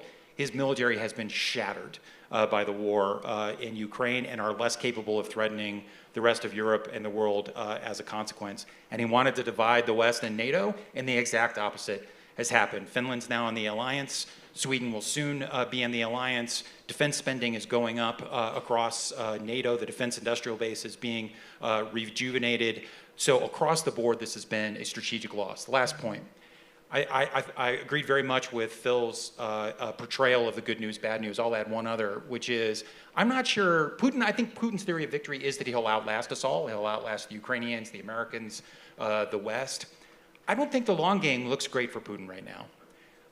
He is not in a good position domestically for a mass mobilization. I think that would be incredibly fraught given the events of Prigozhin. He can't trust his military because the military did not lift a finger in the face of Prigozhin's mutiny. They let him waltz in and take the Southern Military District headquarters, and then they let him get 2/3 of the way of a thunder run to the Kremlin without being attacked by a single Russian military unit. I wouldn't trust my military in their circumstance. And oh, by the way, after Prigozhin did all of that, he was essentially let off scot-free. So I'm not sure if I'm Vladimir Putin, I think, what would be great? Let's do 5 or 10 more years of this. And his defense industrial base is also in bad shape, and all his assets are locked up, and the export controls are making it harder for him to reconstitute. So we have real leverage over him, too, whenever this comes to the end game. Phil, I'm going to ask you a simple question. It's the question that David Petraeus asked in the beginning days of the war in Iraq. How does this end? That's a great question. No, but the way to envision how this ends is don't think so much about the tactics of war termination. Imagine the post-war future. Imagine what do you want Europe and the world to be like 2 or 3 years from now. That's partly why I emphasize the economic point so much, and the whole idea of European revitalization along with Ukrainian revitalization. There's a level at which, the Korean War was fought to a draw on a ceasefire line, but South Korea was then beginning what would become a historic economic revival. The political and economic health of South Korea is what ultimately guaranteed its future and its safety, and actually changing the whole nature of East Asia. You can repeat this illustration. So you have to envision, what's the post-war world we want to envision? Then what are the things we need to do then to start advancing that vision and get there? And get there in a way in which whatever Vladimir Putin wants to do or decides to do, Ukraine's going to be on the upward path. Ukraine is going to have a promising future in Europe, and that future is going to be the living rebuke to what Putin is doing in neighboring Russia. Alexandra, of course, I'm going to give you the last word, and I want to know from you not only what you think about how this might end, but what is it that we here do not understand, that is so clear to you from your vantage point in Kyiv? When large-scale invasion started, the democratic countries told, let's help Ukraine not to fail. And Ukraine obtained the first weapons to be able to defend ourselves, and first serious sanctions against Russia were introduced into force. and we are extremely grateful. Ukrainians will always remember all democratic countries who are with us in this very dramatic part of our history. But it's time to change this narrative to another one. Let's help Ukraine to win fast. There is a huge difference between let's help Ukraine not to fail and let's help Ukraine to win fast. These differences can be measured in types of weapons, speed of decisions, gravity of sanctions. The problem is that we have no time. The time for us converted in numerous deaths in battlefield, numerous deaths in occupied territories, numerous deaths in deep rear. And one more important point. When we say that Ukraine has to win, it means that Russia has to lose. And the problem is that democratic countries still have no vision what they will do in this situation. And this is, in my opinion, is a main barrier to change this narrative to help Ukraine to win fast, to set a common goal, because when we have a common goal, we have common strategy, and we'll find common resources how to fulfill this strategy.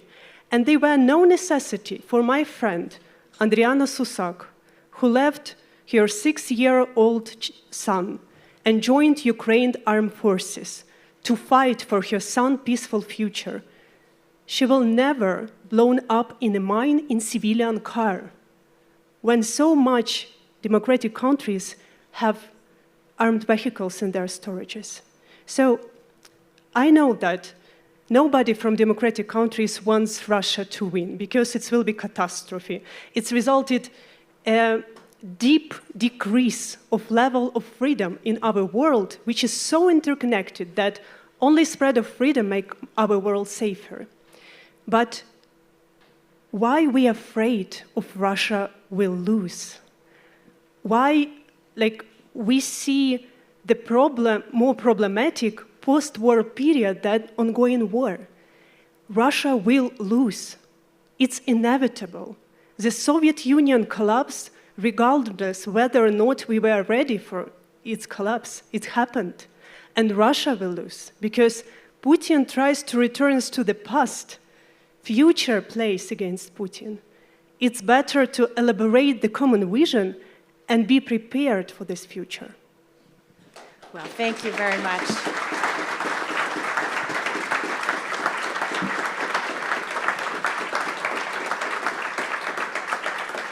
Alexandra, I can't think of a more important note to end on, and maybe Anya will have us back and a new group to discuss the implications of Russia losing. How about that? Thank you, everyone.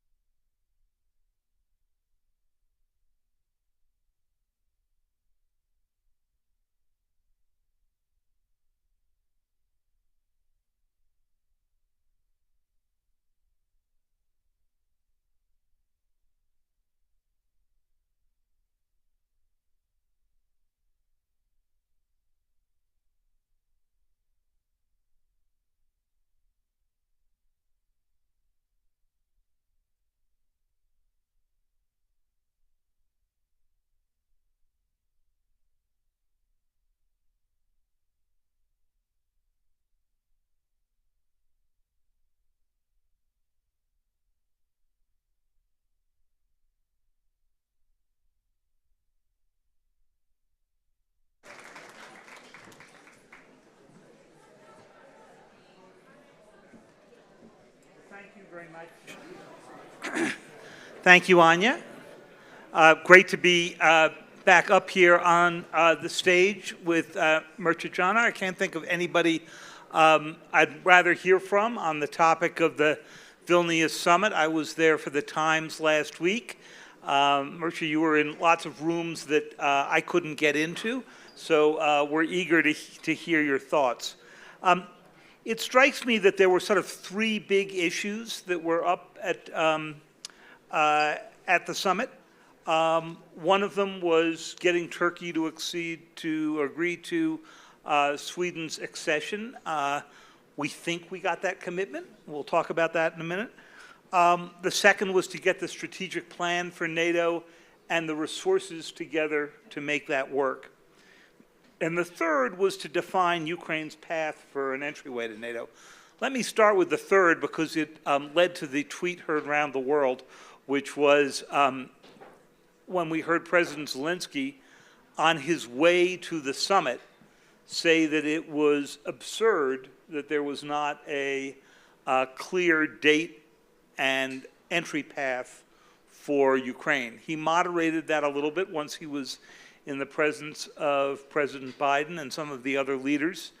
But there was a sense at the end of this that he hadn't gotten a lot more than Ukraine got in 2008 in Bucharest, which is to say everybody was in agreement that there would be no entry until the war ended, and no one could define a timetable because we don't know when the war ends. So tell us how we should think about the way this was carefully worded. Oh, thank you, David, and great to be my friends from the Aspen Institute. This was a profoundly transformative summit that we had in Vilnius. And sometimes a bit of drama up to the end is unavoidable. Starting with Ukraine. I think our Secretary General Jens Stoltenberg put it when he opened the first ever NATO-Ukraine Commission, which is a massive upgrade of our relationship with Ukraine. And he said something that he also said to the media, I repeated here in Aspen. He said that we are welcoming today in Vilnius Ukraine as an equal, and we are looking forward to welcoming Ukraine as an ally. I come from Romania. I was a very young Romanian ambassador when we started to fight for getting into NATO. And many countries from my region, after the fall of communism, aspired and finally joined NATO. Why? Because we believed in this alliance and we persevered. First time in Madrid, I think you remember, Romania was turned down. We continued. So it's true that in Vilnius, the NATO team and President Biden and Prime Minister Sunak, we spent a lot of time with President Zelensky and his team. And basically we said, listen, it's up to you. If you will consider for you and for the brave people of Ukraine that the glass is half full or half empty. I can say that we are way beyond Bucharest 2008 for obvious reasons. Because Europe has changed, because Russia is waging this barbaric war, because Ukraine is at a different stage. And then we say we cannot extend today an invitation with a clear timetable to Ukraine because this would mean that NATO will enter war against Russia, which is something it is not in our plans. And avoiding escalation is also part of our job. Doesn't mean that Ukraine is not on the way towards membership. I know it, we know it, they know it. How we define the right conditions that we met, that's of course a political question. But I would say, please do not consider that in Vilnius we just had a sort of a cosmetical upgrade of our relationship with Ukraine. It's a profound change, it's a transformation, as the whole summit was a transformation. Well, the Ukraine Council certainly was, because the last time you had a council within NATO, it was with Russia, so I'm sure it wasn't lost. Commission. A commission, right. I'm sure it wasn't lost on Putin that it was Ukraine getting that spot. But at the same time, by saying that there was no way to have them enter until the war is over, almost seems to create a perverse incentive for Putin to keep the war going even at some low level. And you could argue, of course, this was going at a low level between 2014 and the invasion when it stepped up. So how do you get around the trap of giving Putin a reason to keep the war going, if for no other reason to keep Ukraine out of NATO? This is a paradox here. And we say in NATO, and also the US-led coalition of nations, 50 nations by and large around the world, helping Ukraine prevail in this war. And the paradox goes like this: the more we give Ukraine now, the sooner peace would arrive. So it's clear that Mr. Putin would like to basically wait us out. He will probably have the same illusion that he had before starting the second stage of the war, because you're right, David, the first stage was 2014, believing that we are not united, that we're not ready to sustain such a big effort. So what we're doing now, we try to mobilize as much as we possibly can, and Vilnius did also that. Ukraine win this war, and also change the strategic calculation of Putin and his regime about the cost-benefit analysis. Because he can say, let's wait out NATO and American elections and European elections, and democracies are, more sensitive to these kind of things. But I believe he is also, if he's making that calculation, to the long list of strategic mistakes he has done, this will be another one on the long list of strategic mistakes.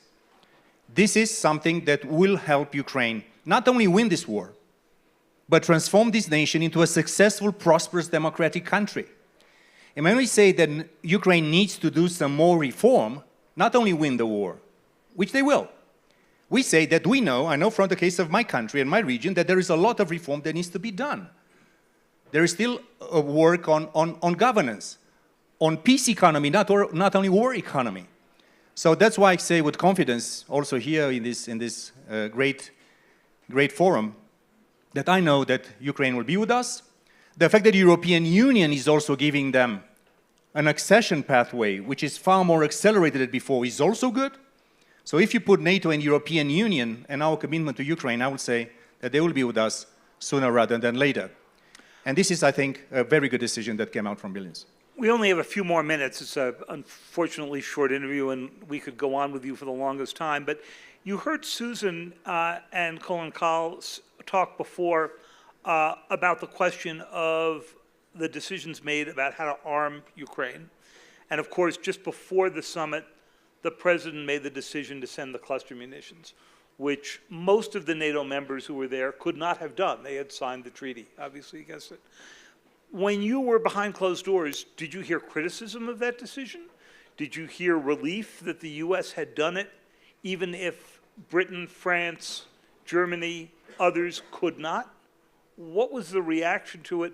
And how long do you think we're going to need to use these before you can get the traditional unitary munitions to them? No, our leaders have not touched upon this subject, but they decided, speaking of transformation and the transformative nature of our summit, as you mentioned, we decided to have the most profound transformation of our defense and deterrence planning, force structure, command and control in 40 years. That's in itself, it's a massive deterrence message. Secondly, we decided, and that's something that I think the US, for many years, and many long administrations and Congress, they've been asking European allies and Canada to spend more on defense. It was not fair to have this kind of asymmetry of burden sharing. And all allies have decided in Vilnius that we'll be spending at least 2% of GDP. We also adopted... And is 2% enough under these conditions, you think? I think it's the minimum. And you see, I don't know, my country, Romania, 2.5%. But the fact that big economies like Germany, like Italy, like the Netherlands, like many others, like Spain, will be going to 2% or more, it's in itself, it's a massive investment. We also decided, and our leaders decided, to have an industrial action plan, what Colin was discussing in the previous. So what I'm saying that cluster ammunition or not, we are ramping up production, we are revitalizing our industrial base, and what NATO does superbly well is to send a demand signal to both defense industry, because Through NATO, you can see, through our defense planning processes, what NATO is about and will be investing in. And we are sending a signal not only to the defense, traditional defense sector, but also to the technological sector, to the companies in technology, because the beauty of NATO that we are also helping allies avoid a false dilemma. Now with war in Ukraine and in Europe, that we should invest in conventional high-intensity warfare issues, that's correct. And also, or to invest in high-end capabilities. In NATO, we help allies, all allies, big and small, not to make this mistake. We have to do them both. What they call multidimensional operations means that we need conventional, high-end, and digitalized NATO. So this Vilnius summit was truly transformative. So, Richard, you've only been in this job since 2019, although it probably on this very stage, Jens Stoltenberg at the Security Forum announced that he was picking me as his deputy. And I think he did a pretty good choice. Right. So you are a creature of Aspen now, right? I'm a founder of Aspen in Romania 20 years back. Some of the people here know that. So you were not around in 2014 when NATO had to go decide how to go respond to the annexation of Crimea and the beginning of the war in the south. But we know that a year after that was when Germany actually signed the Nord Stream 2 agreement. So Putin was probably guessing that the reaction for NATO would be the same, and that after a year all would be forgotten and you'd sort of go back to time as usual. How do you persuade him now that this change is here to stay? Because he must be betting that Europe will crack, that the United States will elect a president who does not believe in pursuing this war the way President Biden has, or that the Ukrainians are going to run out of ammunition. Listen, I think that the consequences of this formidable strategic error and mistake by Mr. Putin and his regime. Look now at the geography of Europe and NATO. Finland and Sweden, they're adding to the northern flank and to the eastern flank and to the 1 billion citizens of this alliance, something that, Sweden has been neutral since 1812. 1812, after the Napoleon Wars. Finland has been neutral since the Second World War. And what kind of mistake can you make to convince profoundly neutral in the depth of the democracy in Sweden and Finland to join NATO? We are happy to have them with us. And then I think he's also looking to the decisions that we are taking. In a way, he is making NATO become strong. Let me say something about the summit, because we also had a component which was probably not as prominent in the other decisions of our leaders. I chaired a meeting with the foreign ministers of Moldova, Georgia, and Bosnia and Herzegovina. So while we are doing this, we also know that there is immense pressure, short of war, but against Moldova there is a total hybrid warfare against Maya Sandu's regime. And we are, together with the EU, in the position to try to help. And then we had the second time in a row after our summit in Madrid, the leader of our 4 Indo-Pacific partners, the prime ministers of Japan and Korea and New Zealand, and the president of South Korea. So we are now developing a system of partnerships which is growing more global. So in a way, as the world is transforming, NATO is transforming. And we will be celebrating, and I hope, and I know we'll have a great summit in next year in Washington, our 75th anniversary. The transformation of NATO is ongoing because this great alliance of ours, we have in our gene, in our DNA, that seed of transformation.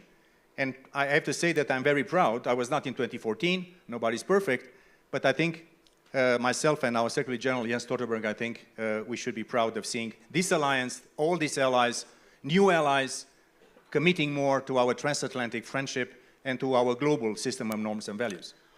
We are running out of time. I have one very quick last question for you. One of the remarkable things about this war so far that defied early expectations is that we haven't seen vertical escalation, which is to say nuclear, and we haven't seen horizontal escalation, which is to say taking the war beyond Ukraine's borders, beyond the Moldova example, but certainly not into NATO territory.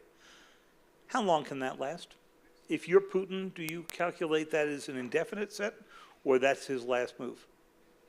We mentioned that the war against his neighbors started with Georgia 2008 and then 2014 and now. The hybrid warfare against the West has never stopped. Intelligence, coercion, subversion of our democracies, critical infrastructures, cyber attacks. I also run cyber adaptation innovation at NATO. We're not speaking that much publicly about things that are going on. So this is nothing new, and we are also preparing ourselves for that kind of horizontal escalation. We are working together with the European Union on undersea critical infrastructures and resilience together. So what we are also very vigilant in is that to making sure that, of course, deterrence and defense in a more traditional sense, but I think, and also there are lots of business leaders here in this audience and watching us. There will be a premium on economic security in the years to come. As we had the peace dividend collected for decades after the fall of communism and Soviet Empire, we are now in the situation to look into a new generation of supply chain, of technologies, of security, of resilience. And this is something that we also have to calculate and include in our bottom lines. Because this is, and as we say in NATO, resilience is the first line of defense. How strong our societies and our economies are. Well, Mircea, we could do this forever, and you and I have been known to do that, but you have another panel to go on. The good news for everybody here is you're on that next panel, so I'm going to get out of your way and let others get up here, and thank you very much for this conversation. Thank you, David. Thank you all.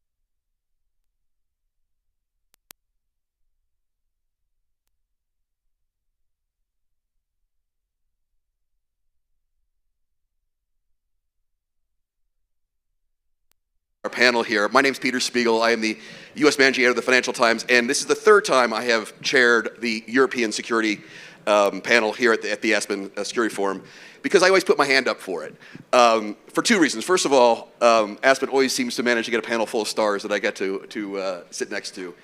But at least since February 24th of last year, there's another reason, obviously, that I like to chair the European panel. I think sometimes here in the United States, when we talk about Ukraine, when we talk about Russia, it is very easy for us, an ocean away, to be armchair generals. For Mircea, his home country, Romania, borders Ukraine.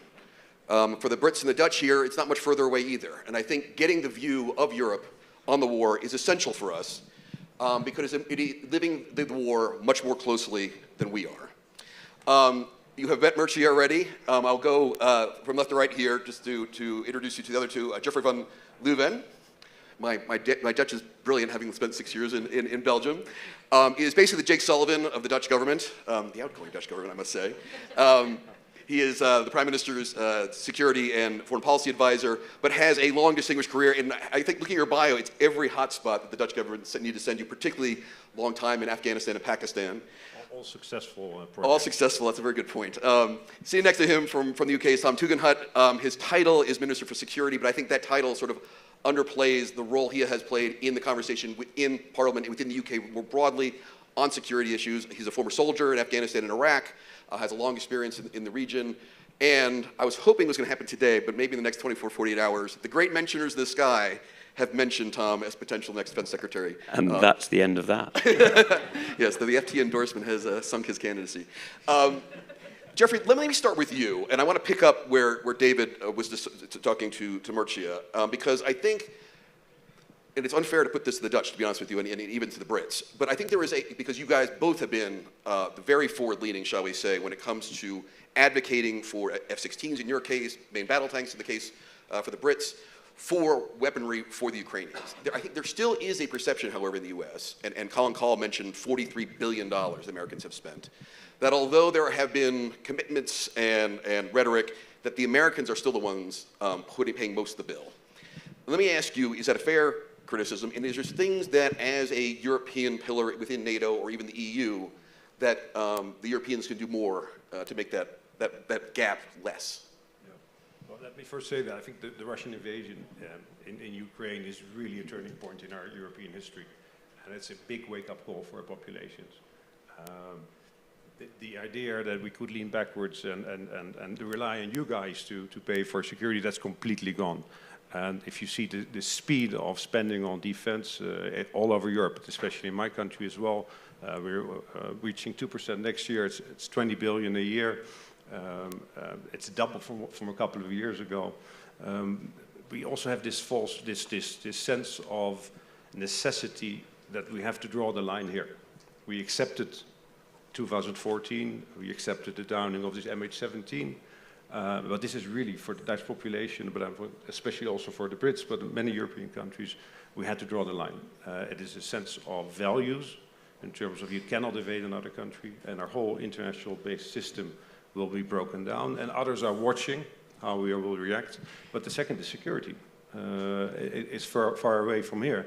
It's very close to our sense. And if Putin will not be stopped, it would not have been stopped, what would have been next? So I think it's really a turning point in terms of spending. The Brits have been great in Europe. I think the leader, again, in Europe in terms of resolve, in terms of spending, but we're number 5. Not in percentage of GDP, but in actual numbers. So it's the US in real numbers, number 1. It's 2 is the UK, 3 is Japan, 4 is Germany, and 5 is the Netherlands. So for us, it's a wake-up call, and we heard the call, and we're actually doing quite a lot. And if you look at all over Europe combined, we're reaching 40 billion this year. So that's equivalent to what the Americans are doing. Let me ask you, just as a follow-up to that, the EU itself as an institution, because the Dutch are obviously both a founding member of both NATO and the EU, have, much to my surprise, to be honest with you, having lived in Brussels for 6 years and covered the EU, kind of got its Security Act in order to a certain extent, and has developed a fund that the EU itself as an institution will be funding weaponry and armaments for the Ukrainians. Talk to me a little bit about that and the EU emerging as a force in the security space, and not just a aid and trade as their 2 tools for foreign policy. Yeah. Well, I think also to the surprise of Putin and to many others, to resolve the European Union, to say this is enough and we're going to strike back, especially on sanctions in the beginning phase of the war, has been exemplary. And we pulled together and we see and we understand the necessity of Europe beyond trade and aid, but also military terms. Having said that, for us in the Netherlands, as a staunchly transatlantic country, we see, and I think it's confirmed again by what has happened last year, the NATO is our cornerstone to our security. So yes, we will build a stronger defense forces in Europe, but all towards a stronger alliance, a stronger NATO. Tom, let me turn to you and ask the slightly awkward question about the EU, which is, you may not realize this, you're no longer in it anymore. And I bring this up because I had a conversation with a very senior EU official who came through New York not too long ago, and I said, isn't it a shame that just at a time when the EU gets its act together on foreign defense policy, that one of, if not the most capable militaries in Europe is not participating in this? And I got a very, I thought, odd pushback, which is we would never have been able to do this if the Brits were in the House. Talk to me a little bit about Britain's role in European security if the EU manages to get its act together on foreign security issues when you guys are on the out. The UK, over the last, well, I was going to say 2 or 3 years, but let's be honest, over the last 80 years, has been one of the principal security providers to Europe. The only one that has matched it consistently is the United States. And the reality is the UK's role, whichever Prime Minister, whichever party has been in power, has been absolutely consistent. But frankly, in the last 2 years, you've seen that even greater. You know, when Rishi Sunak took over as Chancellor, he increased defence spending. When Ben Wallace was alone, practically, in Europe to get those last NLAWs into Kiev, it was really that held off Russia's first thrust and allowed the Ukrainians to regroup and push back. So the idea that the UK isn't part of European security, I'm afraid, is simply false. The UK is, remains, and always will be a European power with a major security contribution. And I'm skipping very lightly over the intelligence contribution that we also make. Now, it's certainly true that other countries, France in particular, have made some very significant intelligence contributions in recent months and years from Europe, but the UK remains the principal intelligence and security provider to Europe, from Europe. That is not to be overlooked, and while it's certainly true that our cooperation with the European Union has changed from a member to a partner, the reality is that what Rishi Sunak has done as Prime Minister is reset that relationship to one where we're working extremely well together. You mentioned the intelligence bit of it, and I guess as an alliance, there are certain countries that are good at this. We won't name and shame, but the UK is one of them, the US is one of them, France is one of them, you mentioned a few of them. NATO as a whole may have gaps, and I know you've spoken out about this quite a bit. Can you talk a little bit about where you think NATO should go? What are we talking about at the issue of intelligence gathering and sharing? Sure. Look, if you look at how we're being threatened today, NATO has been a brilliant military partnership. There's no question about it. It's been essential to our common defense. But there are countries like Russia, China, Iran that are now using the tactics of criminals and terrorists to challenge us. We've seen human trafficking being used as a form of destabilization. We've seen drugs being trafficked in order to harm different powers. We've seen a whole series of different criminal actions being used by hostile states and indeed non-state actors. And getting NATO together to share that intelligence in new and different ways and making sure we have the intelligence cooperation that goes beyond the military into areas of crime, into areas of terrorism is extremely important for how we shape ourselves into the future. And that's something that the Prime Minister has asked me to work on and that we're doing a lot of work on. I know that many others around the European Union and indeed others outside the European Union, but in our neighboring areas, have been extremely active in making sure that we're able to cooperate. Jeffrey, can I put you on the spot on this one as well? Because the Dutch are in a unique situation here in that it is, in many ways, one of the most, or if not the most, transatlantic, Atlanticist nation on the continent, that's for sure. We may not remember that there was a Secretary General before Stoltenberg. It's gone on for a long time. He was Dutch. You also are, however, a founding member of the EU. And trying to square that circle, maybe I'm making too much of this, but it is just striking to me, again, if the EU is going to play an increasing role in defense and security issues, how does that work alongside your Atlanticist tendencies to have the Americans and the Brits and others in the House as well? Well, first of all, we don't see the conflict. And let me also concur with my British friend. When we talk about European security and European partners, it's also the UK. It's not EU when we talk about European security. No, we don't see it as a conflict. We do see NATO as the cornerstone of our collective security. We do see the need as Europe to step up. And we are, I think, stepping up at this moment. It means investing. I think it's number one, it's investment. It's basically having more budget to spend. But it also means, and a lot of that investment and defense orders are coming to the US, and I think that solidifies our transatlantic relationship. But it also means working together with European partners, and we are doing so with the French on helicopters recently, but also with Germany, we're integrating our armed forces. With the Belgium and German navies, we're ordering frigates and minesweepers together. So we're setting tremendous steps on the European front, but only to strengthen basically NATO, to make sure that collectively as Europe we're stronger, but so we don't see the problem, we don't see the conflict. Marcia, let me turn to you and ask a slightly different question, because we're supposed to be talking about the post, there will be a war. The war will end. I know sometimes it doesn't seem like it, but all wars come to an end.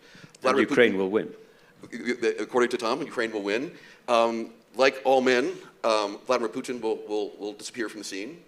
And so talking about what the post-war architecture, security architecture of Europe will look like, you and David talked about the NATO end of things.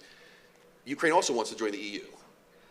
You, as not only when you were a younger man, worked for NATO accession for Romania, you also worked for EU accession for Romania. So can I ask you to just put your Romanian hat on and think about this? I emailed an old source of mine in Brussels saying I was going to work on this panel, what should I raise? And he said, the most difficult thing we are dealing with now is the issue of Ukrainian membership.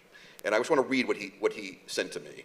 The very success of the EU, that which makes others want to become part of it, is what will pull us apart if Ukraine is brought in. His argument being, you will have a member of the EU that is at war with Russia, has a military, even if the war is over, has a military that is clearly ready for a fight with Russia. It's a country of 40 million people. All now countries like Romania, which gets net benefits from the EU, will have to be net payers into Ukraine. How do you see Ukraine joining the EU, given Zelensky's passionate plea to join? I have a fundamental belief that all nations on my continent in Europe that desire democratically, freely to join the West and are ready to join the West, they will be joining our family, NATO, EU, or combination of both. I have absolutely no doubt. Historically, strategically, philosophically, and personally, I know that Ukraine will be with us. I know the Republic of Moldova will be with us. They are neutral constitutionally, so this is EU. I know that Georgia, an exceptionally relevant strategic country across the Black Sea towards the Caucasus and Central Asia, in the end, will be with us. Because this is also NATO and EU, this is all about. The choice of free nations on our continent to be able to choose their destiny. So I'm not that much concerned about the arrival of Ukraine in terms of net payers. I think Chancellor Scholz had a quite interesting remark, I think a few months back, way after the Zeitenwende major speech. He made a quite interesting remark that after this war, the center of gravity in Europe is moving eastwards. And I think he's right. And I believe this is good. And I believe this is something that will have to rearrange, in a way, political, economic, technological, military power. This will be more evenly distributed across our continent. The other thing that I would also mention, President Macron had a very interesting remark in Chisinau when there was a summit of the European political community. And he said something quite interesting, and that resonates, it's music to my ears, that the difference between the founding older members of the clubs and the new ones starts to be less distinguishable. So the new ones are learning the ropes. The new ones are becoming stronger with one condition, and this is true for my country, this is true for Ukraine, it's true for Moldova, anyone else. If we continue to transform from within, more transparency, real democracy, rule of law, and really putting our potential to work. So I'm absolutely convinced, as being an eyewitness to transformation of my continent since I was much younger and a young ambassador to Washington, I know that we'll have Ukraine, I know we'll have Moldova, I know we'll have Georgia, and I know every country that wishes and is prepared to join us, they should be with us. Just a small footnote about numbers. Last year, European allies and Canada have increased their defense spending before Vilnius, the decisions, by 8.3% of their GDP. Up to 2030, European allies will be purchasing 600 F-35s. NATO EU, with the arrival of Sweden and Finland, and I'm so happy that these two great democracies, great nations are also with us in NATO, 96% of the population of EU member states will be also NATO populations.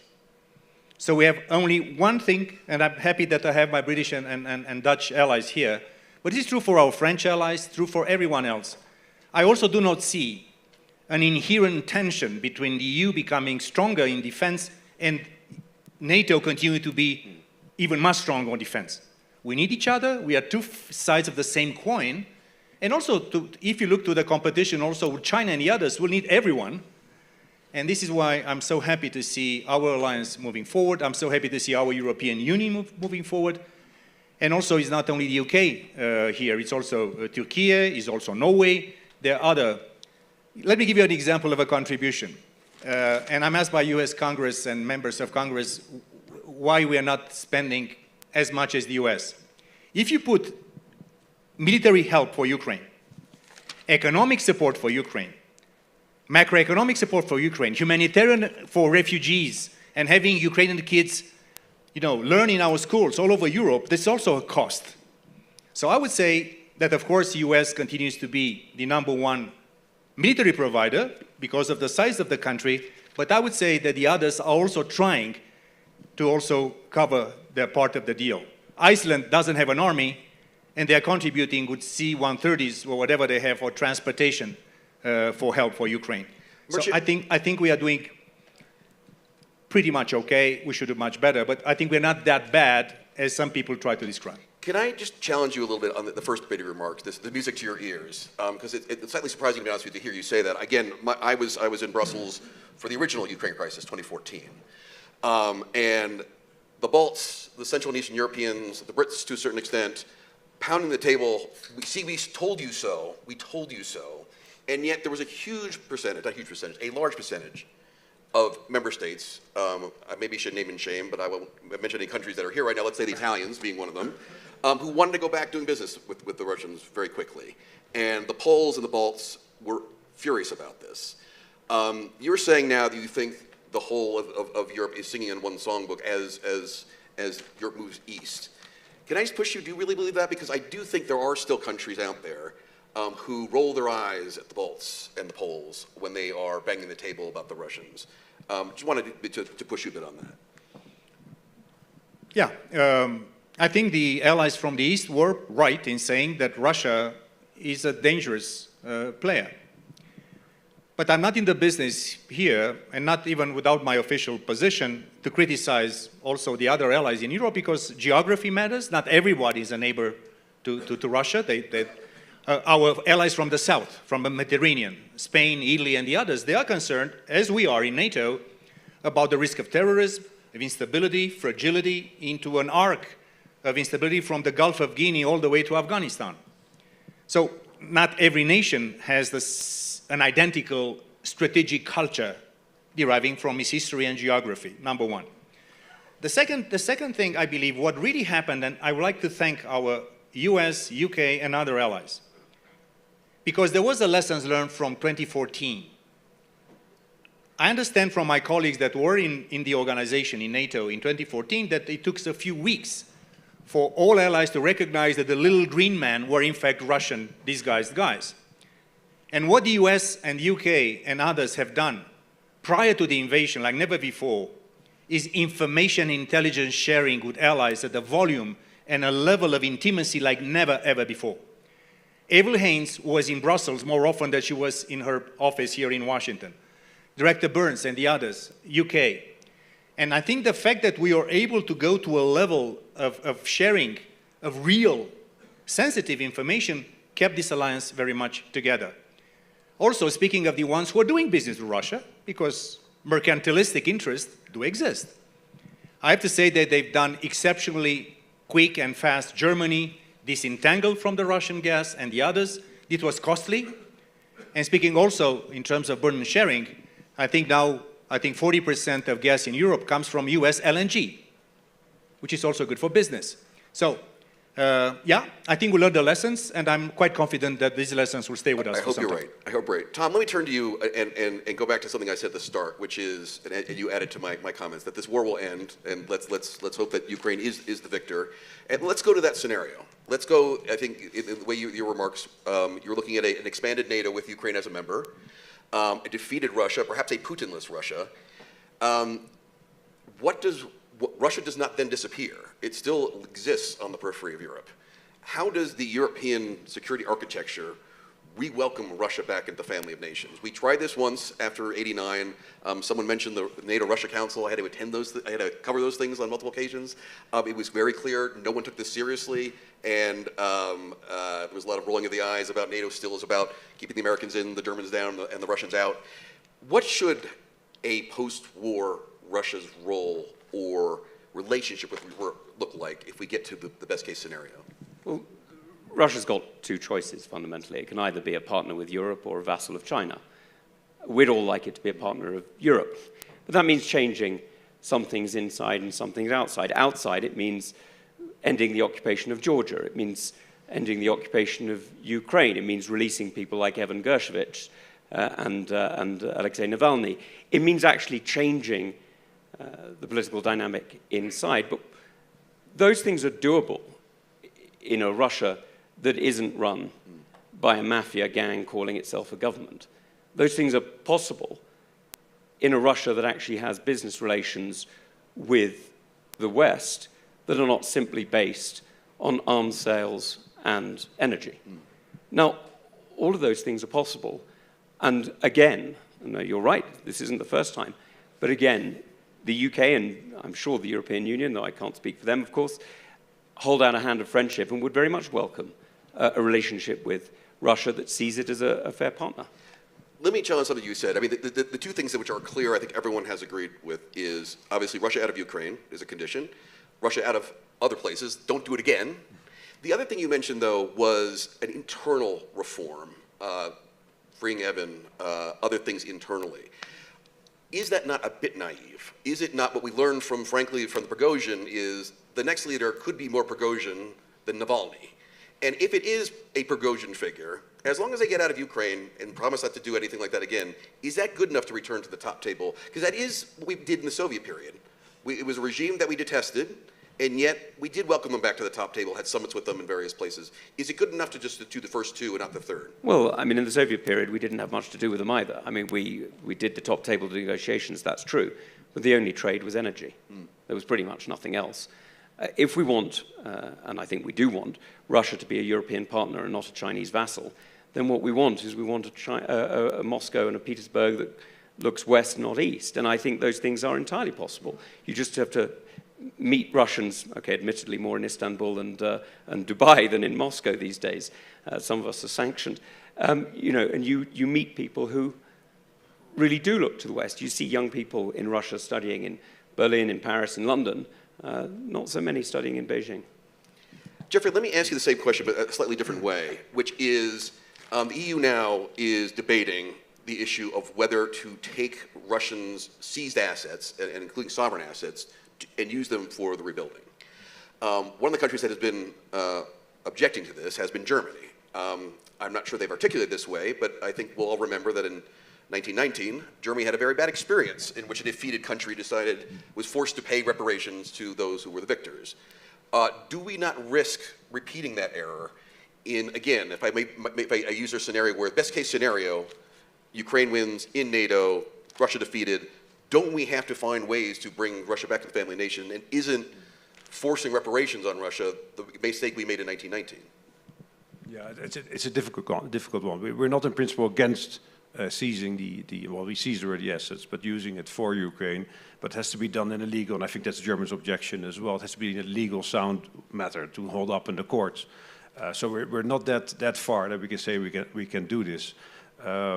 Yeah, I think that's also for longer term. And on the short, medium term, it is making sure Ukraine can push them back, and that's all our focus is on. So we're not ready yet to take those assets and give that to Ukraine. Can I ask you just the same thing I asked Tom, which is, if the scenario Tom put, and I'm putting slightly words in your word mouth, so I apologize, but the three things that are required to rejoin the family nations: 1, out of Ukraine; 2, don't do it again, get out of the region; 3, some kind of internal reform, so we see them joining with our values and stuff like that.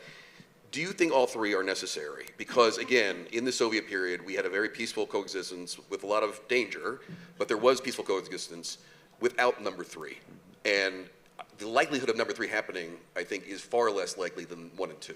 Would you accept a Russia with a Prigozhin type of leader in Moscow, as long as they got out of Ukraine and promised not to, got out of the other bits of the world where they're making problems? Yeah, but probably we have to judge them by behavior. Don't have much choice.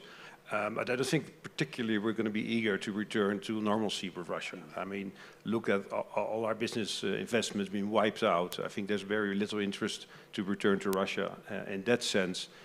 So I think we'll just take it as it comes. I think it will take some time to see what their actions are, but I don't think we're defining exact criteria to what extent we're going to talk to them. Fair enough. Fair enough. I'm getting two different numbers about how much time is left, so I'm going to go with the one that's the longest, as someone else did. Let me change the topic entirely. We are, after all, in Aspen. We are in the United States. And we have, in many ways, a reinvigorated NATO with, again, to quote the first Secretary General of NATO, the Americans in, robustly. Okay, I'm getting, might be the last question then.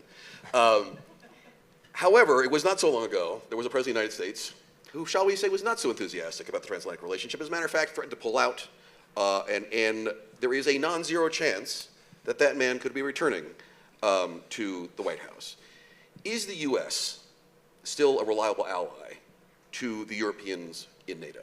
Jeffrey, let me ask you to start with that and go down the line. Okay, well, absolutely yes. I mean, for us, it's the strategic most important ally that we have. Not just on security, but also on trade investment. The U.S. is our #1 investor in the Netherlands. We're the #2 investor in the United States. There are 1 million American jobs because of Dutch investment. We got along quite well with the previous president. My Prime Minister always said, we understand what he's saying. We understand that you're upset about the fact that we, as Europe, collectively are not doing enough on defense. So we got those messages. We're doing something about it. So we're quite happy to deal with any president you would elect in the future. We're very pragmatic, but as a key ally, it is the most crucial ally to us. Tom, same question, obviously given a little bit more weight, given the special relationship. You know, this was not a president who treated the special relationship particularly well. Are you at all concerned that a return of a Trump administration would see the unity of the alliance that we've now seen fray? Well, to misquote a former president of yours, well, the Dutch may be #2, we were #1 in terms of investment. And it's, you know, this is a very deep alliance. I see in the audience General John Allen. I served under his command in Afghanistan, and I have served alongside many US officers, some of whom have now made it to 3 and 4 stars. It's amazing. Generals are getting younger these days. And it's, this is not just a deal. It's not a treaty that is exchanged. The reality is that the relationship that we have, certainly in terms of security, but in many other areas as well, is absolutely fundamental to who we are. And the exchange of personnel between our forces, our intelligence, information, and so on, is so much deeper than anything that happens between #10 and the White House, that I'm not genuinely concerned. And that's not to say that good relationships can't advance things. Of course they can. But the reality is that the relationship between our two nations is so deep that it's not something that a 4-year or even an 8-year term will change. Marcio, let me have you the last person to address this, but ask you the question in a slightly different way, which is, within both an EU and NATO context, some of the reaction to the Trump administration was, holy cow, we need to take our own defense much more seriously. We have relied on the American umbrella for too long. So there was a bit of a salutary effect in that actually we have to get our own house in order. Is that still, you think, the case? And does the prospect of a Trump administration light a fire under the Europeans to be more serious about how they think about their own security and defense?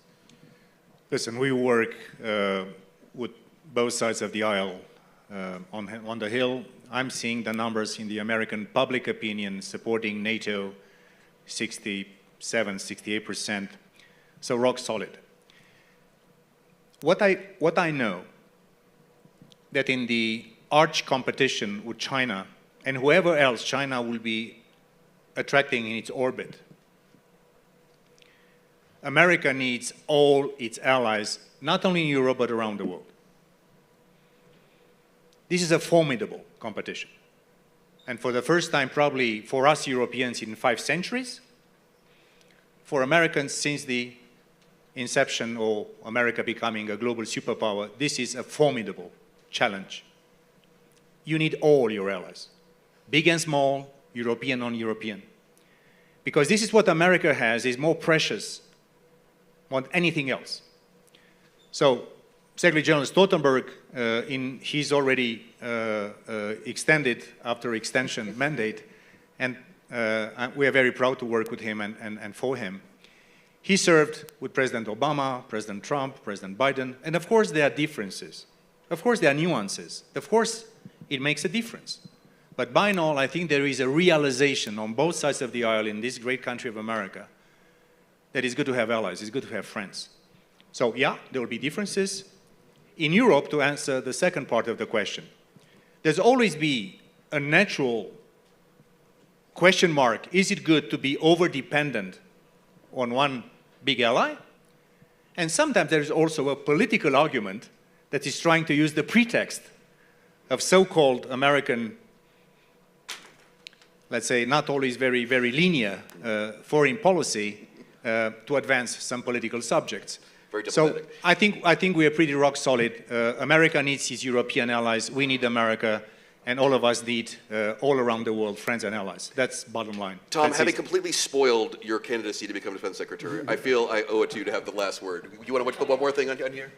Look, the last thing I was going to say is the major strategic challenges we're facing are, of course, Russia in Europe, China in different ways around the world, and Iran operating as a terrorist state, attempting to murder people in the UK and sadly here too.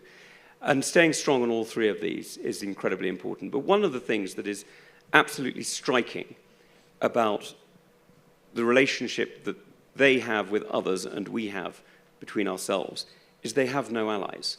They occasionally brutalize other nations into supporting them. They occasionally bribe other nations into supporting them. The United States, the United Kingdom, all other NATO partners have partners who are willing to go with them because they know it's the right thing to do. That is an amazing position of strength, and that's why this alliance means so much more than others. On that optimistic note, shall we wrap up? Please, a round of applause for my panel here. It's been really terrific.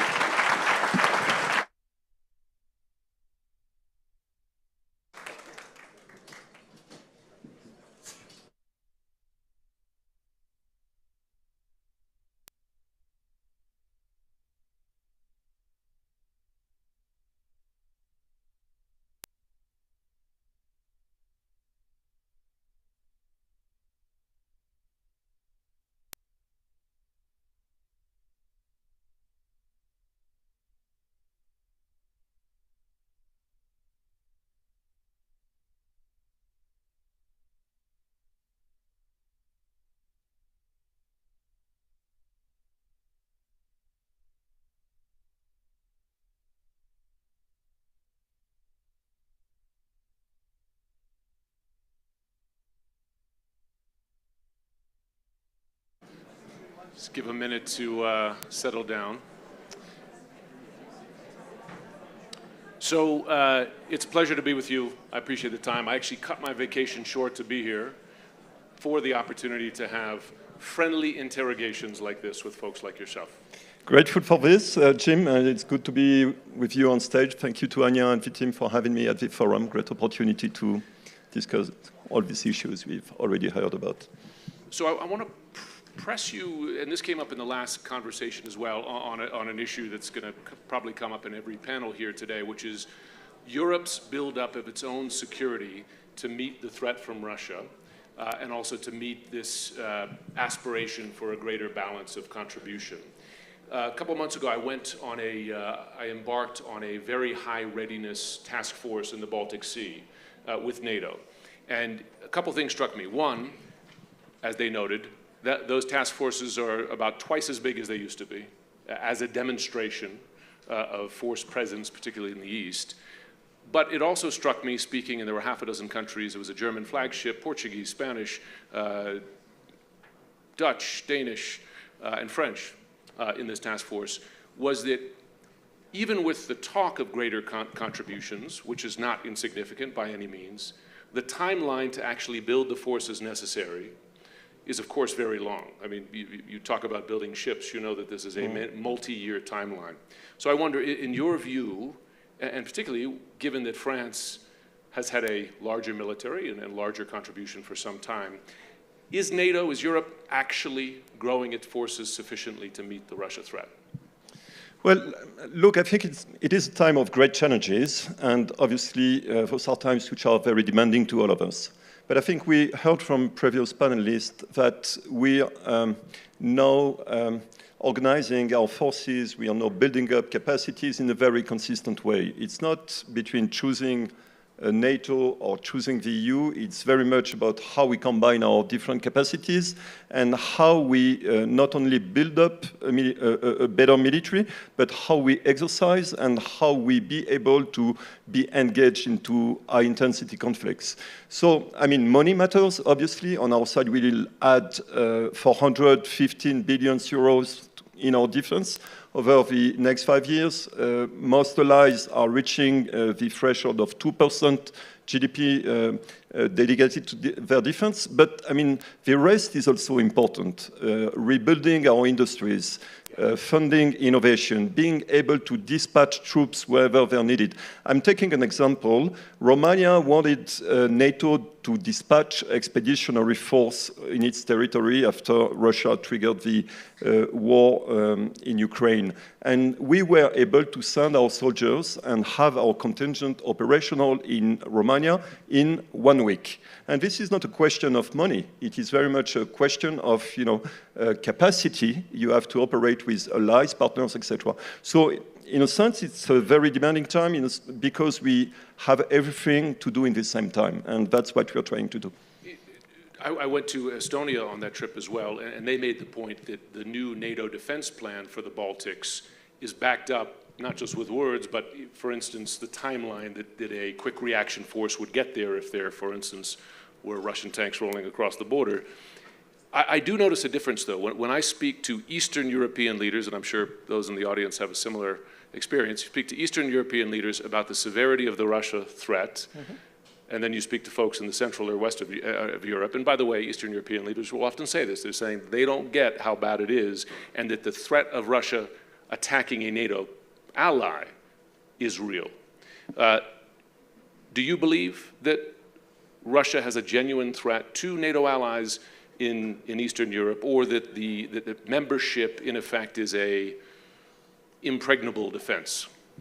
Yeah, I think Russia is a threat, and the evidence of this is what it is doing in Ukraine now. And what is absolutely critical is that Russia be defeated in Ukraine, so it not be tempted to attack other European allies and partners, whether they be NATO allies or EU partners or, other countries like Moldova, which was mentioned earlier, which is under strong pressure from Russia. But I mean, we're giving the example of what we can do together to be more robust and, in a sense, deter further Russian aggressions. That's what is happening in Moldova. I mean, Moldova was very sensitive to Russian pressure, and now Maia Sandu has been investing in the EU candidacy of her country. She has hosted a very important event last June, which was the European Political Community Summit, which was a gathering at the continental scale of all leaders. 40 countries participated and decided to cooperate on very concrete issues, etc. So there are many ways we can demonstrate solidarity and deter Russia from aggressing other European partners. But, I mean, what matters most at the moment is that, indeed, Ukraine wins the war, whatever it means. But, I mean, it means that Ukraine has to be on the offensive, has to be in a position of strength. So, at a point, Russia admits defeat, and we can build a more solid peace. When I speak to U.S. officials, they say that one lesson Russia has learned from Ukraine is that it stands no chance against a NATO ally, that in effect, it fears that conflict. And I wonder if you share, because, for instance, you go to Tallinn, you won't hear the same thing. Do you believe that Russia fears a conflict with NATO? Well, I mean, our experience is that Russia, and it may be a paradox, has taken precautions not to aggress any NATO ally or to avoid any, serious mistake targeting NATO territory.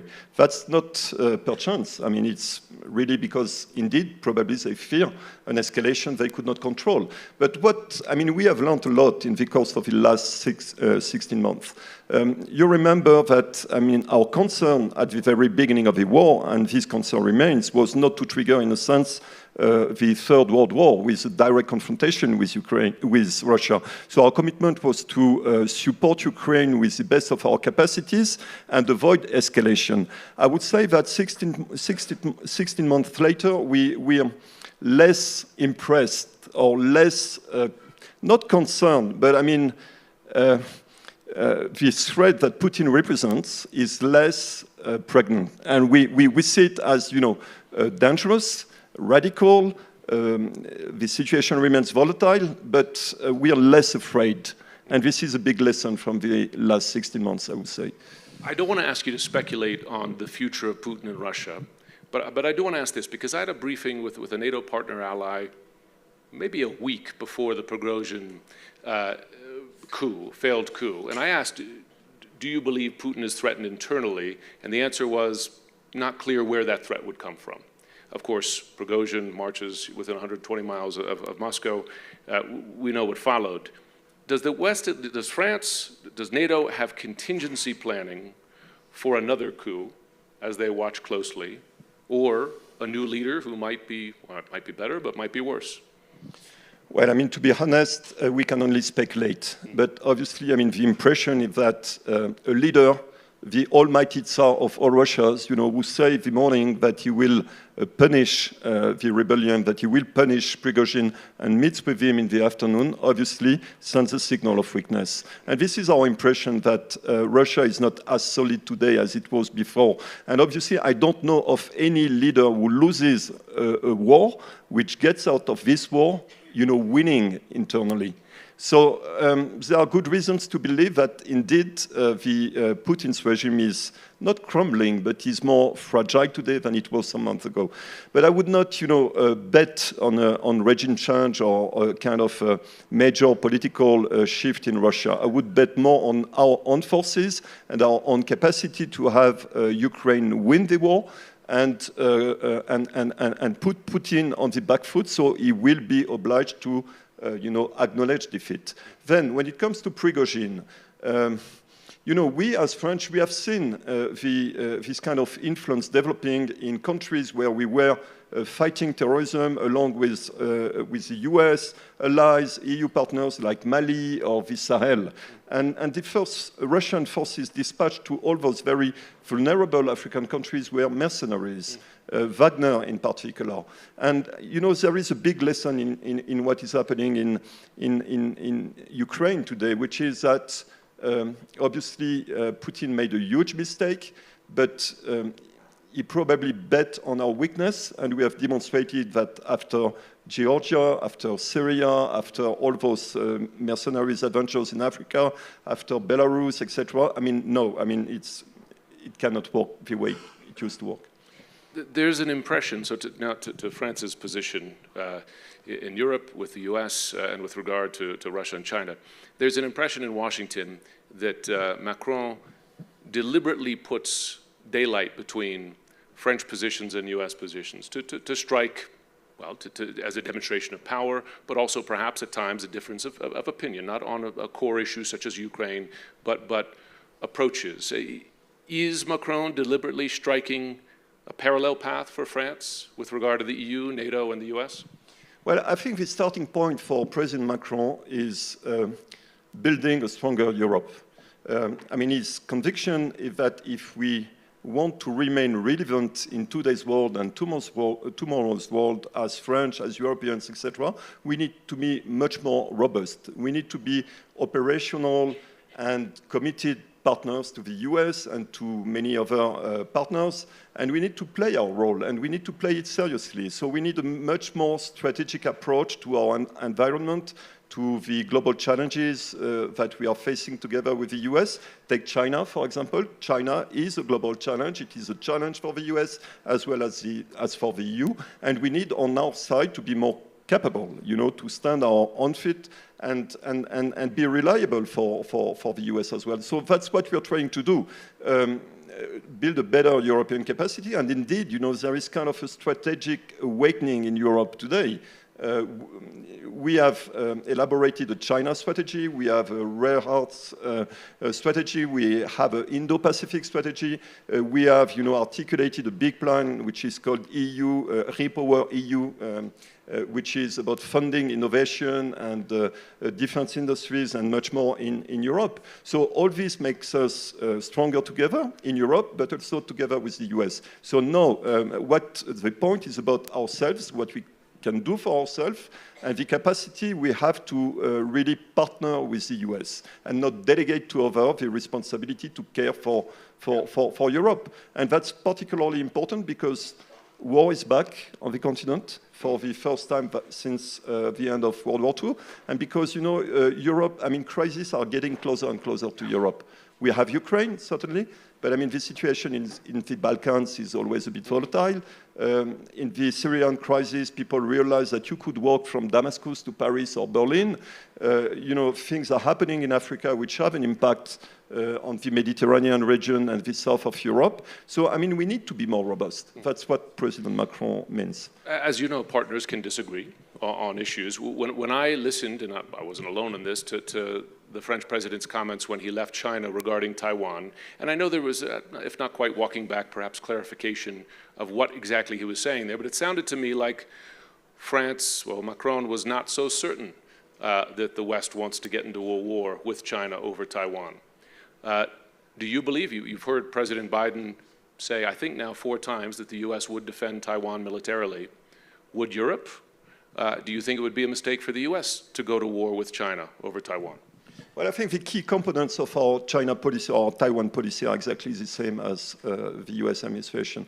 We go by the principle of the one China policy, and we want a peaceful solution to the Taiwan issue. So we are exactly on the same foot. Then President Macron traveled to China at the moment when President Tsai was meeting the Congress leadership in California. There was a bit of volatility all around this. While we were visiting China, we had a French frigate crossing the Taiwan Strait, as we very regularly do every year, and we are probably the only Europeans to go there so often. So, we are ready. And we are ready to take our responsibility to be with you in case of crisis. But I would say the point that President Macron made in this interview was about our capacity as Europeans. While we are engaged into a potentially long protracted war in Ukraine, to fight on 2 fronts. But in terms of principle, solidarity, and what needs to be done, we are exactly on the same page. And what matters most at the moment is not, contingency planning is always important and critical, obviously, but what matters most is to deter China from taking action. And that was very much the core of the conversation that President Macron had with President Xi in China. And he conveyed very clearly the message that, you should not do it. And that will have a big price, that will, that will force us to go for massive sanctions, etc., and probably much more. So, the message was crystal clear, and I hope it was well understood. Macron has made an effort to get China to be a useful player in finding a peaceful resolution to the war in Ukraine over many months. In your view, is Beijing, is Xi Jinping a credible partner in a negotiation that might bring an end to this war? Well, I'd like China to demonstrate that it is a credible partner in fixing... You don't believe they've demonstrated that? I don't have the evidence yet. But China is a permanent member of the Security Council, is close to Russia, as this kind of no-limits partnership with Russia, etc. At the same time, I would say their attitude could have been worse. They could have been much more explicitly engaged in this war. So we're at a point when we need to continue to deter them from getting more involved in this conflict. And then I don't believe a second that China will provide a solution for the war in Ukraine. For the war to stop, we only need Putin to withdraw, and we need Ukraine to basically beat the Russians in the ground, and then we need to build kind of a very solid negotiation framework in which we can bring partners from different constituencies, from the global south, including China, but not only in China. Certainly, India has a role to play, and many others who can have an influence, and we can guarantee a solid peace for Ukraine. That's critically important because we have the experience of the Minsk Agreement and the violations of the Minsk Agreement by the Russians. Andrei Yermak referred to previous negotiations. We spent together countless hours trying to have the Russians abide by their commitments. So we need something more solid today, and probably we need more partners to team up with us in doing this. China included, but not China only. Just quickly, has the West seen any evidence that China has armed Russia in any way in the war in Ukraine? Well, yes, there are indications that they are doing things we would prefer them not to do. But I mean, at the point where we are, when the counteroffensive is beginning in the field, when everything is complicated, etc., what we need most is Chinese abstention. I mean, we cannot dream of China, acting like a Western country, but we need them to understand that Ukraine is not only a conflict somewhere in Europe, or, the consequence of disagreements between Russia and NATO or whatever. I mean, we need them to understand that Ukraine is a conflict of global magnitude and that we cannot offer Ukraine to lose for reasons of principle, but also for reasons which are very operational. And what is at stake for us in Ukraine is much more than, Ukraine's sovereignty. It's very much about the stability of the world order, security in Europe, and our capacity to continue, lead in many fora and instances. Things that they shouldn't or you wouldn't want them to do. Could you be more specific? The delivery of weapons, certainly. Economic support. They're delivering weapons to Russia for use in Ukraine? Well, kind of military equipments. As far as we know, they're not delivering massively military capacities to Russia. We didn't know delivery. Okay. I'm going to ask you a question on the Global South, which I think is too often underreported and ignored. And then I'm going to, because I made a promise to a friend in the audience that I was going to go to the audience at least for one question, and we're limited with time, but I'll come to the audience after the answer to this question. So if you have some thoughts, think about them. Global South. You hear a lot of talk about it, and you have genuine, substantive programs like the new Global Financing Pact to help develop there. But is the West writ large losing the battle, as it were, in the Global South to China specifically, and perhaps to Russia to some degree? Well, I think that, that's probably one of the elements one of the key issues we are dealing with at the moment. We experience a certain loneliness in defending Ukraine. Many African partners, for example, are telling us, you care so much about Ukraine, but what are you doing for the Kivus? Why didn't you care about, some conflict in Africa? What about Sudan today, etc.? The necessity that we do all what we can to avoid fragmentation or, a further rift between North and South is of critical importance. And we need to demonstrate that, again, we have this ability to address those many challenges, Ukraine for global reasons and not only European or Western reasons, but that in the same time we remain capable of addressing the priority concerns of many countries in the South. And take Africa, for example. You mentioned the financial pact that we crafted in Paris last June. It's critically important. What we need is a financial shock. We need to de-risk investments in many fragile countries so they have a chance to catch up with the global economy and play a role in the future. So there are huge expectations, and we have to demonstrate that we are not concerned only about our on security and future or rivalry with China, but that we are able to articulate or to propose to have an offer for third countries and also create an alternative to what the Chinese are proposing. So whether it be development or energy or innovation, etc., we need something attractive for the global South, i.e. those countries who feel they do not really have a stake in what is happening in Ukraine today. Yeah. Especially with the expiration of the grain deal, which has enormous potential consequences. Yes, certainly.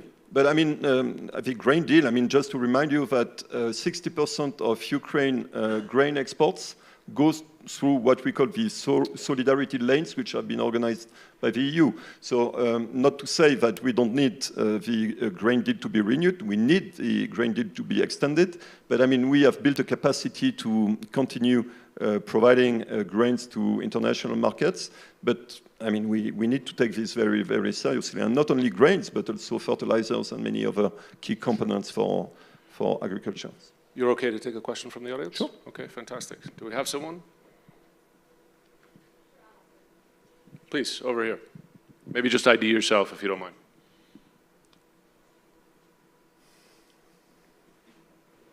Hi, Virginia Boney from Amazon. One question is a follow-up of acknowledging that China is sending weapons to Russia. Is the EU having to consider secondary sanctions based on the most recent sanctions package that you've put together? Well, I mean, sanctions are, you know, our main instrument, our instrument to contain Russia and deter others from being involved in this conflict, whether it be China or others. We have a problem with sanctions being bypassed by many countries, and not only China. You know, the US, Europe, and certain allies in the Indo-Pacific region are implementing sanctions. But we have a difficulty like countries like, you know, which are so close to us, like Turkey, for example, are just, you know, making money today because, you know, Russian money doesn't flow any longer to EU countries, but goes to Turkey and many other countries. So, you know, everybody has a responsibility, including China, but not only China. Understood. Just one more, because it's Steve Clements.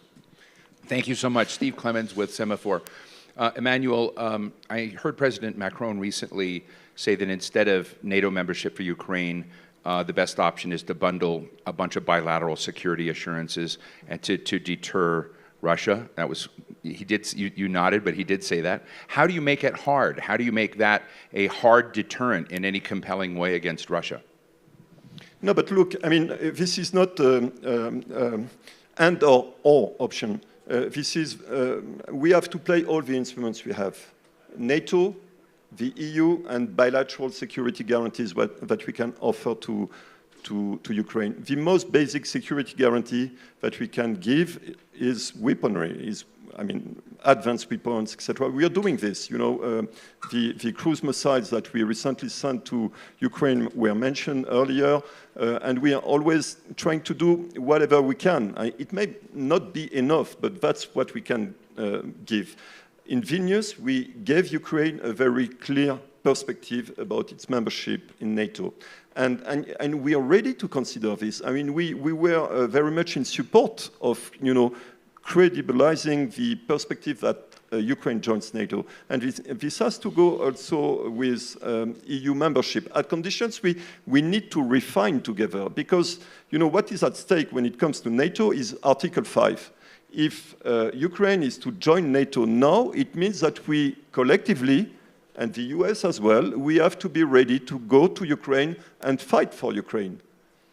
Are we ready to do this? I mean, it's still a debate to be concluded. And I don't have the answer, but I'm very serious, and President Macron is perfectly clear about the perspective that Ukraine joins NATO. Then, meanwhile, what we need to do is to basically provide Ukraine with the capacity to win the war. So, I mean, I would say it is a sequence.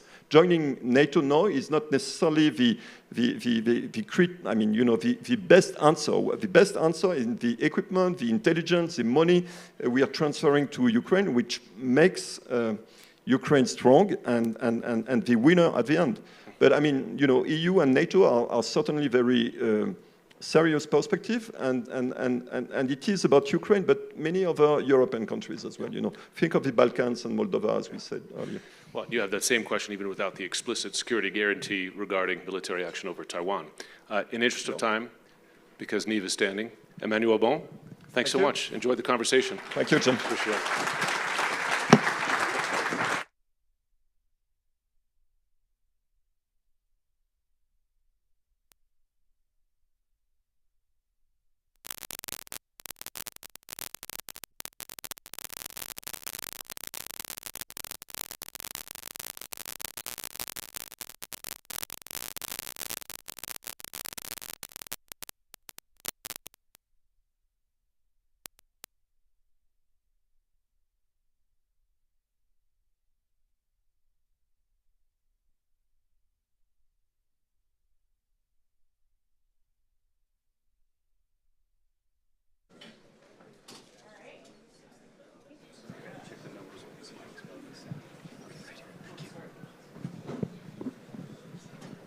Hello?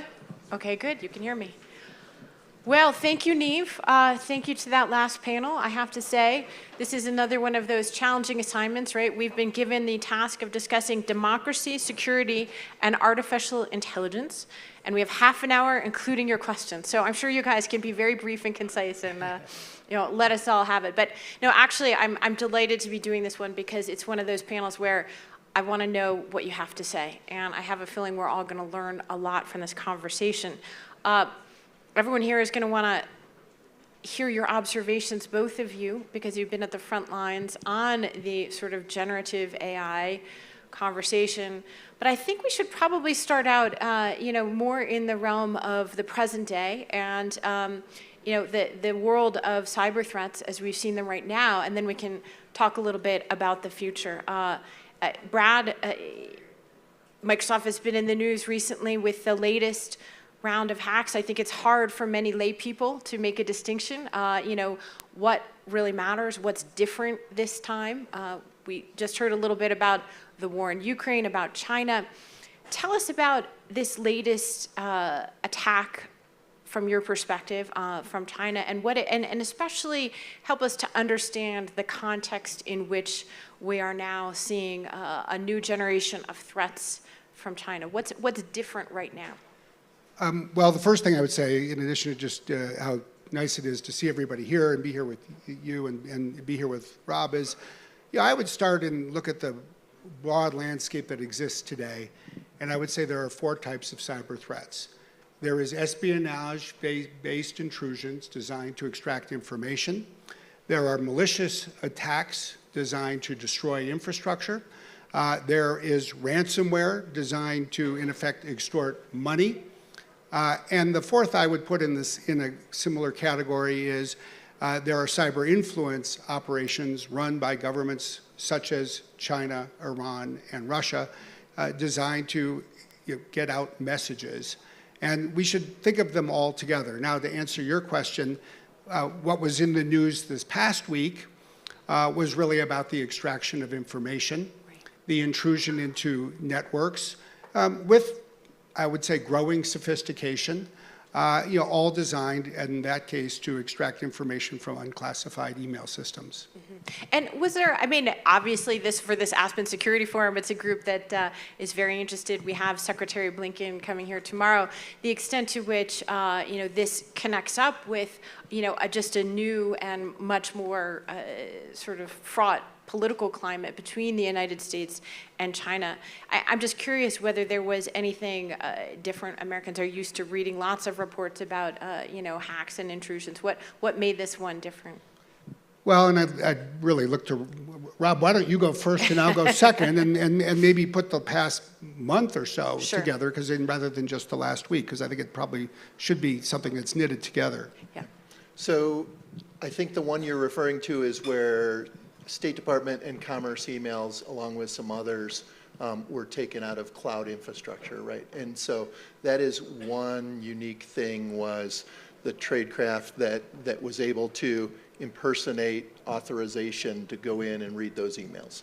So that's one thing, but that is a fairly traditional threat, right? It is China doing espionage. That's what nation states do. We have to defend against it.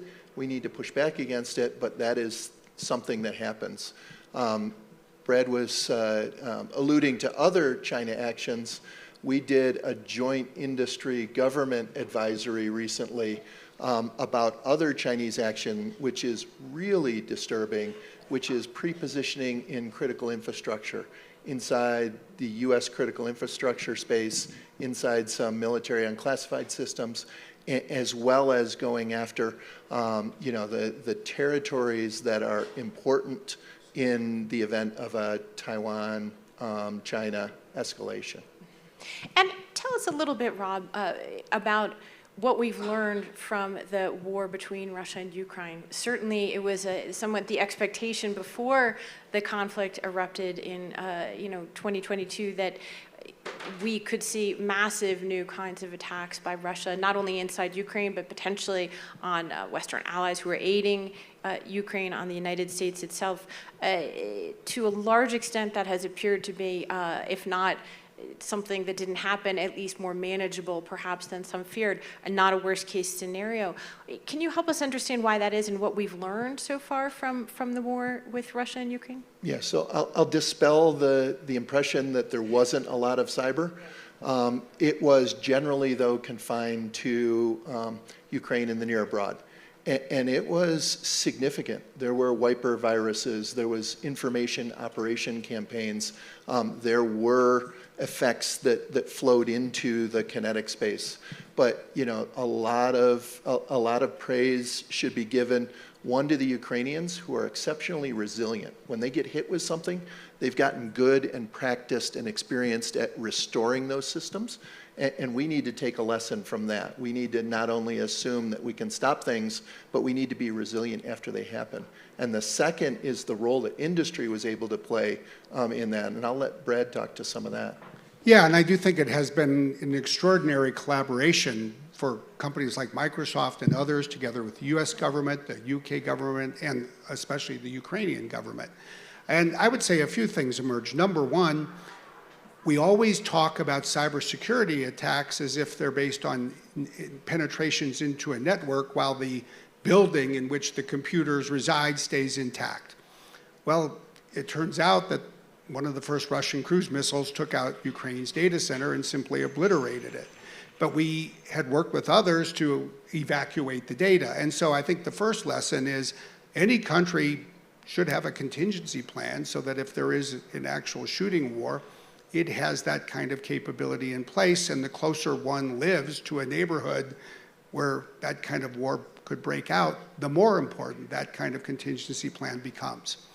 The second thing I would point to is I think that we have really seen two very important advances in the last, say, 6 years when Rob and I were talking with each other about, say, the NotPetya attack on Ukraine, which was really quite devastating to Ukrainian computer infrastructure. The first is the state-of-the-art of threat intelligence, has advanced considerably, so we're able to detect attacks. The whole industry is able to detect attacks to a far greater degree and much more rapidly than before.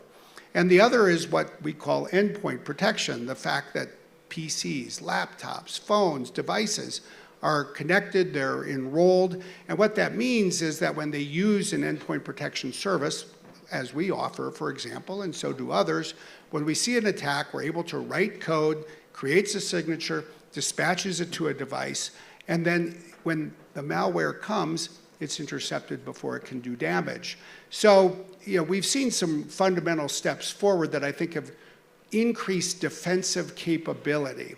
And fundamentally, that's the story of the cyber war. Defense, so far, has triumphed over offensive attacks. Well, that's a great segue to this AI conversation because, the good guys and the bad guys are about to get an enormous new capacity, or they already have it. And so, I'm sure everyone here wants your insights from both of you to help us understand, what does it mean to layer on this kind of a cyber war and then add in the new capacities in generative RI. Rob, as you look ahead, I'm curious, help us to understand, what it means for offense, but also what it means for defense. Yeah, so artificial intelligence, and especially the new generative AI that has emerged, is going to be disruptive, right? There isn't a person in this room, a business on the planet that's not going to be impacted in the way it's going to be applied. And it's going to have both benefits and risks. I think if you look back at the history of the internet, we had this youthful exuberance that the internet sharing truth across the world would be the end of dictatorial regimes and oppressive actions. And it turns out it's been just as powerful for people who want to oppress their citizenry and want to disseminate falsehoods or false narratives as it has been delivering truth. And I think what you're going to find is these new technologies are going to be both an opportunity and a risk. Okay, but dystopia on steroids or opportunity on steroids? Like, in terms of capacities, what's interesting is it seems that it will absolutely turbocharge the abilities of people who wish to do harm. That they no longer will you have a foreign language hacker who, you know, whose phishing emails are easily detected because, you know, he or she isn't able to write in our vernacular, that kind of thing. And I'm sure much thought has gone into what kinds of capacities. So my belief is, at least in the near term, huge advantage to the defense, right? Artificial intelligence is actually pretty good at finding material created by artificial intelligence. So we will be able to monitor and look for that malicious content or the things that are happening. I also think that, you know, the resources on defense are much bigger than the resources of the criminals or the small activities that are planning and researching this today. And those defensive innovations, we're already applying them. We're already seeing them in use. Those are going to detect intrusions, both classic and AI-driven intrusions, at scale. And so I think certainly in the near term, the weight is going to be to defense. You know, Brad, you've written and tried to be very thoughtful in terms of outlining principles that might shape how we think about, you know, what governments can and cannot do, what individual actors should do in this new AI era. And I was struck by one of your proposed principles, which was, you know, essentially maintain human control. Maintain human control.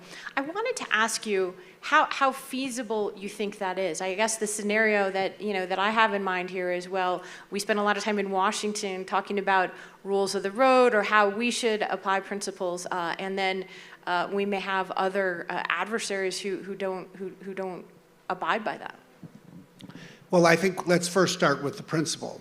I think it's an important one, and it has implications that differ depending on the setting. First, there's this question that people ask in the summer of 2023, having seen the rise of things like ChatGPT and GPT-4, are these machines going to destroy us all? And yeah, I think it's a natural question for a generation alive today, like all of us, who've probably been exposed to dozens, perhaps, of novels and movies that all basically have the same plot structure. Human creates machine, machine just tries to create human, human survives by unplugging the machine. It's amazing how many variations you can do on a plot line that's so simple. But you know, then when you stop and think about it, if that's the concern, and it is a concern we absolutely should take to heart, that's the best way to avoid the problem happening. What it means is you put in what we call safety brakes. You put it in around the model, you put it in the data center infrastructure where it's deployed, certainly for anything that's going to control the electrical system or the water supply or the flow of traffic. And just think that, you know, this has been part of the history of technology since people realized that you could use electricity for something in addition to dodging a bolt of lightning that would electrocute you. You could harness the power and create a circuit breaker to turn it off. You could create a bus, but you wanted to have an emergency brake. You could create an elevator and you would put a safety brake. So put that category in one area and say, let's make sure we keep this under human control. Now then, when we talk about cyber activity, warfare, and the like, I do think it is an important principle that we ensure that none of us wake up in the morning and find that machines started a war. We want humans to remain in control. And humans should remain in the loop or on the loop. Now, I'll say the one exception to that is there are areas of defensive activity, where you want AI, I think, to respond to attacks at machine speed. And we've done this even in Ukraine. I mean, we've used AI systems. There was a cyber attack on a shipping company in Ukraine last year where AI saw it and responded it before a human even saw it. And so I think defense is different from offense. We should establish norms, and then we need to go to work to do everything we can to persuade every government we can to abide by this norm, and we need to have deterrent mechanisms in place, and this is where Cyber Command, the Department of Defense, NATO, and the like, I think come into play in terms of backing that up with deterrence. All right, Rob, so Are you going to definitively assuage us from the robot overlord scenario here? Tell us a little bit, seriously though, I think Brad's point is an important one, in terms of what is the level of discussion and interaction right now around actually creating some of those deterrents? Because it seems like the technology has moved so quickly, it has outpaced at times our ability to create collective responses to it. It has moved exceptionally fast, Susan. I think the key thing to understand is all of the right people are aligned to work on the problem, right? So in the U.S., the White House leads a task force right now. You heard earlier from the Office of Science and Technology Policy, the work they're doing to bring together the government in their policies. You heard from our UK friends about their leadership role trying to get the UN to talk about this. And we are seeing an enormous amount of government and industry interaction to do a number of things, right? One of the first things we're talking about is we've got to protect this technology, right? Whether it's from adversarial nations or criminal groups. And so the government has reached out to the innovators of this technology to make sure that the models aren't stolen and then used in ways that won't have the kind of controls that a company like Microsoft would put on them. We've then started to think about, what are the right policies and norms about their use and employment, and are there places where you need to make sure that a human's in the loop, right? NSA's used AI in our workforce for a number of years, and it never issues a report or makes a decision on its own. What it does is it improves the speed, accuracy, and reach of the humans who make the ultimate decision, but they get to do more because of it. So I want to ask if there's anyone in the audience who would like to ask questions, which I suspect will be better than mine. Please do introduce yourself and make it a question so we can get a few. Thank you. Thank you. David Lichtinger, concerned citizen. Rob, I have a question you're not going to want to answer. So don't you think that the United States and the NSA should do more offensive operations as a way of deterring China, North Korea, and Iran so that they know that we have capabilities, so this sort of thing that just happened doesn't happen on an ongoing basis? I'm glad to hear that defense, we're starting to get some more tools, but I think the leaders of these states need to be deterred. So that lane of offensive action is cyber commands, and it's the White House's policy decisions of how, where, and when it's applied. But I think if you look, cyber commands had an exceptional record of applying offensive capability to everything from the terrorism fight to election interference, right? 2020, they went ahead and worked to take down Prigozhin and his IRA misinformation capabilities to defend the election. There is no doubt China and Russia and Iran understand the might, power, and capability that the U.S. has in cyberspace, and that we do employ it. And it is not the case that cyber deters cyber all the time. So we use cyber as an element of a multiple set of conditions to try to impose good behavior and deter bad behavior. I'm assuming Microsoft does not have its own offensive capabilities. So That's absolutely we'll correct. All right, we'll go to the next question then. You, sir, in the back.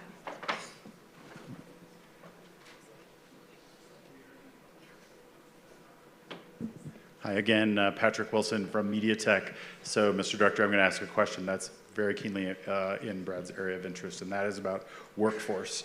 Semiconductor companies and software leaders like Microsoft, we are keenly aware of trying to find the men and women engineers and specialists to build this great, exciting future that we've just talked about. But particularly in the intelligence community, I know there's concern, right, that you're competing for the same talent, but with half of all the master's degrees and 2/3 of the PhDs and most of these disciplines being foreign-born persons, it's much harder for you to recruit. I just thought I'd give you an opportunity to talk a bit about what you guys are working on workforce, particularly on AI, and maybe that would be something that you would have in common. Sure, thank you. So the workforce issue is vitally important to NSA and most of the government agencies that do tech, right? The magic of NSA is not in the machines or the capabilities we have, it's in the people, because they do the innovation, they do the analysis, they do the operations. We do really well hiring in two places. Excuse me. First is straight out of college, but especially people who come in as interns or through things like Scholarship for Service, which is an outstanding program through the National Science Foundation to identify students and pay for their education, and then they owe an equivalent number of years in government service. Those bring us the best talent. We also get a number from retiring military who have worked in the discipline well in uniform, and now they're ready to have a little bit less movement for their family potentially, or they're just ready to be out of the military, and they come over to the civilian side and continue to do things that support the nation.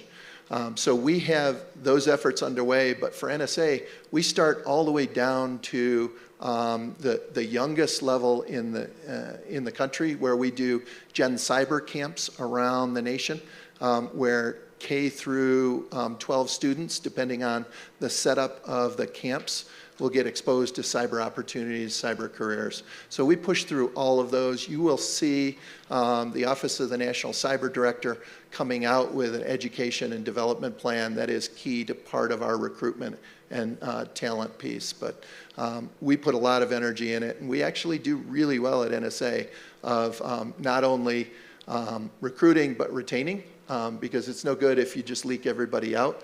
I've been with NSA for 34 years, and that's not an unusual. And Rob, remind us how big NSA's overall workforce is now? I can't give an exact number, but it's tens of thousands of people, yes. I would just offer a few thoughts to address your question. The first is, especially at a place like the Aspen Security Conference, when there's so much discussion about the U.S. and China, including in AI. Everyone focuses on the competition or race as to which country will develop stronger AI.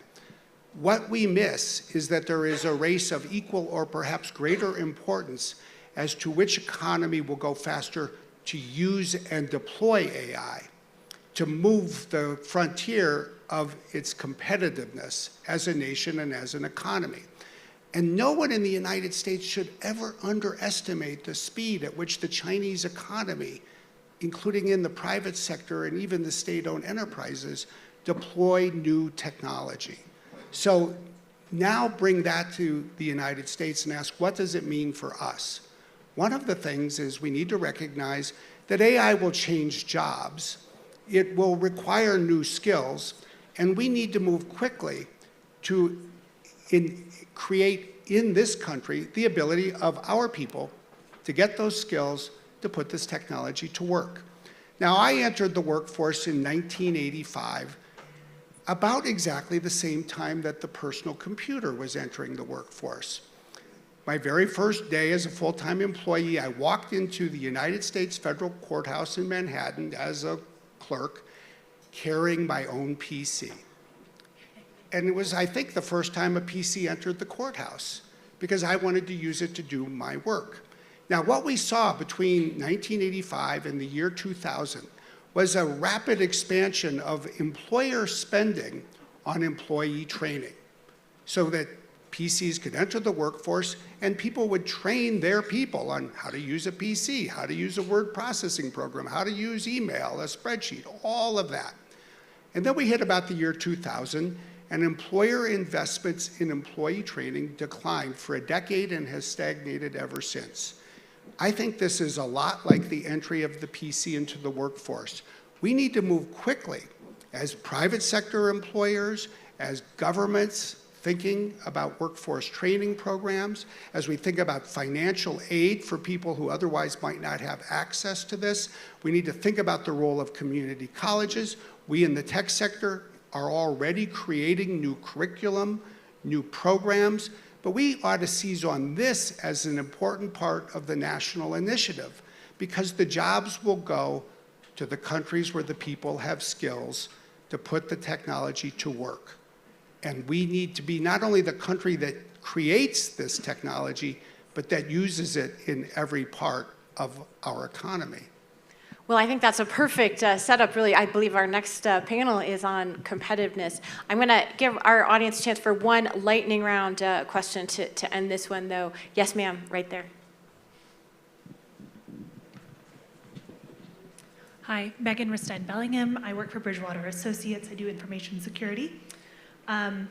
Question for you is around data privacy.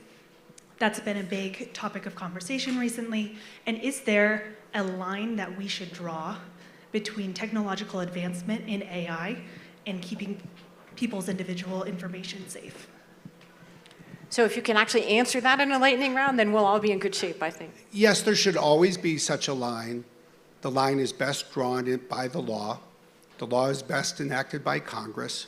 And maybe if 2023 is this inflection point for AI, just maybe the United States can use 2023 to become the 110th country in the world to adopt a national privacy law. Because if we would, then we'd have a clearer line and we would all know where it is. Rob, a final word? Nope, I agree. That was truly a lightning round. Thank you both.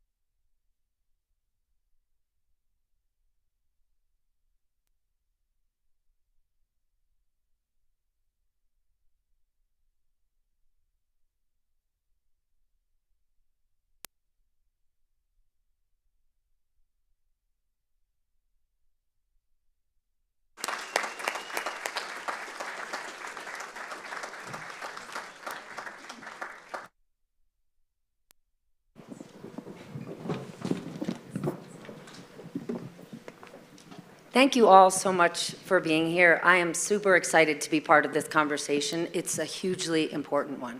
I think everyone in this room would agree that the United States must have a renewed commitment to an education system that's compatible with training our workforce for the jobs of tomorrow if we want to lead in technology. We would all agree with that.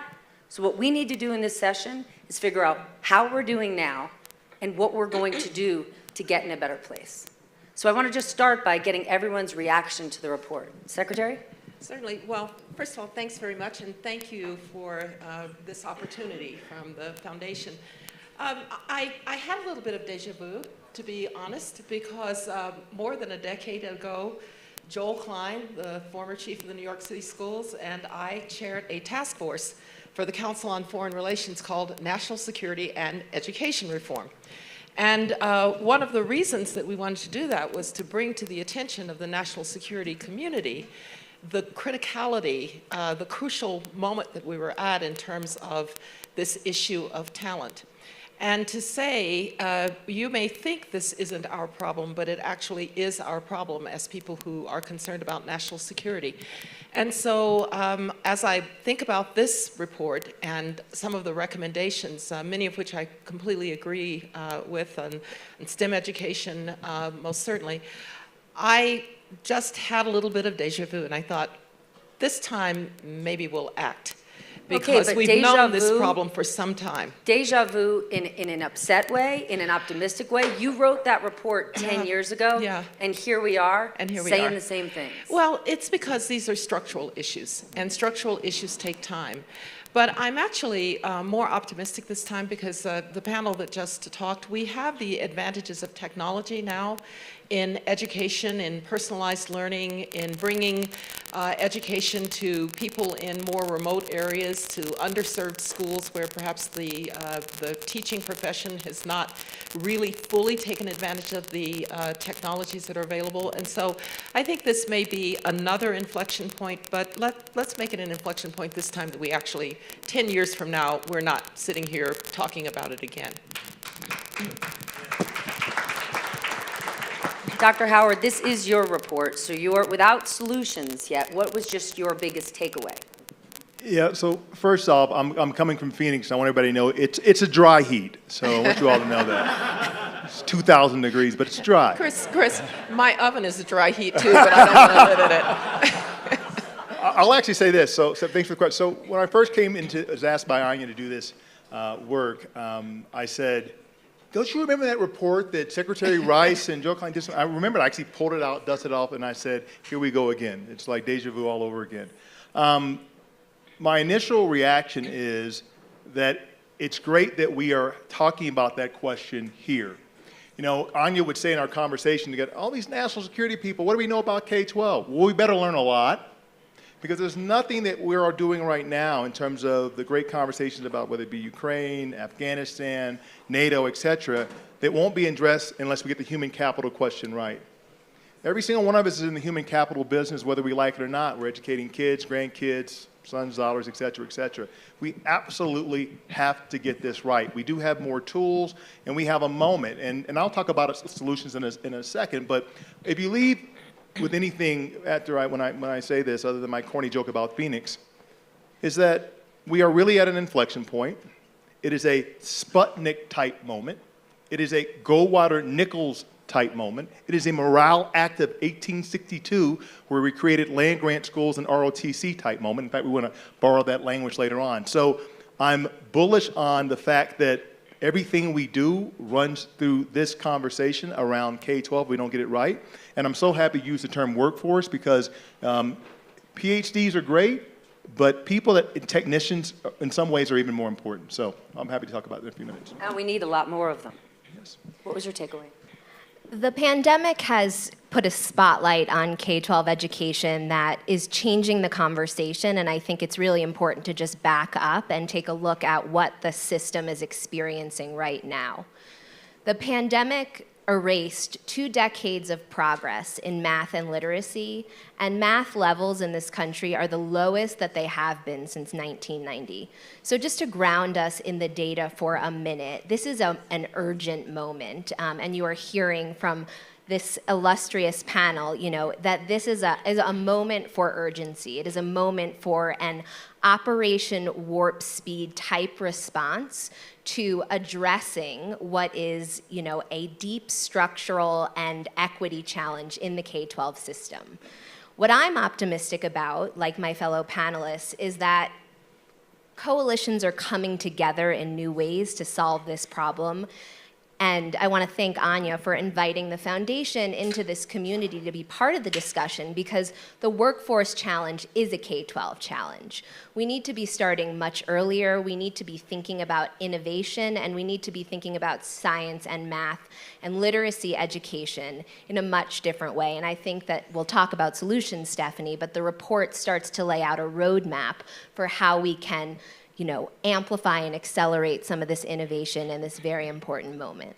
But does the report highlight an opportunity, or is it a flashing red light that we're in a crisis, right? When we talk about the data, it was in 2022 that the United States was something like country 25 out of 37 OECD countries where we are in math literacy, right? In terms of STEM education, by 2017, China was churning out 8 times the amount of people with STEM degrees than we were. So is this an opportunity, or is this, holy cow, we're in crisis? Because it's the country leading in technology that is the global power.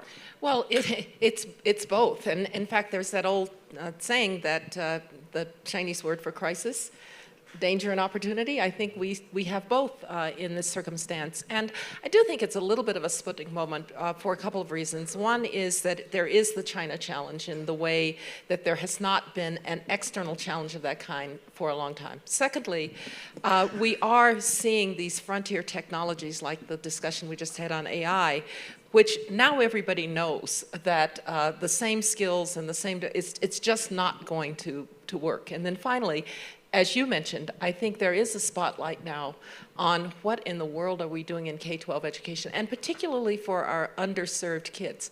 I will tell you, when I hear now the debate about the Supreme Court and affirmative action, and I think, well, part of the problem is that underserved kids have not been in a position to compete for these universities. And so we have a host of crises that have come together in a way that I hope is going to be a flashing red light for the country. And we won't skip to, you don't want to skip to solutions. But one thing that I really liked in the report was highlighting a couple of places in the national security space around defense authorization, for instance, that we could raise the level at which people recognize the crisis that we're in. Yeah, those are, I was going to say very quickly, those are inextricably linked, right? The National Defense Authorization Act, which has a habit of passing every year, typically, with billions approaching $1 trillion almost, is a great opportunity with a small amount of that to be carved off for K-12 education, focusing on STEM, could really go a long way. But don't we already have a problem with the fact that we've got a $71 billion hole in terms of education right now? Public schools in this country are in crisis. So in some ways, it feels like talking about AI and talking about STEM is amazing, but coming out of COVID, learning loss is so enormous. Yes. We don't have the basics down. No, learning loss is enormous. I'm not sure it's a matter of money, to be quite honest, right? Because I'm learning about a lot of that COVID money in schools that wasn't even spent and still hasn't been spent. Lots of it. We did a study at Hoover for a state that shall remain unnamed, and it turns out Let's guess. Yes. She's going to describe it, and everyone can guess. Yes. All of the technology was being used for administrative purposes, not for teaching in the classroom, because the teachers were a bit fearful of it. So, well, you can fix that. You can have the teachers learn how to use the technology. And finally, we do have a habit in this country of sending the least well-performing teachers to the poorest schools. That's not a matter of money. That's a matter of values. But how do we solve that? Until somebody calls out, if you're a bad teacher, don't send the bad teacher to a school with poor kids, because you wouldn't want that teacher in your kid's school. Until we call that out as well, we're not going to solve this problem. And so, yes, I'm happy to have more money for K-12 education, but there are also some structural problems that we've got to resolve. We're seeing creative solutions. Teachers actually are leading the way. Their jobs have become unsustainable. So they are looking to technology, to ChatGPT, to make their jobs easier, because what they want to do isn't spend all their time lesson planning. They want to be building relationships with students. They want to be building social capital. They know those are the things, personalization, that is going to accelerate students and support upward mobility. We released a poll this week that shows that 63% of teachers in America are actually using ChatGPT to enhance their instruction. That is an indicator to me that this is also a moment where we're seeing new pressures, but also new energy for solving problems and reaching students in new ways. Can I just piggyback on that with a specific solution and idea about that ties together both of these strands to some extent? So there's a shortage of approximately 200,000 teachers, qualified teachers. And growing. And growing. Yeah. And how do you address that? So we mentioned ROTC a second ago. So one of the ideas is for bringing national security into K-12 and higher education is to have a sort of an ROTC program for STEM teachers. I mean, who doesn't think that ROTC is an important part of the fabric of America? And my father was an ROTC graduate, Prairie View A&M, a historically black college university. Many people here made it into the middle class because of the connection to ROTC. Think about tens of thousands of more teachers that leave without debt because they serve their country, and Secretary Rice, to your point, in communities that need it the most. And to your point, Rami, using technology like AI, like virtual reality. So the ROTC core idea for teachers is one idea. And I do think that in terms of technology, the thing that's really powerful now, sometimes when teachers and administrators get it wrong, families can get it right. So like the Khan Academy, Conmigo, have you seen that AI property? We have something at Arizona State called the Max Accelerator, which we like to say we were generative AI before generative AI was generative AI. So having these sort of AI-guided tutorials and student sort of teachers in your pocket is another example that can go right to the student, right to the parent, right to the guardian, et cetera. So that's another part of it as well, part of the solution. I completely agree. I just do want to say, though, until we realize that this is a structural problem for poor kids, nothing's going to work. And I also want to call out my own profession in this regard. So Chris and his colleagues are doing an amazing job of leveraging technology and even for tertiary education. Universities and schools of education are a bit whistling past the graveyard when it comes to what technology demands of teacher training, what technology demands of curriculum development, what technology demands of training principals. We know that the quickest way to turn around a failing school is with a good principal. And so that's a touch point with which you could work to get people really conversant with the technology, using it. But there's a gap between our training and what is happening in the classroom. So I think our professions need to step up as well. Well, Secretary Rice, I was talking to Rami earlier about this, that we're proud at ASU to have 42,000 K-12 learners in our Prep Digital University, our academy. And we also have 3,200 charter school students, and their outcomes are, about 90% go to college or community college or to the military. My point is that K-20 idea is not one that we should forget. And that K-20 should include also upskilling and reskilling and certifications to get us into the workforce. That's right. Everything that you're talking about is energizing, exciting, positive. People in the room are pumped about it. But that great principle that you're talking about right now is bogged down dealing with cultural issues in his or her school, because that is at the forefront. How do we balance the two? Because the stuff that we're talking about right here is so crucial to our future in so many ways. I think that's at the forefront of the headlines, but when you visit schools, it's not what the conversation is about. The conversation is about how to best support students. I was recently in Bessemer, Alabama. I visited Alabama Aerospace and Aviation Academy, which is the first aerospace and aviation school in the entire state, led by Principal Reuben Morris. And he is educating the next generation of predominantly Black students who are energized by the idea of joining the aerospace and defense industry.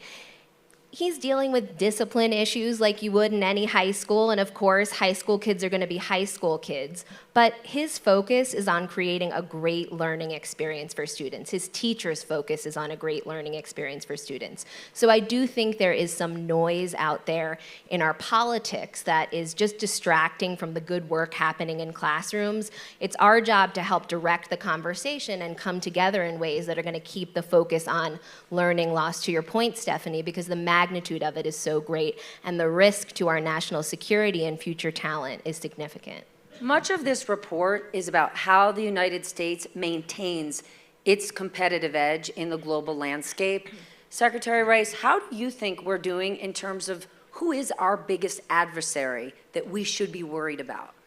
Our biggest adversary is us, that we don't get these things right. I really don't fear a country out there. When I'm often asked, you know, when you look out to the future, what's the danger that you see?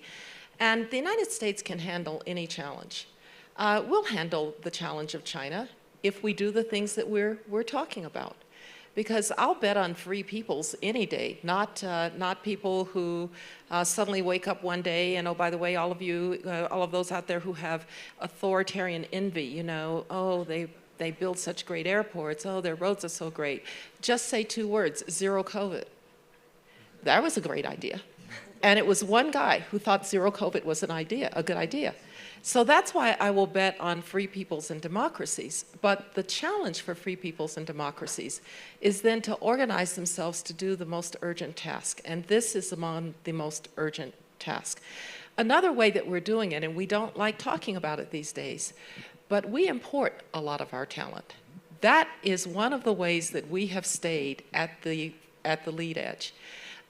The truth is that if you are a young software engineer or want to be a young software engineer, you might want to be in the United States of America, because actually in a generation you could be American.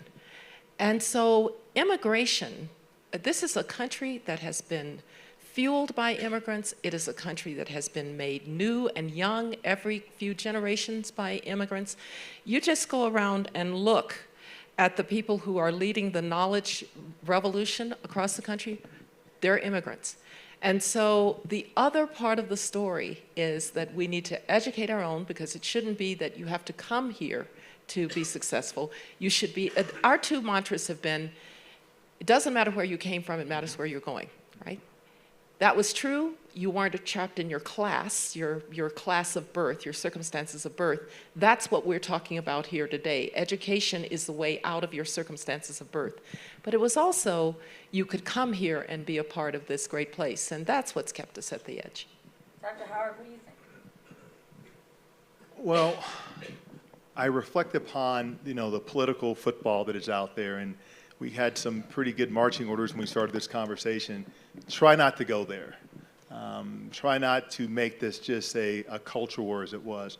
A good friend of mine just became a superintendent of a school in Texas, and he said it's really, really difficult.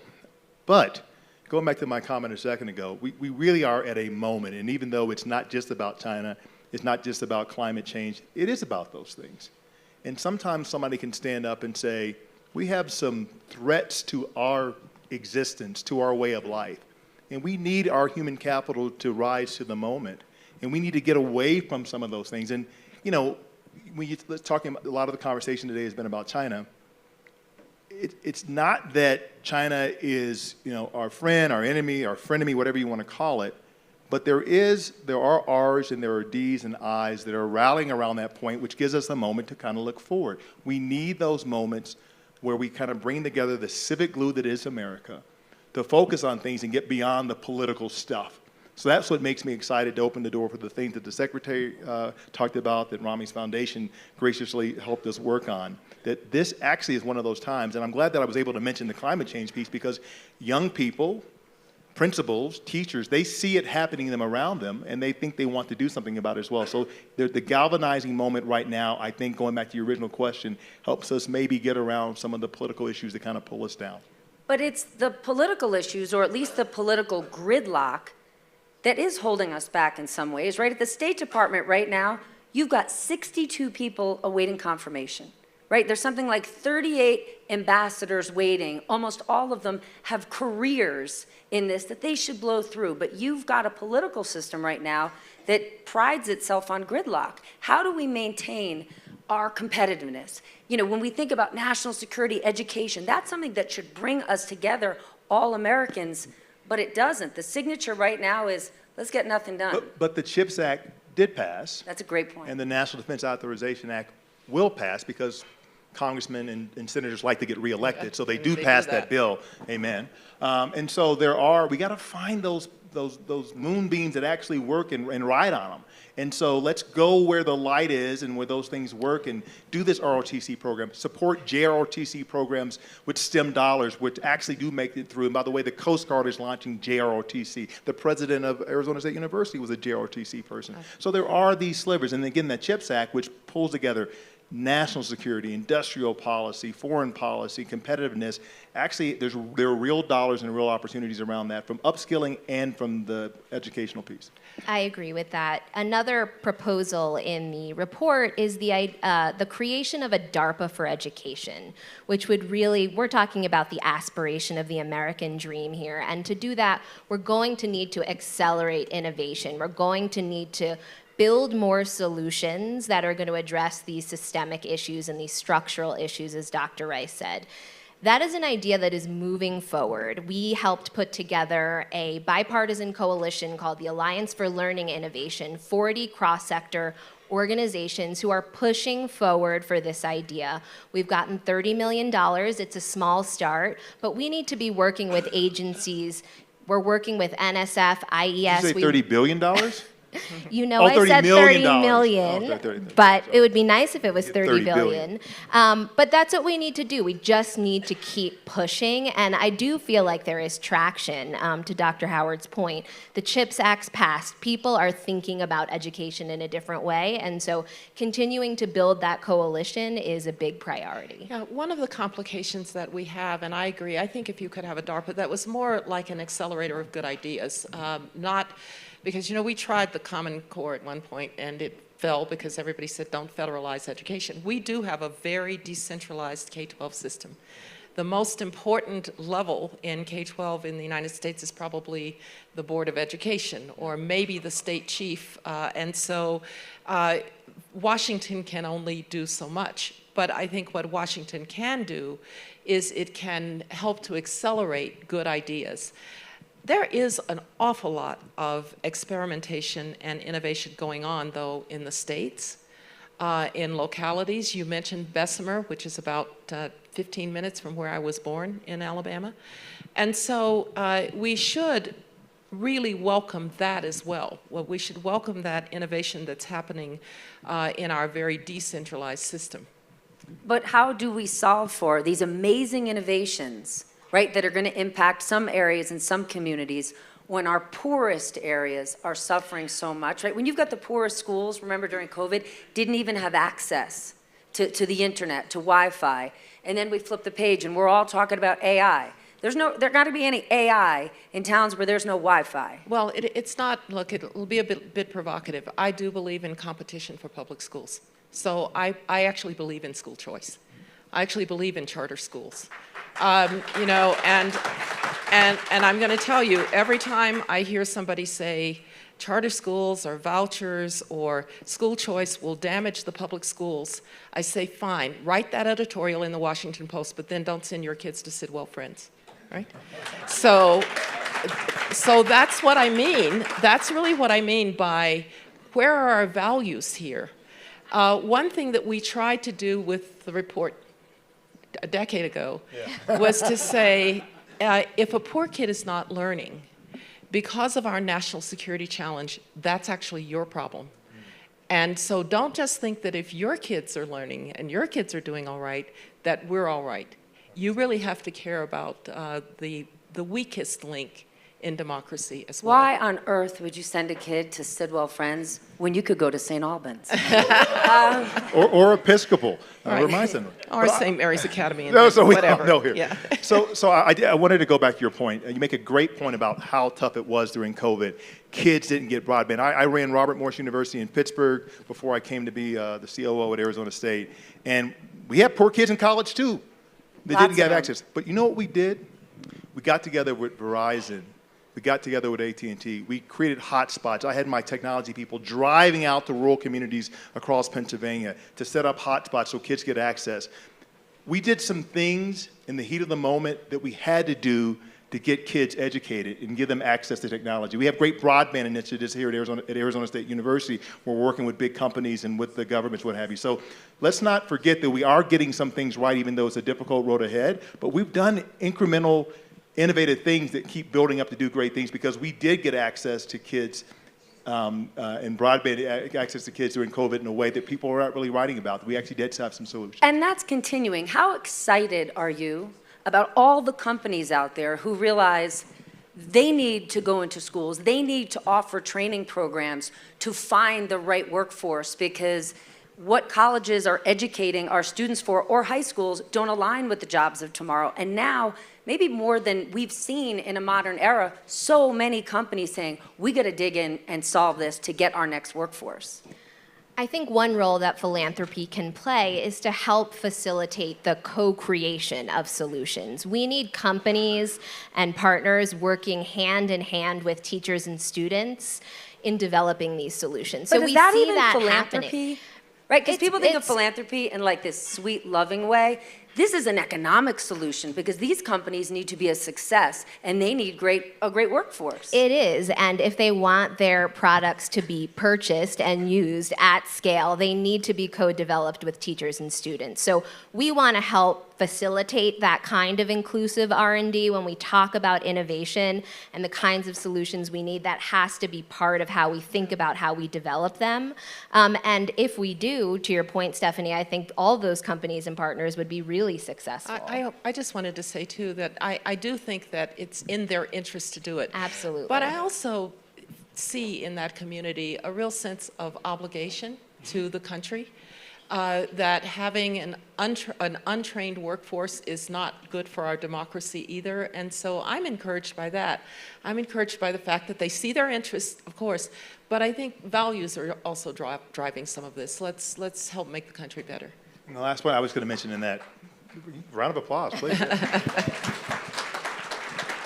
hard enough being by Secretary Rice, like Gladys Knight and the Pips. I feel like young people are like, what's a PIP? Older people, I used to listen to that.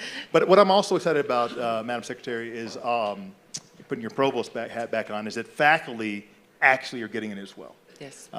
Faculty members understand that an energized, whether it be liberal arts, whether it be technical schools, whether it be big state universities, they know that the nexus between an education and skilling and learning and training and getting a job and having a great life, they're recognizing that in a way that maybe they didn't 20 years ago. Right. All right, we are out of time, but I want to end, of course, in this education segment with a homework assignment. Secretary, I would like you to give this room of national security experts and enthusiasts. It's a call to action for everyone. What do they need to do? What do they need to talk about? What do they need to write about and get excited about? Well, you need to bring it up in every national security forum in which you are operating. If you're in the government, you need to make it a national security issue. But I often think we talk about structural and it sounds so big. If each and every American decided, what am I going to do? Am I going to go and help in a Boys and Girls Club? Am I going to give a little money so that tutoring and broadband is available? You know, if each and every one of us did our part, it would not only be good for the cause that we have, it would be awfully good for us because there is nothing better than dealing with people who have less than you have. It makes you less entitled, less aggrieved, and more a participant in democracy. George Shultz used to wear a tie that said, democracy is not a spectator sport. So that's the call to action. Yeah. Wow. We're going to end on that high note. Thank you all so much. What an honor. Thank you.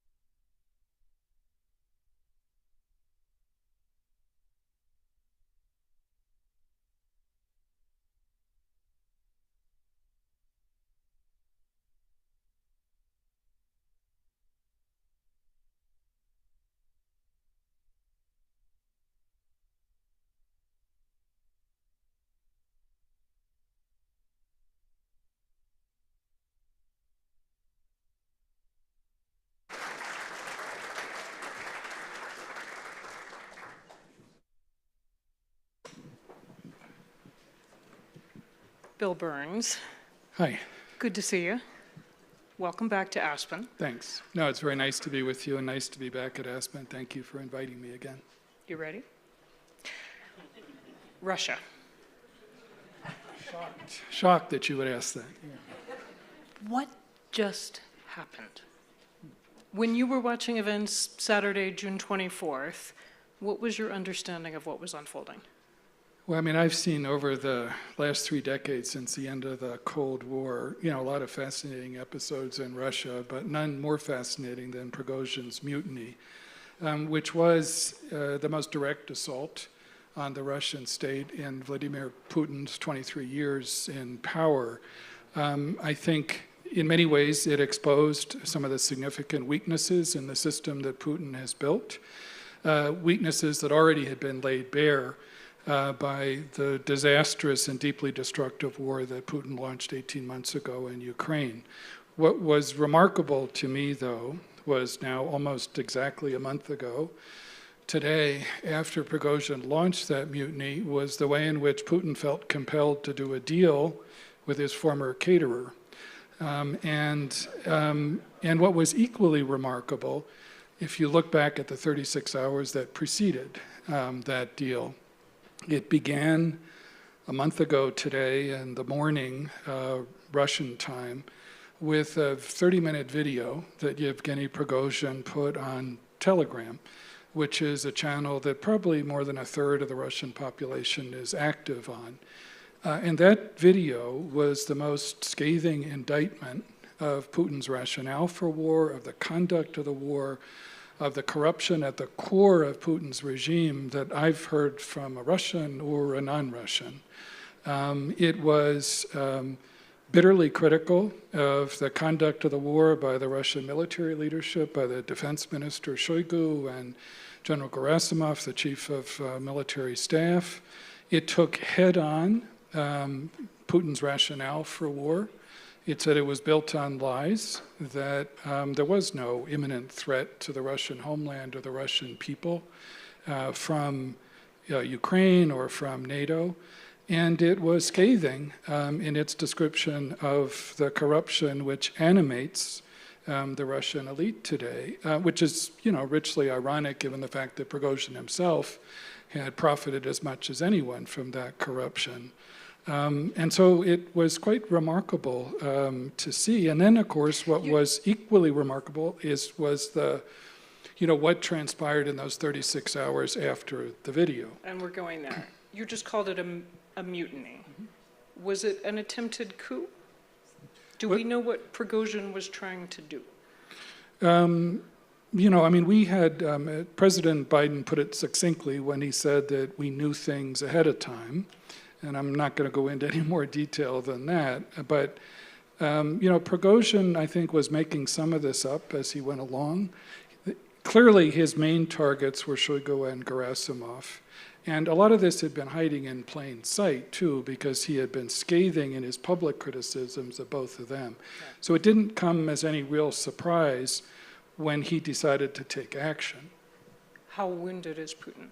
Sorry? How wounded is Putin? Well, I think, if you think about, the comment I made before about exposing the weaknesses in Putin's system, what I meant by that is that, Putin in many ways, I think, has constructed his image, which has been carefully cultivated, and his grip on power around the notion and the image that he's the arbiter of order in the Russian system. And what that has meant with the wider Russian public is a kind of social contract in which his message is, you stay out of politics, that's my business.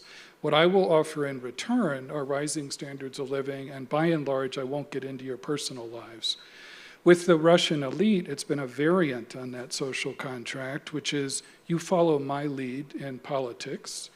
What I will ensure in return is protection from external threats, protection from one another, and also that everyone gets to feed at the trough, that everybody gets to share in the spoils in what is a deeply corrupt system. And I think, what we've seen, especially in those 36 hours as this mutiny was unfolding, and you had the spectacle of, the Wagner forces, Prigozhin's mercenaries, advancing unopposed into Rostov, which is the city of 1 million people in southern Russia, also the military headquarters of the Russian command in Ukraine, seize control of that, significant city, and then over the following day get 2/3 of the way up the road to Moscow as well. And so, as you think of those two social contracts, what was going through the minds, I think, of a lot of Russians, and what we saw was a Russian security services, Russian military, Russian decision makers, which were adrift, or appeared to be adrift for those 36 hours.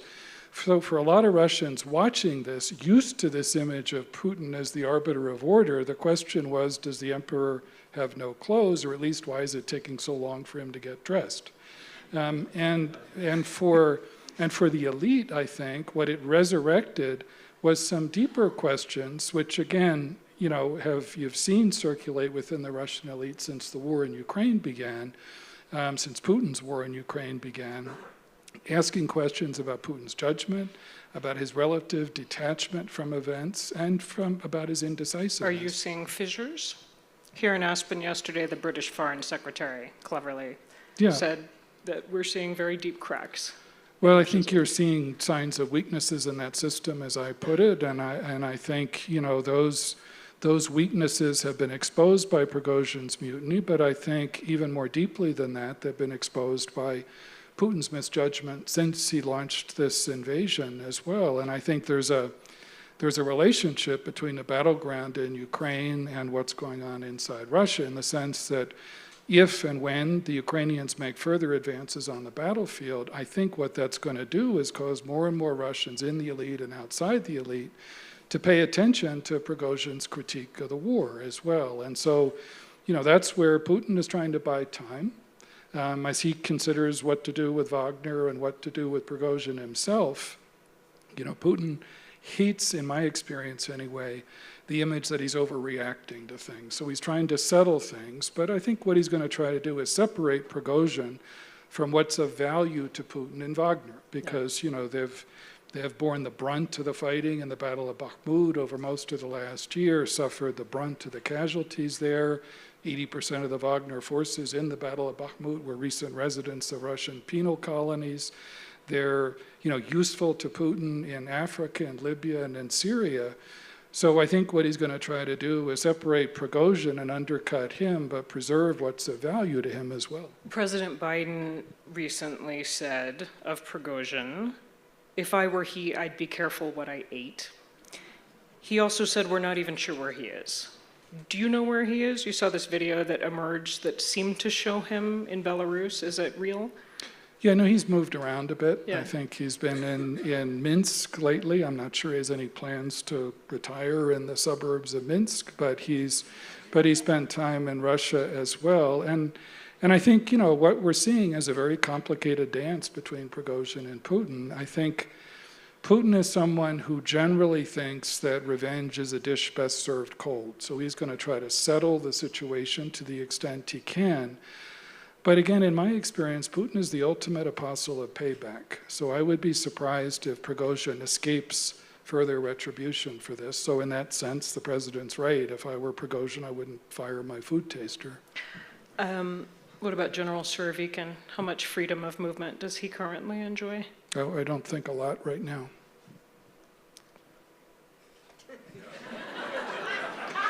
I don't think he enjoys a lot of freedom right now. The CIA has taken this opportunity to make your first video post telegram to let brave Russians know how to contact us safely on the dark web. Have they? We had 2.5 million views of that telegram video in the first week it was on. So the truth is there's a lot of disaffection in Russia, in the elite and outside it in Russia right now, and we're not wasting the opportunity as an intelligence service to try to take advantage of it. MI6 says they're also trying to recruit off this. Is there a friendly rivalry to get in there first? It's aimed at the same objective right now too. And as part of the objective, whether that leads to useful intelligence streams for you, to make Putin look over his shoulder, uneasy about who he can trust? Well, I think Putin is already a little bit uneasy as he looks over his shoulder. I think that's true, and the debate that goes on within the Russian elite right now. And so it would be crazy for us not to take advantage of what is, in effect, a once-in-a-generation opportunity as a human intelligence service to take advantage of that. Yeah. You were just in Ukraine. How is the big counteroffensive going? What's your assessment? Well, I'm a pretty regular travel to Ukraine, over the course of the last 18 months, and that's a reflection of the significance that the president, everyone in the U.S. government attaches to our support for what has been an incredibly courageous and tenacious Ukrainian effort to fight back against Putin and against Russia. Putin was fond of saying that Ukraine's not a real country. Well, real countries fight back, and that's just what President Zelensky and my intelligence counterparts in the Ukrainian military have done. I don't think it should come as a surprise to anyone that the counteroffensive is a hard slog. Offense is a lot harder than defense. The Russians have had months to prepare not only fixed defenses in Zaporizhia in southern Ukraine, but also quite thick and extensive minefields as well. So it's going to take time, and it's not going to be easy to make progress. I am, however, an optimist, not based on those trips, not only based on those trips to Ukraine, but on the intelligence that we're able to acquire and develop, that the Ukrainians will be able to make advances. And I think the thing sometimes that it's easy to forget is that behind those considerable fixed defenses that the Russians have built in southern Ukraine and Zaporizhia, there still lies some pretty significant structural weaknesses, poor morale, uneven generalship, to put it mildly, on the Russian side, and the disarray we were just talking about in the political and very senior military leadership. So I think it is going to be a tough slog, but we're going to do everything we can as an intelligence agency to provide the kind of intelligence support and sharing that's going to help the Ukrainians to make progress. One thing that feels important to ask about, because we seem to be talking about it less, it's less in the news, is the possibility of a nuclear weapon being introduced in the war zone. I know that late last year you met with your Russian counterpart, Sergei Naryshkin, and you have described that your orders were from President Biden to make very clear what the consequences would be if Russia were to go down that path. I mean, it suggests that President Biden thought the possibility was real enough that he dispatched his CIA chief to make sure it didn't happen. Are you more or less worried about that now than a year ago?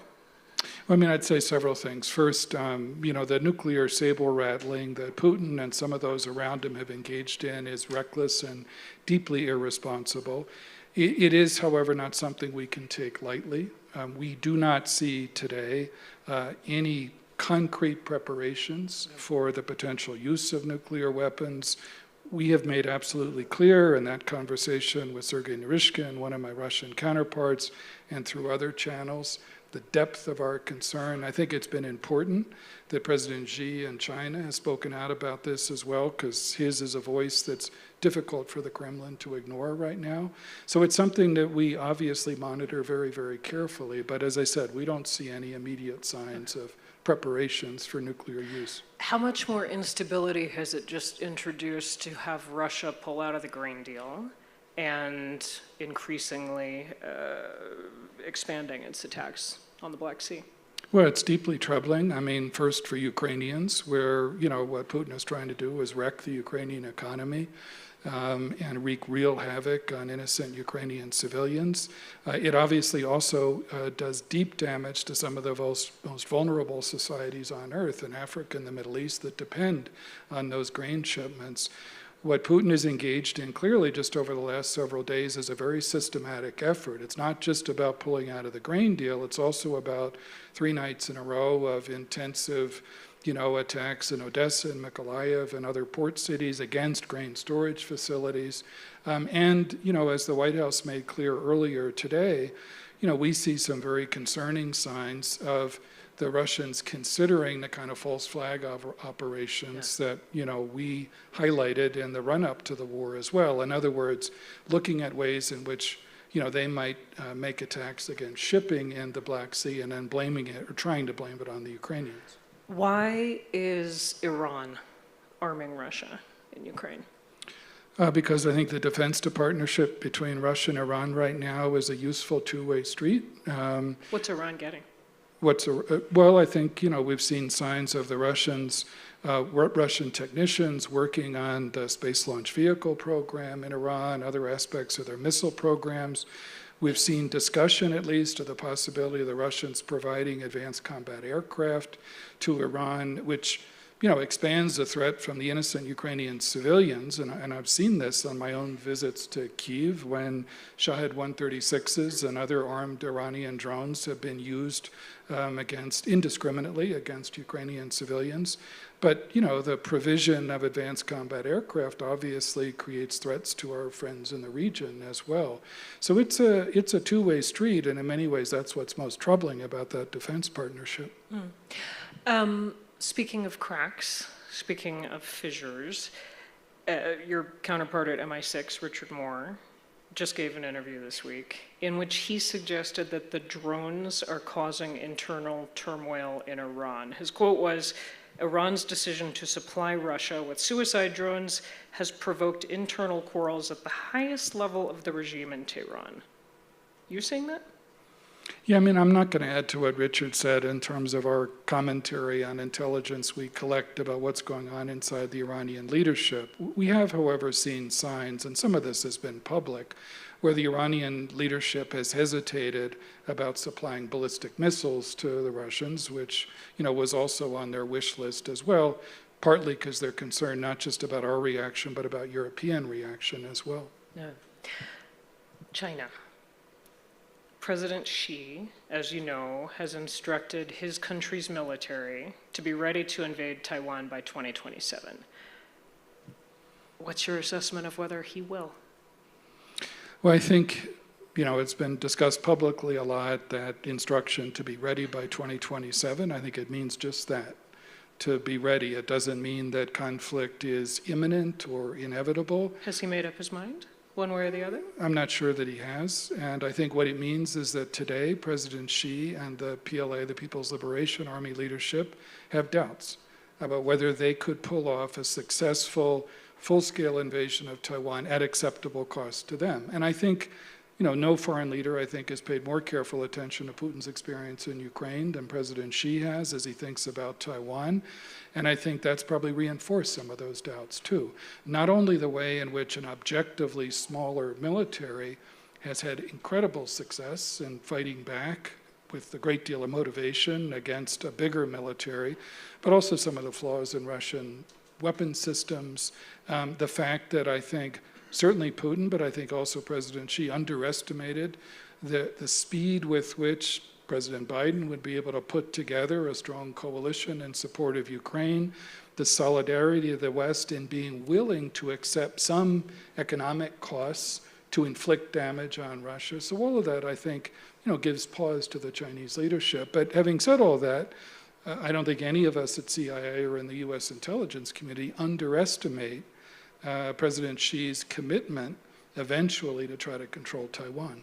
Do you have a sense of what would trigger it, what the red lines would be? There are all sorts of things, unfortunately, given the state of relations that could trigger that kind of movement. But today, I think, our effort as a government, and here this is a policy issue, not an intelligence one, is to do everything we can under the Taiwan Relations Act to help Taiwan defend itself, but also to make clear in policy channels at the same time that, we're not interested in changing the status quo right now across the Taiwan Strait, and we oppose any unilateral efforts to change that. We don't support Taiwan independence, but, we've made very clear in policy channels that we would very sharply oppose any use of force by the People's Republic of China to try to alter that status quo. If China were to make the decision to invade, would you have the same heads up from intelligence sources that you did when Vladimir Putin made up his mind to invade Ukraine? Well, it's something we obviously work very hard at. I'm proud of the record of CIA and the wider U.S. intelligence community in providing credible, accurate early warning on Putin's plans to invade Ukraine. That's why the president sent me to Moscow in November of 21, months before the war, to lay out in what was a kind of unusual step what we knew about his plans and what the consequences would be. So we worked very hard as an agency with all our partners in the intelligence community to put ourselves in as strong a position as we can to advise the president and policymakers, if that day ever comes, of what we see being planned. I'm going to push you on this because about a decade ago, the China rolled up a lot of CIA operations in China. A dozen or more CIA sources were arrested or worse, executed. Have you rebuilt? Yeah, we've made progress and we're working very hard over recent years to ensure that we have a strong human intelligence capability to complement what we can acquire through other methods. Yeah. On the cyber front, the recent Chinese hack of U.S. government accounts, email accounts, Microsoft says it went undetected for a month. Was this Chinese intelligence? Well, I mean, I would say several things. First, I mean, it was the U.S. government, as the White House had made clear, that I think first detected those hacks, informed Microsoft, which acted, very efficiently in response to that. Microsoft has attributed this to China, and we don't have any reason to doubt that attribution. But I mean, officially sanctioned? Was this Chinese intelligence or? I can't go beyond what I just said. Was it within the realm of what is normal tit for tat? We know the Chinese are going to try to spy on the U.S. Or did you see it as an escalation? Well, I think, the efforts not just of the People's Republic of China, but Russia, Iran, North Korea, and others to hack U.S. systems, U.S. critical infrastructure have been going on for some years. So in that sense, it's not new. But it's something we take very seriously, and CIA's role as a foreign intelligence agency is to collect all the intelligence we can and then support the Department of Homeland Security and the FBI and others, who are properly focused on protecting the United States' domestic issues. Yeah. Why do U.S. government accounts keep getting hacked? Why can't we protect them better? All I can do is speak for the CIA, and we work very hard to protect, accounts there, and we work very hard with other agencies, both domestic and other intelligence agencies, to ensure that, we're not only sharply focused on these issues, but we're sharing every bit of intelligence we can acquire that will help us not only better protect U.S. government, unclassified accounts, because this is what we're talking about, not classified accounts in the case of the most recent hack, but, also trying to do all we can to strengthen our cybersecurity. How are you feeling about election security in 2024? Something we take very seriously. I mean, again, as a foreign intelligence service, I don't doubt either the capacity or the determination of some of our rivals and adversaries to try to create problems, whether it's through disinformation or other means in our election processes. I think the interagency cooperation on those issues is a lot stronger than it was in 2016, even in 2020. Are you seeing like red warning lights though, the way in hindsight we should have before 2016? No, we're trying to anticipate a lot of those concerns right now so we don't get to the point of, red warning lights as well. We've organized ourselves at CIA with a new mission center, which is, one of the organizational building blocks, a dozen or so of them at CIA, that's focused on a range of issues, both transnational and technological issues that I think help us be a better partner for other U.S. government agencies. Yeah. I know you don't do politics. I know the CIA's mission is foreign focused, foreign threats. But I wonder if the line feels awfully blurry someday. What is the CIA's role if the greatest threat to our security is our domestic politics?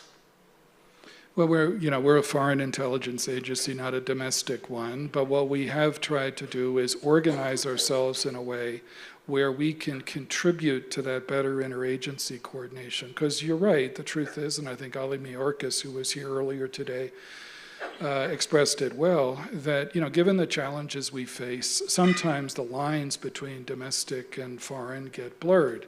the lines in terms of our responsibilities aren't blurred. We know who we are. We're a foreign intelligence service. But what that means is that we have to work even harder and work even more effectively to ensure that what intelligence we collect in our role gets shared quickly and effectively with our domestic law enforcement partners. And I think we're doing better at that than we have in years past. Yeah. I mean, do you, Bill Burns, personally agree with that premise? I think Richard Haas of the now President Emeritus of Council on Foreign Relations has expressed this. The greatest threat to our national security is us.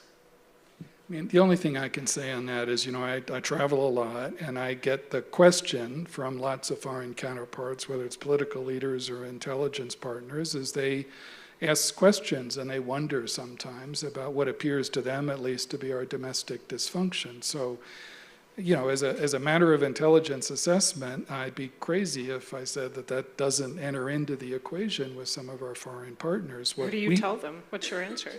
What I try to do is, the great advantage of democratic systems, in my experience as a citizen, not just as director of the CIA, is that for all of our faults, we're pretty good at addressing them and fixing those flaws, I think better than authoritarian systems are as well. Now, the proof is obviously in the actions we take, and not every action we take reassures people about that as a society.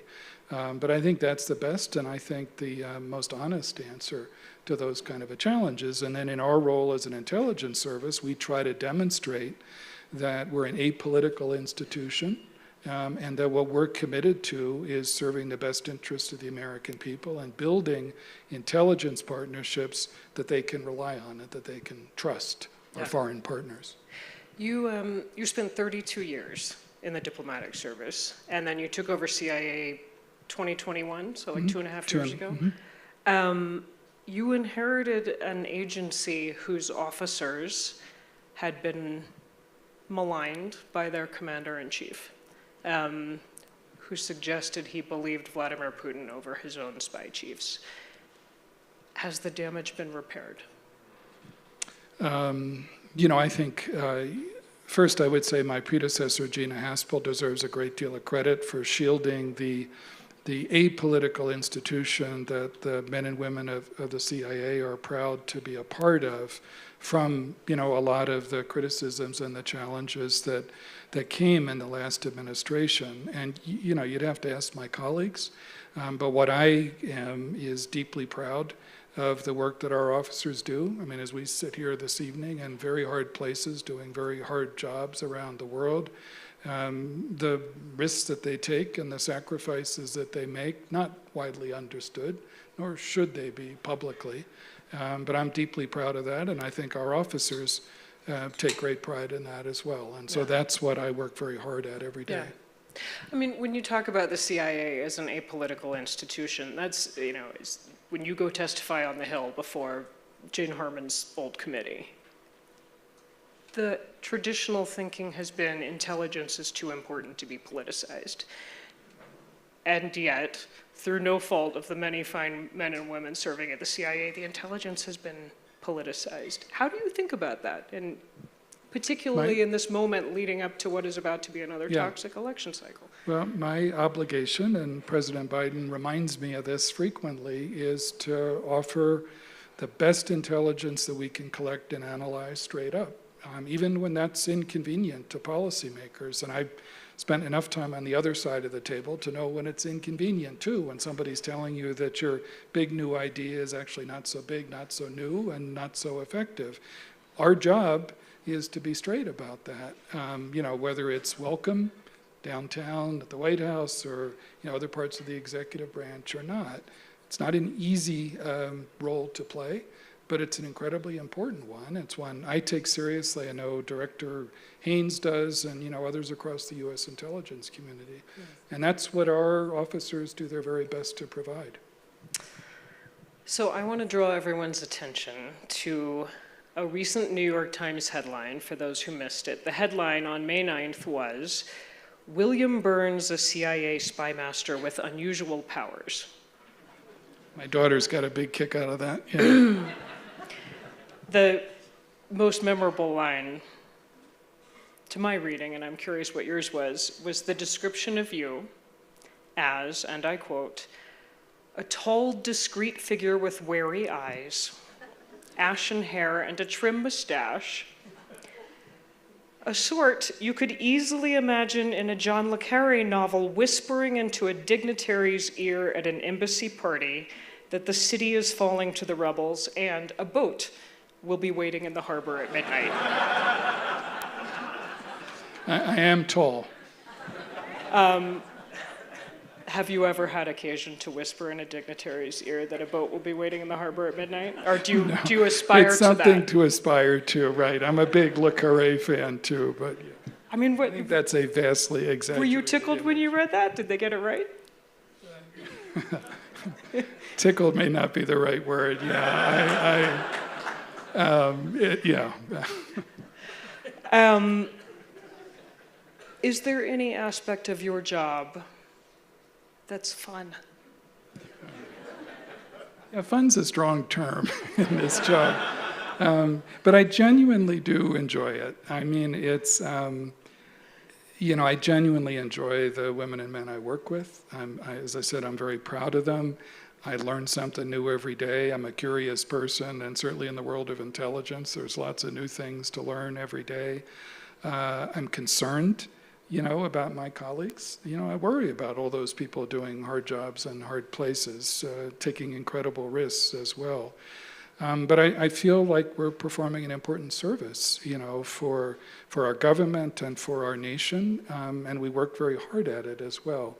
So while not every day is fun, some days have a little bit of fun in them, I genuinely enjoy what I'm doing, and I'm very proud of the work that my colleagues are doing. Does it look different? I mean, I mentioned you spent 3 decades in the Foreign Service. You knew every world leader. You'd already dealt with them. You had, if you were trying to design a crash course for the incoming CIA director to understand the world, you'd taken the course. You would be teaching. Especially with some of the creepier leaders. Yes, that's true. I believe you once said Gaddafi was the creepiest. Is he still top of the list? Yeah, it's a tight competition, but yes. Who's number 2? I don't know. Okay. Gaddafi was in a class by himself. But I do wonder, knowing the world, knowing the issues and the people and the geography so well, does it look different from Langley than it does from Foggy Bottom? The mission is fundamentally different, or is it? It is. No, it is fundamentally different. I mean, my role now, our role at CIA is to support policymakers. It's not to be a policymaker, and that's something my colleagues and I understand very clearly. But part of our job, just as it is for diplomats, is to understand and navigate some very complicated foreign landscapes as well, and using foreign languages, using an understanding of history and culture. And, in that sense, there's some overlap, at least, in the skill sets that are required. The professions themselves are complementary in some ways, but fundamentally different, too. And so, as I said, that's one of the things I've enjoyed most, is learning something new about a profession that I thought in all those years, almost 3.5 decades as a career diplomat, I understood pretty well, because I worked very closely with CIA colleagues serving overseas, and I know the intelligence they collected and the analysis they provided made me a better negotiator, a better ambassador, a better diplomat. And I'd like to think that my experience on the policy side of the table and as a diplomat makes me well equipped to understand what matters most to policymakers, and therefore to make sure that we're providing at the pace that it's required the kind of intelligence that's going to make the biggest difference to smart policy choices. Yeah. I think there's many people in this room who have stressful, intense, relentless jobs. Very few of us who have been dispatched by the President of the United States to tell Russia, you may not use a nuclear weapon. This cannot happen. The consequences, if you don't do a good job in being persuasive, are unimaginable. How do you carry that responsibility, that weight? Don't dwell too much on what you just mentioned. I mean, you try to focus on the challenge at hand. And, you know, I mean, that's one place where having a lot of experience over the years does pay off. I trust the people I work with to help put me in the strongest position to deliver messages like that. And, you know, I try to be as professional as I can be in delivering what the president asked me to deliver. Do you get scared before you walk into a meeting like that? No, not scared. There were times earlier in my career when I'd be lying to you if I said I wasn't anxious about things. But I've been at it long enough when, you know, I just try to focus on the challenge or the mission at hand. We have just a couple minutes left, and I want to use it to try to figure out what we should be focused on that we are not. I've just run through the laundry list of things that I would be, you know, the top. I'm going to start with Russia. I'm going to ask you about Iran. I'm going to ask you about China. We're going to go to the war in Ukraine. We're going to talk cyber. Is there a country, a person, a place, an issue that journalists never ask you about that we should? I mean, I think as a government, and sometimes as an agency, we don't pay enough attention to the continent of Africa as we should. You know, this is, you know, a part of the world that's only going to become more significant for American interests as the years flow by. You know, the population of the continent of Africa is likely to double before the middle of this century. If you add to that all the unresolved problems of food, water, health and security, the impact of climate change, unresolved regional conflicts, bad governance in some places, corruption in some of those places, the way in which predatory players like the Wagner Group, Prigozhin's mercenaries, try to take advantage of that. It's a challenge that we can't afford to neglect. I've traveled several times to Africa in my role as director of CIA. I work very hard to try to provide the support and the resources that our officers operating in Africa need and can make best use of. You know, we were reminded, I remember late last April when a political crisis accelerated rapidly in Sudan, the kind of challenges that matter enormously to the people of Sudan, which has suffered more than its share of humanitarian catastrophes over the years, but can spill over and deepen, you know, regional insecurity as well. So that's an area where, you know, I try to stay, you know, as sharply focused as I can, and our agency does too. So that's one example at least. I think, you know, broader than that, broader than the geopolitical part of the question is just the revolution in technology.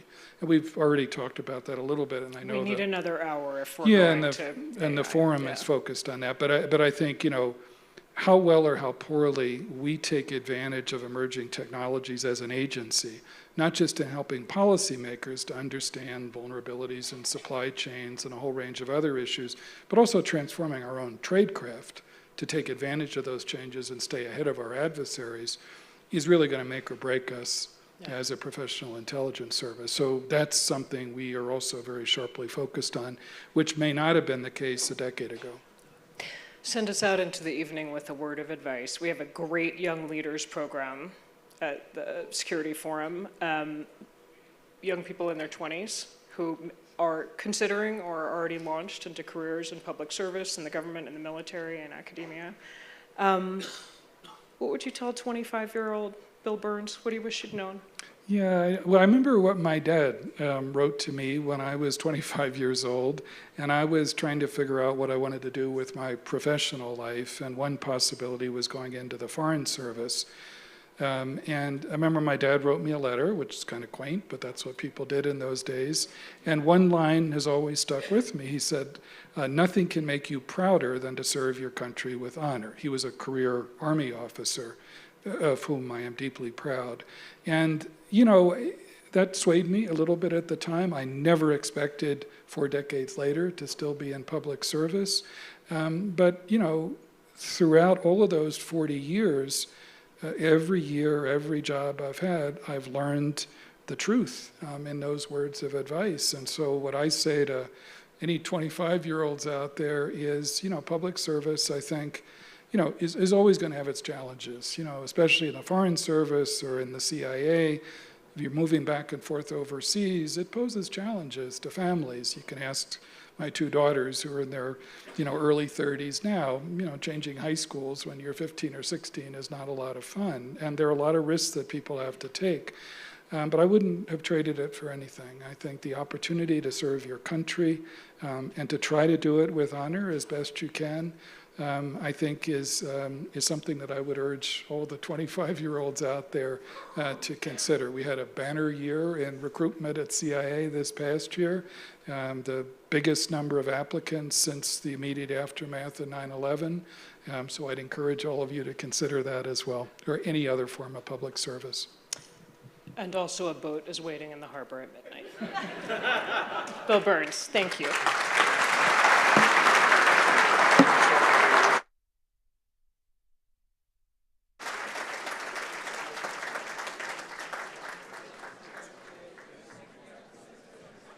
Ladies and gentlemen, you've stuck with us on a tour around the world. I'm only going to take 30 seconds of your time. We have started with our own immigration system, the 120 million displaced people in the world, with Secretary Mayorkas. Then we discussed how to handle our two most important relationships, China and India. We moved west around the world, heard from the opposition leader in Afghanistan, from the #2 in the government of Ukraine, Nobel Peace Prize laureate, and moved west further to hear how NATO is doing, how we're going to shore up NATO's defenses, from France's national security advisor, and ultimately brought it back home with sessions on AI, on education, and finally, the ever-quotable Bill Burns brought it home, who can be both the nation's top spy and incredibly funny. I think I'm left with Emperor Putin has no clothes. So we'll leave it there. You all deserve a glass of wine, and we'll see you back here tomorrow morning with Secretary of State Blinken. Thank you.